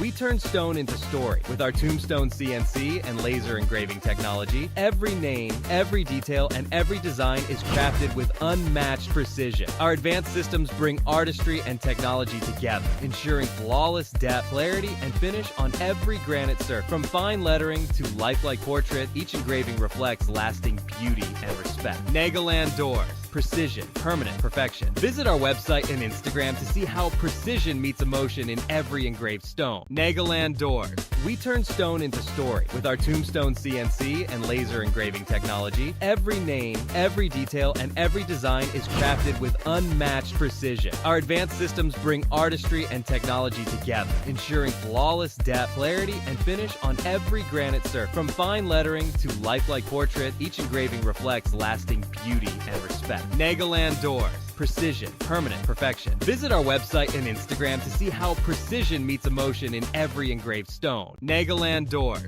We turn stone into story with our Tombstone CNC and laser engraving technology. Every name, every detail, and every design is crafted with unmatched precision. Our advanced systems bring artistry and technology together, ensuring flawless depth, clarity, and finish on every granite surface. From fine lettering to lifelike portrait, each engraving reflects lasting beauty and respect. Nagaland Doors. Precision, permanent perfection. Visit our website and Instagram to see how precision meets emotion in every engraved stone. Nagaland Doors. We turn stone into story with our Tombstone CNC and laser engraving technology. Every name, every detail, and every design is crafted with unmatched precision. Our advanced systems bring artistry and technology together, ensuring flawless depth, clarity, and finish on every granite surface. From fine lettering to lifelike portrait, each engraving reflects lasting beauty and respect. Nagaland Doors. Precision, permanent perfection. Visit our website and Instagram to see how precision meets emotion in every engraved stone. Nagaland Doors. We turn stone into story with our Tombstone CNC and laser engraving technology. Every name, every detail, and every design is crafted with unmatched precision. Our advanced systems bring artistry and technology together, ensuring flawless depth, clarity, and finish on every granite surface. From fine lettering to lifelike portrait, each engraving reflects lasting beauty and respect. Nagaland Doors. Precision, permanent perfection. Visit our website and Instagram to see how precision meets emotion in every engraved stone. Nagaland Doors. We turn stone into story with our Tombstone CNC and laser engraving technology. Every name, every detail, and every design is crafted with unmatched precision. Our advanced systems bring artistry and technology together, ensuring flawless depth, clarity, and finish on every granite surface. From fine lettering to lifelike portrait, each engraving reflects lasting beauty and respect. Nagaland Doors. Precision, permanent perfection. Visit our website and Instagram to see how precision meets emotion in every engraved stone. Nagaland Doors. We turn stone into story with our Tombstone CNC and laser engraving technology. Every name, every detail, and every design is crafted with unmatched precision. Our advanced systems bring artistry and technology together, ensuring flawless depth, clarity, and finish on every granite surface. From fine lettering to lifelike portrait, each engraving reflects lasting beauty and respect. Nagaland Doors. Precision, permanent perfection. Visit our website and Instagram to see how precision meets emotion in every engraved stone. Nagaland Doors. We turn stone into story with our Tombstone CNC. Once again, ladies and gentlemen, we are welcome you back to the Hornbill Esports Championship. This is the season 2, of course, and currently you are watching the MOBA 5v5 category. And like you know, we are already at a. I think this is what we call a cliffhanger, right? We do not know which teams will be going to the LAN, but hey, we are waiting. I think everyone else is also waiting for this match because this is Sacred Shine, their last ticket, their last slot, their last chance, also for Fatal Eclipse to actually qualify for the LAN. And Vici, what do you have to say about those last 2 games? I think there's a lot of to take in, and we got enough time to absorb it all. But now, how do you feel about these games? I mean, come on, both the teams are really hoping to get qualified for the LAN event. Now, it's the biggest and the best event that, Hornbill Festival is really giving them. And again, Sacred Shine has to come up with the streak as well. They have to win it up. They have to pick up another trophy onto their lane. So I want to see if Team Fatal Eclipse really intercepts that, or they are the ones going home tonight. Both of them, one for one, really gave a good match. First match, you did see how, uh, you know, Zaujin just made sure to get the main members out of the way so that they will be reaching towards the base very quickly. They had the help of the marksman this time, but then the second game, absence of a marksman really wasn't some kind of it had some kind of an impact on them. So I am curious to know how it will be going around into the game number three. I think the slight advantage the side of Team Field Eclipse had was the marksman factor, right? In the first game, at least, because that's where they got the real damage. But in the second game, they tried to match the same energy as Team Sacred Shine, and it kind of did not work the way they were looking for, at least at the end when they were already so behind in terms of their inhibitors being taken down, in terms where they were losing the team fight because the Hayabusa kind of fell off and he was not giving the same value it was at least in the first half of the games. But again, you have to take the risk with the drafts, but don't go so far that you actually lose your individuality or your element that you want to play around. So again, we'll soon head into the draft and we'll see this time what it will go. But again, I think this time, okay, it's actually Sacred Shrine getting the first pick once again. So last time they won the game because they had the first pick. Fatal Eclipse, they won the first pick because of the first pick, right? So I think this can or this will just change how things were working. But again, do you think this will be a huge factor for this game, though? Curious to know though. I mean, come on, the fighters really played such an important role right there, especially Romcom, Fate. You've seen how onto the other side as well, Kise, just making sure that the front liners as well as the back liners will be vulnerable. But this time around, will they be going in for the same strategy? Given the fact that it's the third game, they have to ban it out. Yeah, I mean, we are not looking at two difference in terms of the bands, right? It's still the same so far, like first three same bands, meaning the teams are still trying to deny those comfort picks or those power picks from each other. CC again being banned was one crucial hero in the first game, at least for the side of Fatal Eclipse. They do not want Sacred Shine to go for the same hero as well. And again, what does this open is the question. The YSS, of course, for Wansaturo. And for Bid, I think he has a pretty good choice that he can actually just, choose from. And if they still want to ban off the Grok, that could be an option. But no, they actually ban off the U song. So this could be a very well YSS drop that we're looking at.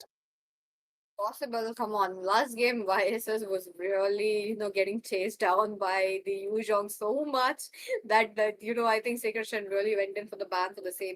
But again, one last ban coming in from the side of Team Fatal Eclipse, that would be the Kimi. Now, Kimi, understandable, they don't want to open it up, such a respect ban right from the game number one, game number two as well.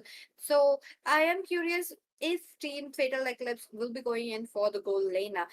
It was a little bit of important for them given the fact that they were not heavily relying onto the objectives. They were not heavily relying on the kills as well, but objectives such as the turrets as well as the crystal, I think they do need a marksman. Definitely, because in terms of ending the game or in terms of securing this object, the marksmen were really important. At least for the side of Team Sacred Shrine, they had the YSS, and then this time again, they will keep the YSS open. So that is some kind of those at least when it comes down to pushing the turrets, it's still gonna be there. But again, total or Fatal Eclipse, my bad, will be stealing away two of the strong picks from the previous game from Sacred Shrine, and I do think I do like those, but still really early for that Eve at least. But I would say a really great value when you take everything considered. But at the same time, there are a lot of counters open. The Farsa, the Kadita too. The Kadita has fallen off, of course, but still can work really well. Very good assassination, but no, you picking up those hero means that the grok which was left open in this draft will go into the hands of Art. And with the Lunox, which we have seen from the game number one, right? Bid having almost 13 kills, or almost he had 13 kills onto his pocket is really, really gonna change a lot of things. And against the Esmeralda, that too. No more assassin art that we are looking ahead. This will be a little bit of a playmaker coming in from the Grok. So I am curious to see for the side of team now Fatal Eclipse, what are they going to answer this with? They have picked up a Esmeralda, maybe a flex pick, but they do know that Sacred Shine won't be going in search for a goal laner, like a proper goal laner. So what will be the answer? Oh, okay. Gigolo once again with the Hayabusa, I mean, in the last game he did had a taste of a defeat, but I think this game he's just going to make sure that he doesn't gets it once again. Yeah, last game, I think it was just there to shut down the YSS from the early game, from the get go. Along with that, they had the Yuzong, of course. But this time, the Yuzong will not be appearing in this game since it is banned. So they would require one more type composed hero, one more hero that can actually go and put the pressure on towards the YSS. The Hilda could be a very good option, still open, still there, but I think it might just get unpicked, at least so far. Apart from that, if they want, they can still pick up the Khalid onto the mid lane to try and give the pressure. And also, there is the Kalea that is still left open. And the side of team Sacred Shrine, they're banning off the. I think that's a Minotaur, right? If I'm not mistaken. Yeah, that is the Minotaur. So, yes, and again, to this time, again, you can see the target is still going on towards Romcom. They do not want to give Romcom discomfort heroes at all. That's true. I love how the respect bans are there coming in from both the sides, so as to they know how to go about it. But at the same time, Hylos has the last ban.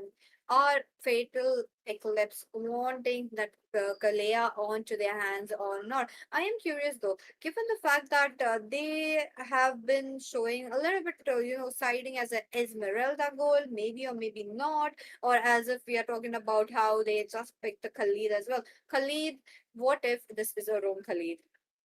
This will be a room crate. Actually, I think putting it onto the EXP or gold would not give the value because I think it's more about putting the pressure into the jungle, especially against the YSS. I think that's a really good pick. But what do you actually pick against that?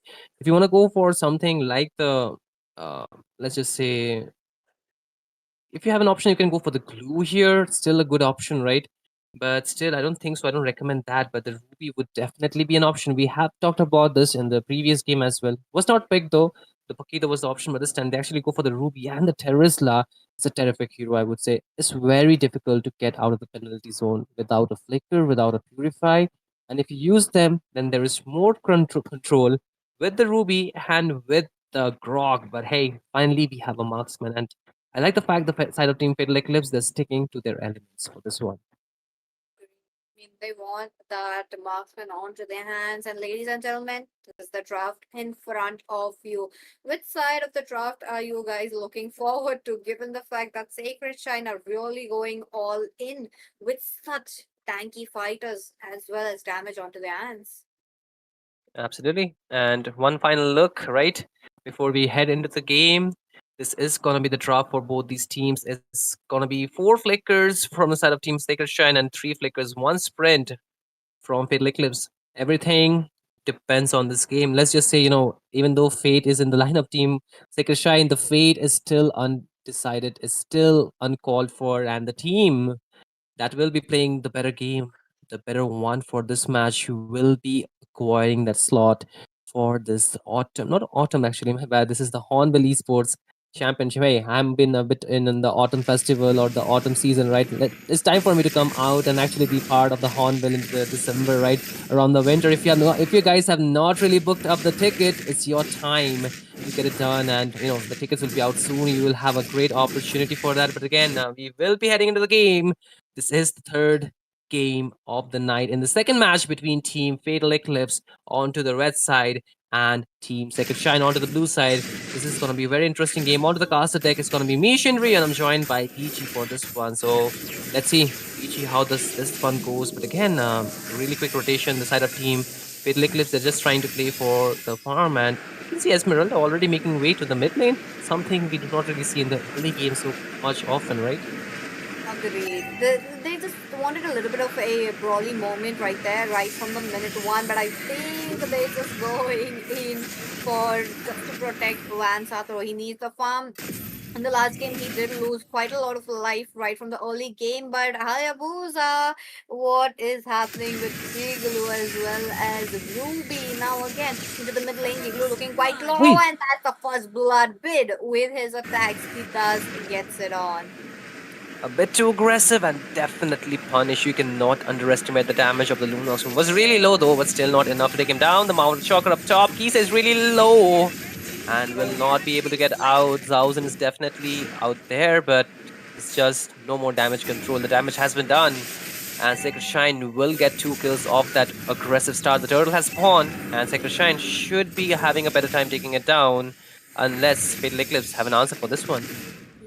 Let's see. As of now, the first turtle is here. Now both the teams are here into the river area, especially Giggle, who doesn't have enough manpower coming in from his teams. Will he be able to take it away? And no, the turtle will be stopped away. They just want to wait it out, waiting it in. Giggle just is there in front of Art. I'm not sure why he's just very keen on having his XP lower, but Fade right from the bottom lane. Look at them zoning out Zoshin. Yeah, I think Zausen should be able to get back out. Yes, he does have the flicker, but has to burn it out. So meaning that his aggression will be a bit limited. And as you can see, Vansaturu has already acquired a good amount of farm, meaning that he will have a level advantage. Mountain Shocker being used up, the position revealed. They're going for the turtle. Oh, let's see. Kirin will be the first one taken down now. Sacred Shine with the 3-kill lead, as well as the turtle onto their hands. They are just making sure they will be the ones getting that 1k goal lead right at the 3-minute mark. Yeah, really quick turtle fight. Both the teams, they got something of the value, with the side of Sacred Shine definitely walk out with a better one. Although Vansaturu was not able to get the retribution onto was the turtle, it was still Fate securing it for their side, and that's why they will have that early gold lead into the pockets. But again, Zausen is really trying to play aggressive, and without the flicker is a bit risky, of course, because they are enough punished tool. Fate again wants to play aggressive with this one. Under Limb dropped out. Oh, look at them into the RWM. Looks like the bid will be going out. But oh, wait a minute. Oigi Shadow here coming in for this. But I think the blades were just enough to take down bid. Now that was quite unfortunate given the fact that Team Sacred Shrine really had a good goal lead coming in, and they are kind of losing that.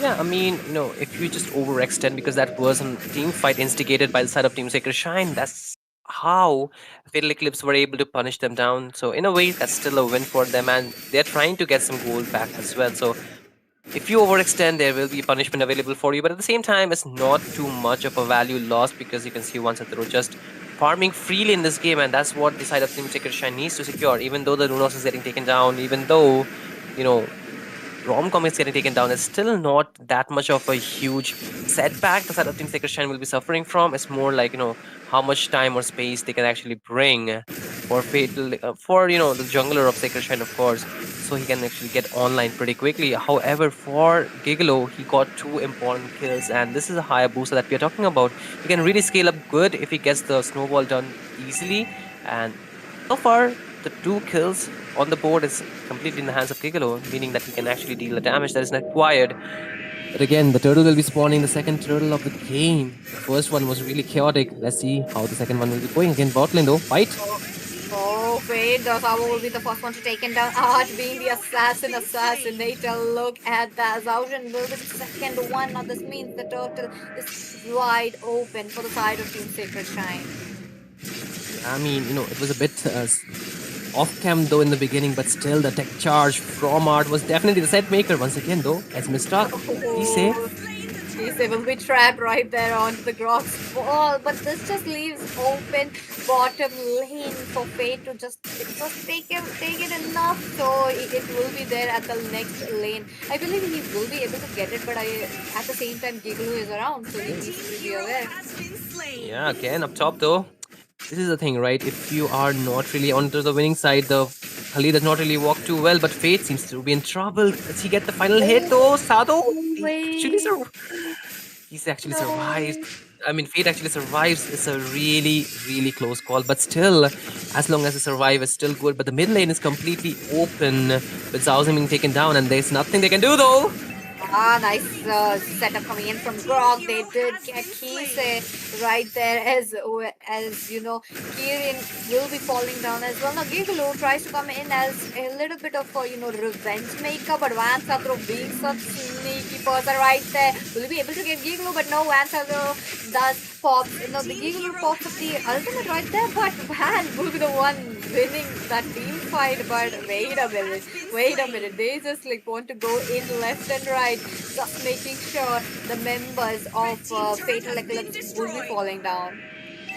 you know, we can wait for a minute, but both the teams, they're not even wasting a single second for this one, right? They're so on each other. Like every time you see the map, the side of Sacred Shrine, they're completely pressuring or pressing the the members of Team Fatal Eclipse to the point that they cannot even go for the farm, to the point they cannot even position themselves. And this is actually a very different Sacred Shrine that we're looking at. Very aggressive, but still some patterns being repeated. The early game aggression is still there. And Fatal Eclipse, they're just trying to play for the farm, but it's gonna be a problem with the Hayabusa getting stuck like that. And will be falling though.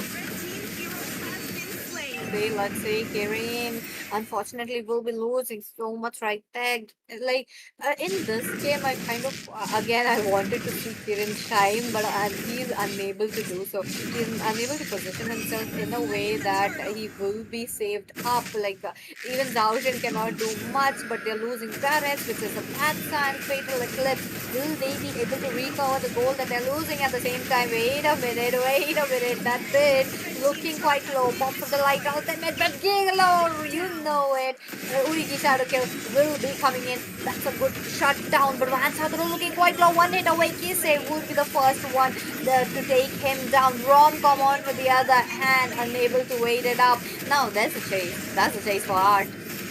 Yeah, he's against 5 members. I don't think so there's any way he can go out of that. You can see still the shadows being there lurking around, and Sabo will be the one securing that kill. And with this, the side of Sacred Shrine, they completely lost this team fight.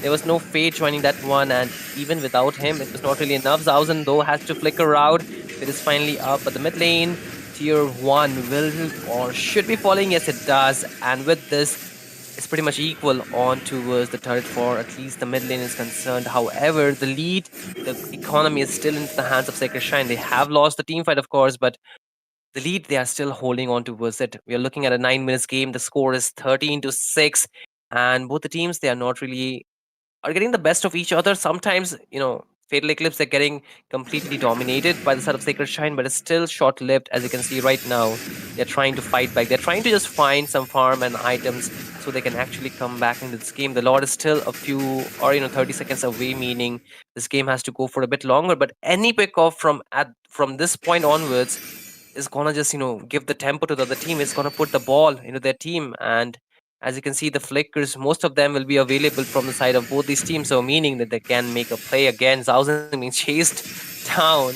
will be able to get it back to the turret, but still the aggression is continued, and both these teams are waiting for this objective to spawn in the map.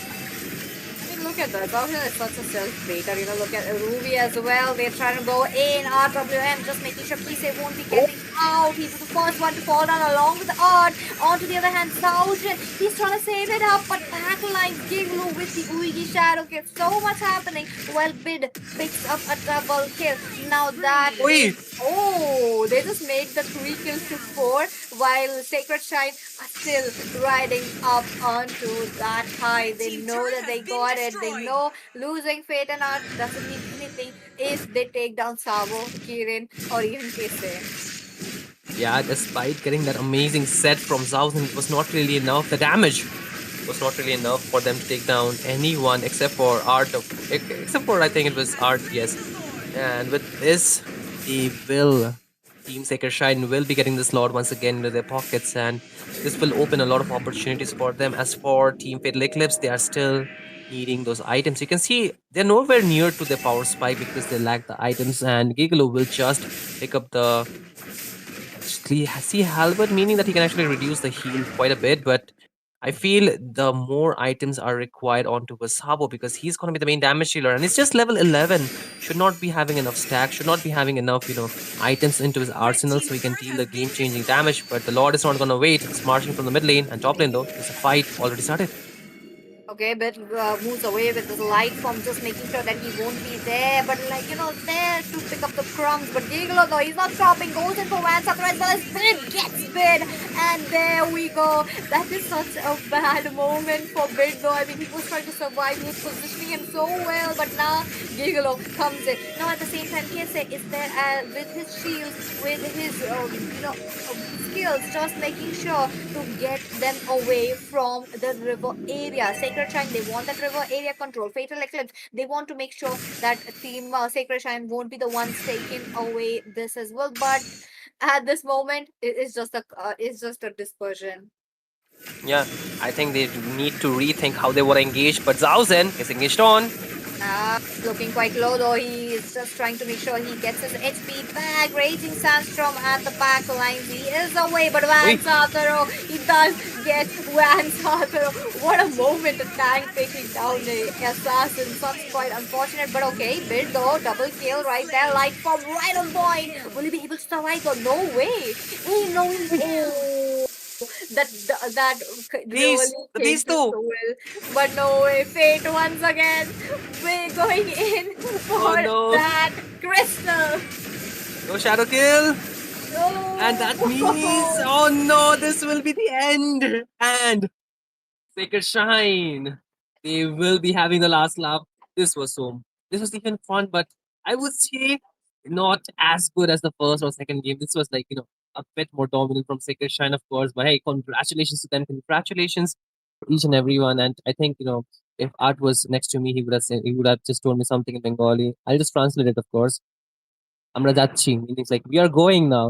So hey, this is gonna be Team Sacred Shine having the last laugh. It like just I would say this was a little short from them. They almost had that victory, right? definitely. Now again, Fate. This is the second match that he's shown us that he can just go in for the with the minions. Like he's really mindful that he knows that when just to go in. I really love that they stopped Hayabusa as well. Come on, congratulations to the Team Sacred Shine for securing that position in the Hornbill Challenge this season number 2. Yeah, I mean, I think it is a well-deserved one, and they actually maintain the streak that they're going for, right? They have been, I would say, most of the lands that has happened after, I think around after October, they have been everywhere, right? Even for the Mizoram one, even for the Guwahati one, they have been going there. So this is gonna be the third land that they're representing back to back, and I would say it's for a good reason. They have that winning mindset, and the players they're performing are really amazing, and this could have been a really close call for them to have their streak ended, but hey, Art said not today. The rest of the team too followed his charge, and he really went in for this one. I would say there was some times where the fans of Team Sekershine almost thought that they're losing this one, right? At this point where Vansatra was getting punished, the team almost losing that fight near the bot lane where even Art could not survive. It was only Fate who was there, but still, it was not really enough for the side of team Fatal Eclipse to actually win it out. And throughout the game, I saw one thing, that was the fact that Team Sacred Shine, they had completely control of the gold, meaning that their items were completely in check, at least for their core members. They could deal more damage. It was just when they were not able to position themselves well, they got punished quite often. Definitely. Now, again, they really pulled a Uno in reverse on Fatal Eclipse. They have really absorbed their enemy's strategy and they are just playing it them against self. So I really love that. It was such a refreshing moment to see how, Sacred Shrine really came up. They were just worried. Again, this was something that Fatal Eclipse had in mind, that they did not want to go in for the kills, the objectives, directly for the base. Now, for the game number 2, game number 3, same scenario. So, Sacred Shrine, yep, as you mentioned, Shinryu, they definitely deserve the spot. Yeah, I just remembered, this is the sixth team that has actually qualified. Two more Yep. slots are only remaining, right? And we'll also see the MVP and everything, I believe so. We just check them through, but before that, only two more slots remaining, and we are just down to 4 teams in the top 16. So it's not easy thing to do actually, getting that top 8. But again, Fatal Eclipse, they played an amazing game. Honestly, had to give it to them because they are playing against a team that has been the reigning champion so far among the online tournaments, and even the tournaments that are happening offline. So to get one game of them and to just push them to this limit means that they have so much potential. And we're not just talking about some regular player, we are talking about Respect and Thousand with new players, newly formed lineup performing this well. And in just I feel if they just keep going and if they just keep this lineup going, we might just see a new challenger rising up really shortly. Curious though, curious what will happen. We still have two teams left. There are quite a few teams who have already qualified as well. It's going to be such a good showdown. So don't forget to book your tickets. Also do visit the social media for the updates as well. But here we go. We got the MVP again, Faith. He really deserved this one though. Definitely. I think he played amazingly well, and is that's why he actually he was just taken down once. But I would say, in a way, the team also enabled him to actually do a lot more. In the end, it was like both him in the last two games actually pushing the base. Like I said, the goal line mentality does not wear off even if you're playing a fighter, and that's what Fate is proving. This new change when it comes down towards the goal lane, right? The fighter meta that has been there, and Fate has been the one dominating it quite well and quite for a long time. And he's showing that even if you pick a fighter, even if you pick a marksman, it's not going to make too much of a difference. Yes, last game he was not having the best KD, not getting those fancy kills that he would actually look for, but still he did the work, and this time too he did the work. So that's what matters at the end of the day. This was really such a good match that we have seen today. And on top of that, Sacred Shine definitely shine through. They marked down Kirin so much that I do believe Yeah, true. most likely he has like 20 plus deaths, like the whole three matches. Absolutely. I think it was just the strategy for Team Secretary was like just kill Kieran and we win, guys. Mark Kieran does not matter even if you get punished, and that's what happened from the get go. They were trying to do so, and even at some point this time, Sabo was onto a marksman, so they were also trying to mark him down as well at the same time. But there was some plays that kind of threw the ball to the side of Team's Fatal Eclipse, and plays like this, the shutdowns like this, where Hayabusa already had two kills, was the problem because he's a hero that can really punish you if he's going for that killing spree. Back to back kills, and if he can snowball, it's going to be really tough. And this one, the tech charge I was talking about, you see completely, shutting down the way Team Fatal Eclipse was trying to take this fight. And there were a lot more as well. But at the same time, what do you want to add for these team fights, though? I really love how Hayabusa did target Bid because they knew Bid would be such a problematic for them given the fact that they did have tanky frontliners and they did not want to let them go. So that was such a beneficial. But again, the backliners were getting targeted at the same time. So Zaujin did not get to do much, which was such a problematic for the team since the backliners were vulnerable. So I believe if they kind of tweak it up, the team composition wise, it was really good, but I do believe we do want to see Kiran shine more. Yeah, I mean, every time Kirin was on a hero that required a lot of positioning, right? Except for the first game, I would say it was on a Zushin. So Zushin can reposition herself really well. And onto the Farsa, onto the Yeah. Eve, he was getting really marked because you cannot use your ultimate while moving. You have to be stationed at one position. And for heroes like the Assassins, for even like, with a lot of fighters, you can easily mark down such targets. So therefore, they have kind of fallen off the meta recently, especially Eve the Farsa because of the vulnerability of their positioning.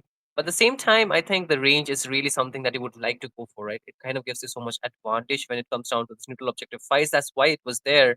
And against the stanky composition is really good, but still it's very punishable. Even by a hero like a Grok, you can see, right, can easily walk up and just use the tech charge to either cancel it out or either, just mark her down so the team can collapse onto the target. Like Art really gave out such a good setups right there. He did not play the role of assassins in the last match because he knew that he had to give those setups for the team just to make sure that the team will be picking it up for themselves, and they did, which is a really good thing that really gave the spot for the side of Team Sacred Shine. Absolutely. And I think it was just a cherry on top for them to just go in for that overkill. But again, we'll just see the rest of the things through the game statistics, of course, ladies and gentlemen. We will see the KDing. I would give a lot of props to actually Zausen for actually setting things up, but it was just the lack of damage. You can see their items are not even completed so far, right? And even for Sabo, he was getting somewhere there with the items, but the problem was not getting the stacks onto the Sky Piercer or the passive. Had to play aggressive under the turret. And even if Respect was able to get some of the huge or major shutdown, it was not really giving enough room for them to actually just try and end this game. And with the YSS, you have so much vision control, right? And with the rest of the three heroes, that is the Grok, that is the Terisla, as well as the Ruby, you have so much that potential that you can easily dictate the pace of the fight. And that's what happened. You can see they were going for team fight composition with the Eve, with the Khalid, but they were getting punished at the overall state. If you take everything considered. Like even with Esmeralda wasn't able to soak up as much as damage, right, being into the front lane. So that was also another problem for the side of Team Fatal Eclipse. But again, their team Sacred Shine, they know how to pick up the enemy's weaknesses. They know how to just make sure to pick those little bit of gaps that the enemies are leaving, and they really made sure to take advantage of that, which is something I really like with the Tesla. Okay, they match their energy. Okay, like Zaujian came up with the Khalid. Now they have to pick up something as a team fight as well, so that even if Zaujian comes in for the back lines, there will be someone to stop him, or even the members coming in and trying to take down the backliner. So that was such a good thing to see. But Van Sataro, though, there were a few moments that he got caught off guard by Zaujin, and Zaujin being such a beta, like he just goes in front of enemy and just flickers out. That was really, like, really like a kind of a funny moment for me to see that. Absolutely. I think, both the sides were trying to bait out the skills, especially for Zausen. Once he was getting too deep into the enemy territory, he had to force the flicker, right? Because with the wall, you can pretty much lock him down. He cannot get through the wall because he does not have a dash. The only dash he has is onto his ultimate, but would you really use it every Yeah. time you're getting locked in, right? And because of that small things, his flicker was really baited out. And yeah, one thing that I would really, if I had a chance, I would want to change was that they could have actually used the Esmeralda on towards the goal lane and just pick up the X-Borg once more against the Agree. Terrace Light works really well. It's a good counter matchup. But at the same time, we'll see the damage dealt this time. Kieran, even though he was not really getting the space, he dealt a pretty good or considerate amount of damage. But it was mainly, Kisei and even Respect doing the same. So I would say, in terms of the scaling, the lineup did not really scale well because of the way the side of Team Sacred Shrine actually just caught them at a very tight situation, at a very tight places where it was really difficult for them to actually come back from because the economy was never in their hands. Once Team Sacred Shrine knew that Team Fatal Eclipse will be going in for the late game, they were the ones picking up the late games for themselves. They did make sure to have enough sustain as well as the late game potential onto their hands right from the game number two. So the game number one was definitely, they were just testing the water. So that loss wasn't really considered a loss given the fact that they just swept it up in the just next two games. Absolutely. I do agree when you say that that's not testing the water, of course.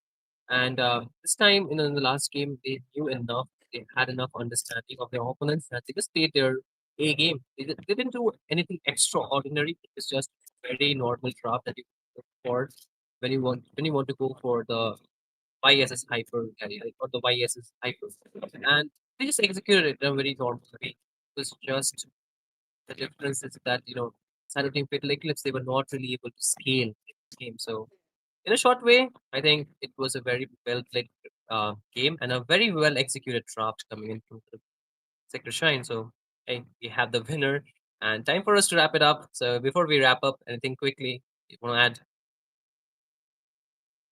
For a good day. I'm curious to see what's going to happen on the last day tomorrow. So stay tuned, guys. Also, do follow the social media handle. Also, it will be there in the description box. So don't forget that. And we'll see you tomorrow, guys.